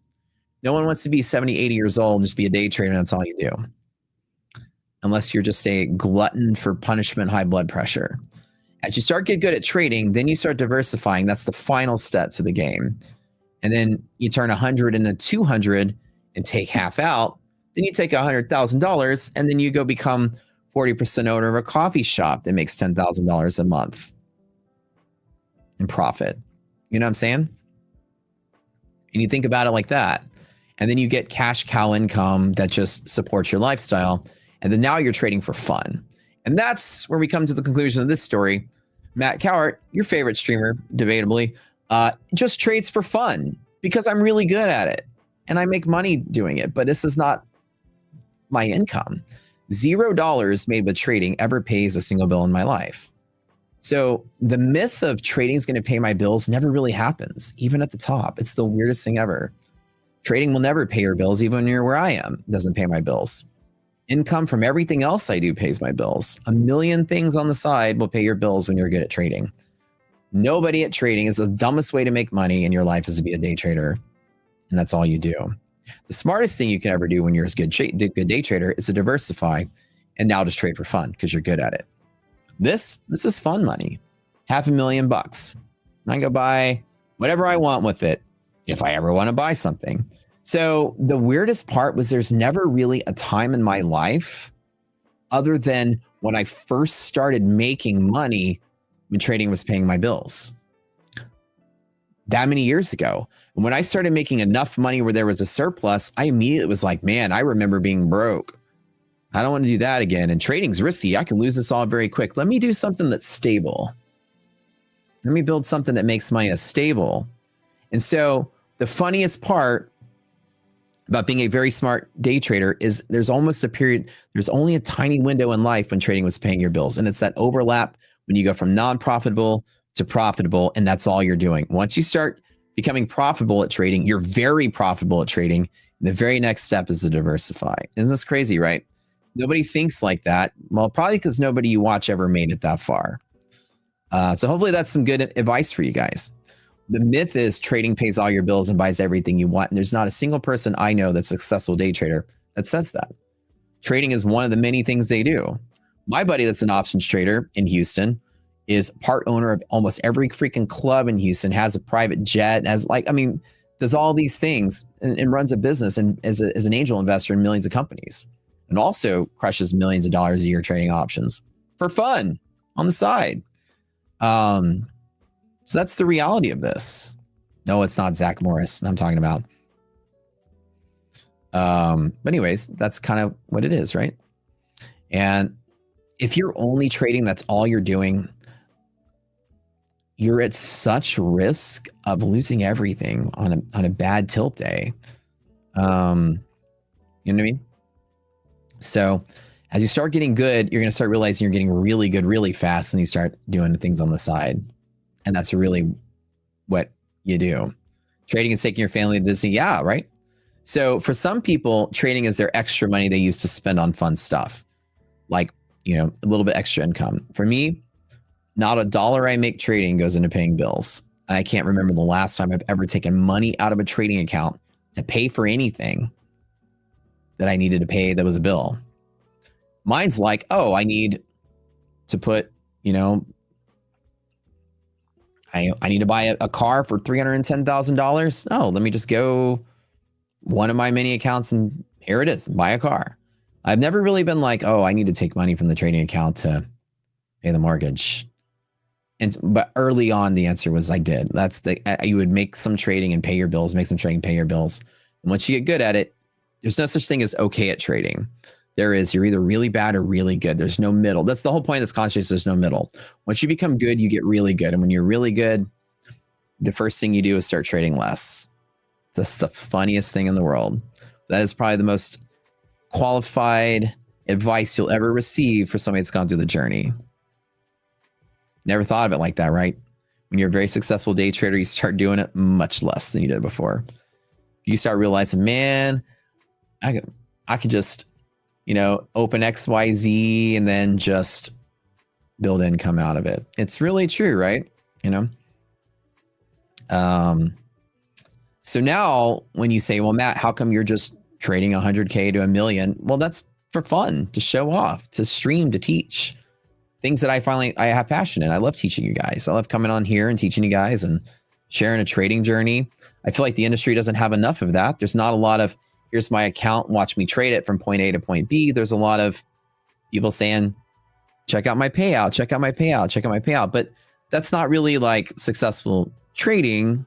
People that just talk about their payouts, it's not really people that are worth learning from, I think. So I'm like, there's a need for that in the industry. And hopefully you guys are learning something with my rambling rants that I give y'all. Problem with trading is you need to go through it, not have to hear somebody just tell you their experience. Unfortunately, otherwise you would have taken a shortcut. You need to go through it. And it's going to be a journey, and you're going to go through those lessons. For me, the lessons were, man, I don't have money. Man, I don't have money. Man, I don't have money. Man, I don't have money. I'm losing everything I'm trading with, And then it was like, okay, I'm not losing money anymore. Okay, I'm kind of hanging in there. The deposits were less frequent. Early on, it's like every paycheck, let's put some money in. Then it was like, oh, I haven't put a deposit in like the last 6 paychecks. I'm kind of surviving. Okay. Then it's like, oh, I finally, this year on my taxes, had to file with gains from trading. And then time goes by and you're like, now I have to pay taxes quarterly because that makes so much. Okay. And then it's just sort of like, but all inside of there, the minute I'm like, okay, now I'm paying quarterly taxes, I'm already owning business at that point. So it's like the minute I started seeing a wave of success, I was immediately trying to do something else to set it up. Most people are professional day traders who day trade until the late stages of their life, also sell mentorship and courses and other things, which is smart. And the reason they do that is because that's their stable income. Right. Why are y'all typing Perry in chat? What am I missing? Are we talking about Katy Perry? What are y'all talking about? Did I miss something earlier? What the heck are y'all talking about?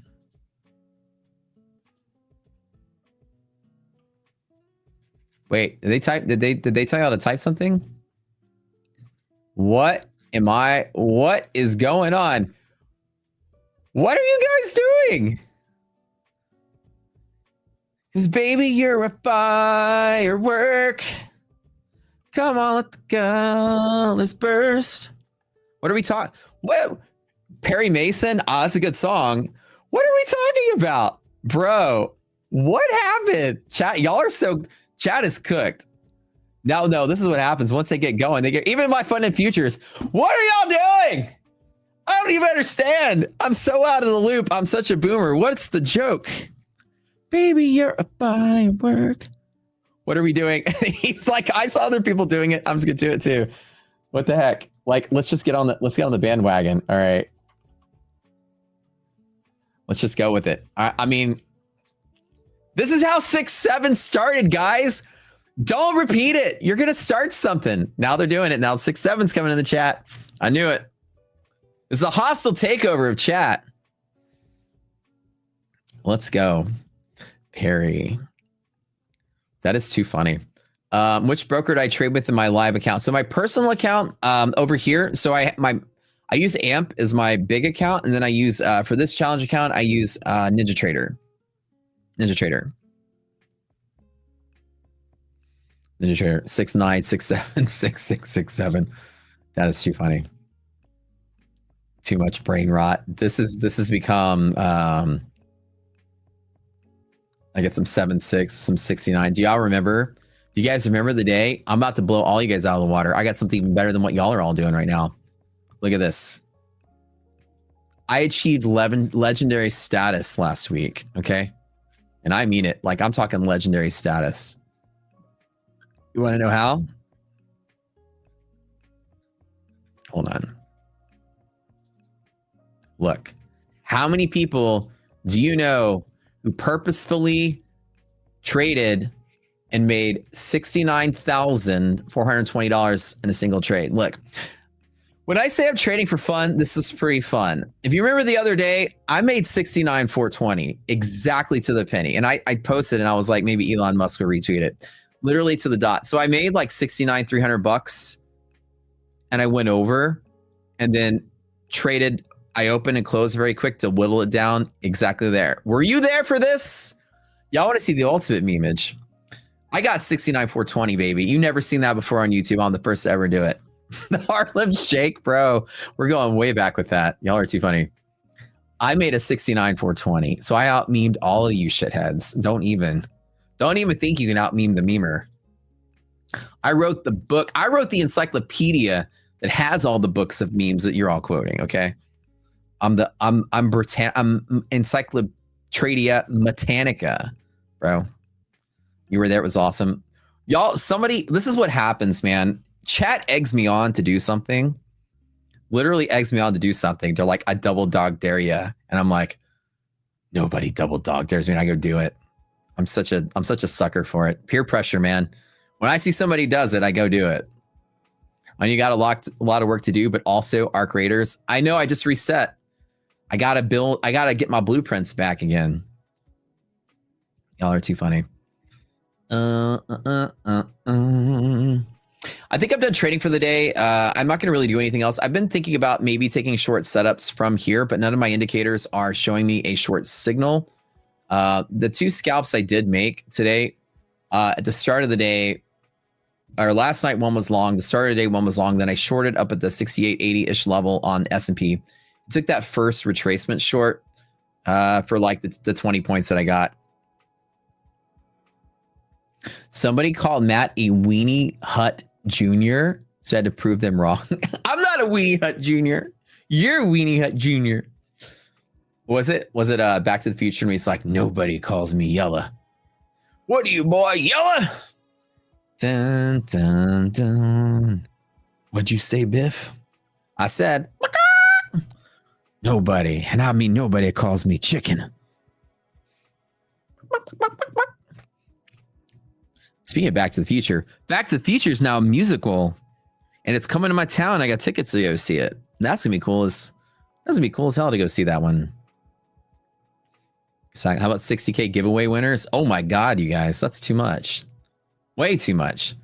Down 120K and ends at 69,420. Yeah, somebody in chat was like, why don't you do 69,420? That'll be so funny. And then 10 other dum-dums in chat were like, do it, Matt. And I'm like, fine, whatever, I'll do it. Y'all egg me on way too much. I'm having too much fun with this. But they were like, because it was the day after I had the 120K drawdown, they were like, you'll shut up all the haters. Just make 69,420. I was like, fine. And so the trick is that when you open and close a trade very quick, you buy from the ask and sell to the bid against a market order. So you basically are losing the spread. So for example, if right now the H6 contract is about 2 ticks, at 1 to 2 ticks. So the spread is $40 for 2 ticks, like $5 a tick. And so 2 ticks would be 10. If you open up the M6 contract, it was like maybe like 10 ticks, right? So you're talking $50 open and close. Open and close, you're down $50. So you can play with a combination of certain contracts to whittle it down to the exact dollar. The best precision you can get, probably, I guess, well, I could go to some other, I could do some other like contracts, but with the S&P mini, it's 12.5 per tick, and with the micro, it's $1.25. So you're within $1.25 precision. I got exactly 69,420 and some change. So I said how the boba business is going. So we were planning on opening a boba shop earlier in the year. We've kind of switched it to it's going to be a matcha shop now. So so we have this facility that we're going to get a 3,000 square foot space in and cut it into 2 pieces, probably 12 and 18, or if we need a little bit more, we're going to put a shower in the gym. It might be 20 and 10. And we're going to open to the left of it a tea shop, mostly a matcha tea shop, matcha/tea shop. And then to the right of it's going to be the first of many fitness things we're doing. So right now we're going through the proposal stage with the landlord to get a good deal. I mean, we're 100% sold on this location. It's like the perfect place. Open up laundromat with boba coffee in there, bro. That's like double. Coffee is so good, and tea is even better. Coffee is a little saturated. Tea is kind of like the growing healthier thing, but dude, margins on tea places are so good. It's easy to train an employee. It doesn't require heavy expertise. It doesn't require a lot of equipment to have a tea shop. It's not like super expensive to start one up. It'll be really, really cool to have them next to each other. The goal with the synergy of the two is the tea shop synergizes with the health food place next to it. There's a couple restaurants and nail salon and stuff. There's a whole bunch of place in this plaza where people they walk through. We want to generate high foot traffic. So the idea is a tea shop, a good one, will sell 500 to 1,000 cups a day, like the better ones. An average one, 200-300 cups a day, but you're getting 200-300 people walk into it a day at minimum. So that generates foot traffic that people walk by the other businesses, and we'll get a better deal on the other plot if we don't segregate and get it by itself. So this is the first time ever that I've done 2 build outs at one time simultaneously, especially 2 build outs in the same space. My thought is 2 build outs will save us on construction and everything else that goes into it. So that'll be fun. So I'll be doing 2 construction build outs, bam, bam, right next door. If all things go well, this will be fun. That'll be neat. This is our first fitness business, by the way. The matcha shop, we're actually going to design it and make it ourselves instead of franchise. Well, that's the goal right now. So IDoc's niece is going to probably design and build her own concept. She's a very, very, very, very talented person. She bakes. She has run a tea shop before. And so we're probably going to design our own custom concept that is going to be from scratch. So that'll be my first time doing that as well with tea. So that's my exciting spring and summer. So summertime, I'm going to be like balls deep into build outs. We should get the proposal back this week sometime. So we'll know if it's a go. The broker's still negotiating for us. So we'll see. If you had a tea shop, you called it Tea Party, and someone would think it's a political and break its windows. You should have if you call it a tea party, you should have everybody inside dressed like colonials with like tricorn hats and like long blue coats. You're 50. Where do I need to be to do your awesome trick to lower your profit? You're trading your 50% consistency.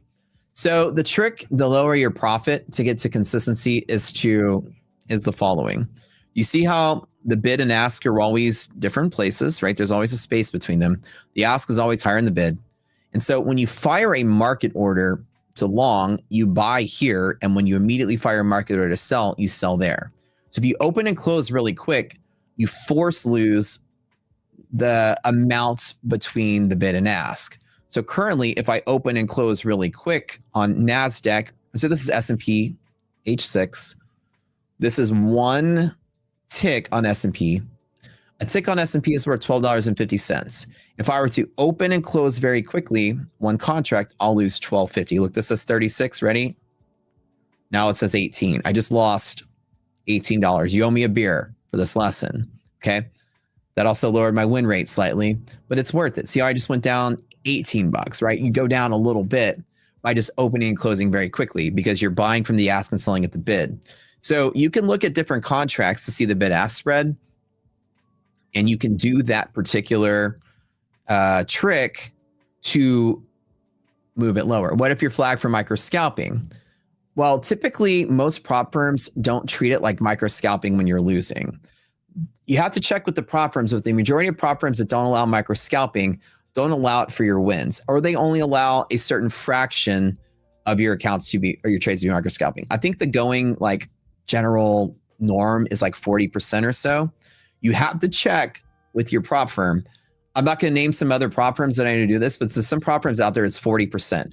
40% of your trades, up to 40 can be micro scalping. The majority of 60% need to not be micro scalping. So with that being said, that usually doesn't flag you. But another thing is a loss for most of the firms that don't have that also doesn't flag you. It has to be a majority of orders under 5 seconds. Usually it's the majority with most firms, but double check before you do it.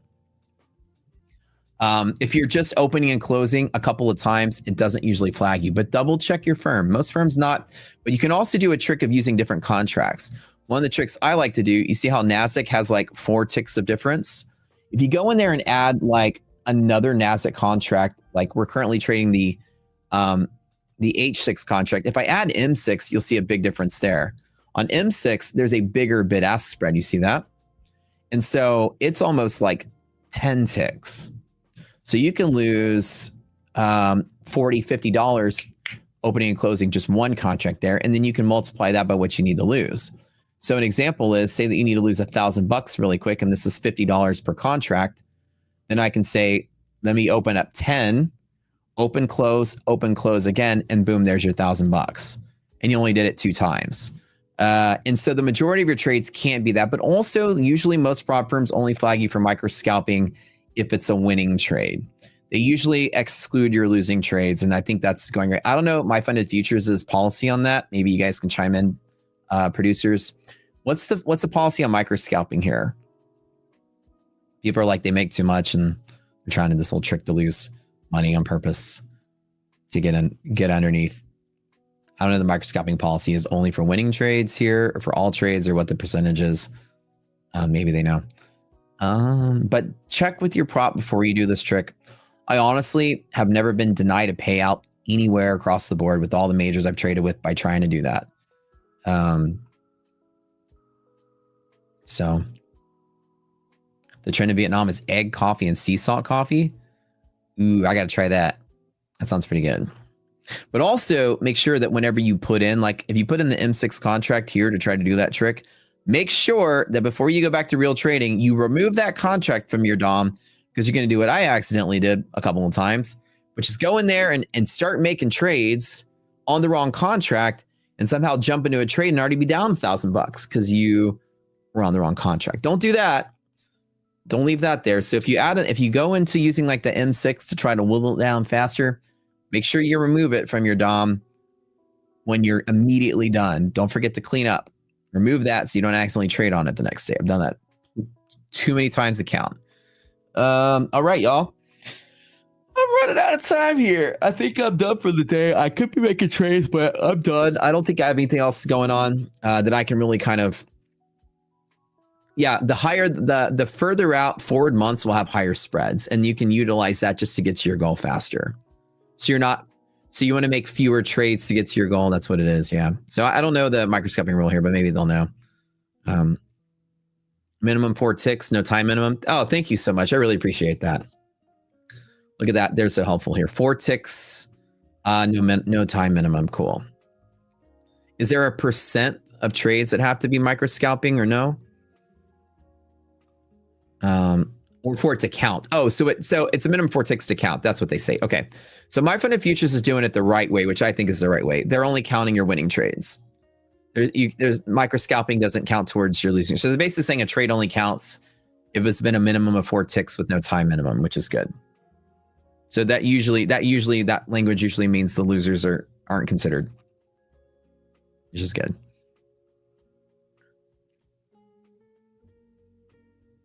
Thanks everybody for being here. As long as it's above 4 ticks in general, it's all right. If you have some below 4 ticks, it's fine as long as it's in the main strategy. Typically, that's the approach most firms take. So thank you guys for the answer. I think that's the smartest way to be with it. Yeah, they can't let traders have a high frequency trading strategy. That's a pretty, yeah. That's typically what they're trying to prevent is people from doing high frequency trading with that rule. So the goal is usually like, as long as you're not doing that as your main strategy, you're cool. What's the difference between limit order and market order? A limit order gives you a fill at exactly the price you set it at. So limit order is I'm buying at this price and you buy at that price, not a price different. A limit order is exactly the price you set it. A market order, you're buying at someone else's limit order. So you're buying at whatever they set it at. And the market maker sends you to the order at a specific time, which it may have been changed. So a market order is you're at the mercy of the market conditions currently and the mercy of the market maker to choose where your order goes. They can jump in line ahead of you. Other people can get ahead of you.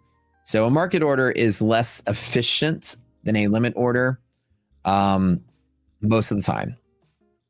But why do a market order then? Well, because a market order allows you to guarantee a fill. A limit order, you may miss your trade. So you might be trying to save, some money at the front end, but you might miss the whole trade to begin with. Like an example is you want to buy at 68.38.75. You got a limit order there and it passes through it. You get filled at exactly 68.38.75. But if it falls to there and then it pivots there and you're like, crap, I need to get in on this. And then you chase it there. You lost a whole lot to try to save a few pennies on the side. For the most part, it's a balance between speed versus efficiency. When you trade high volume pivots like I do, you never will do limit orders because accuracy doesn't matter in liquid markets because you're saving just $1 or $2 at the end, losing $1 or $2 at the end per contract, but you're guaranteeing a fill. That inefficiency is built into my trading strategy. If you're trading something with a high bid-ask spread or something that's illiquid, like options or penny stocks or something, you're going to almost have to trade with limit orders because the bid-ask spread is so huge. You can lose 5 or 10% of your entire value of your trade just buying against the ask because the price is at the bid where your account value is at. So the reason to use limit orders is for an illiquid market where you need the price really matters. The spread is too big. When the spread's really small, most traders will use market orders to guarantee they get in, or have a limit order and drag it around, which is pretty much almost the same thing. But you're going to see that in my day trading, I just fire market orders, and that inefficiency is built in. I'd rather get the fill every time, losing a couple of pennies, but I'm trading 1.5, 2, 3 to 1 trades that, like, 3 to 1 trade becomes 2.95 to 1 because of the market order. I'm okay with that. And I built it in. The limit order executes at a better spread. No, the limit order executes where you put it. Doesn't matter what the spread is. If I put a limit order on the books right now at 25,167 to buy 3, then it doesn't matter what the spread is. If the current bid falls below my limit order and someone else executes a market sell, I will buy against that market sell at exactly this price, independent of the spread or anything. The only thing that needs to happen is that the current best bid that's not me needs to be below my active order on the books. Then I'm the best bid at the time. Therefore, my bid is priority filled on a market order. Right? Limit order is a guaranteed fill at a guaranteed price, regardless of any spread. You're not buying at somebody else's sell price. You're the buy side of the market at that point. The spread is the difference between somebody's sell and somebody's buy.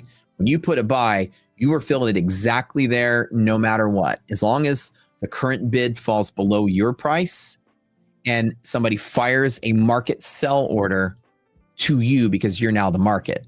You're the best bid in town or the highest bid in town, so you get the priority fill.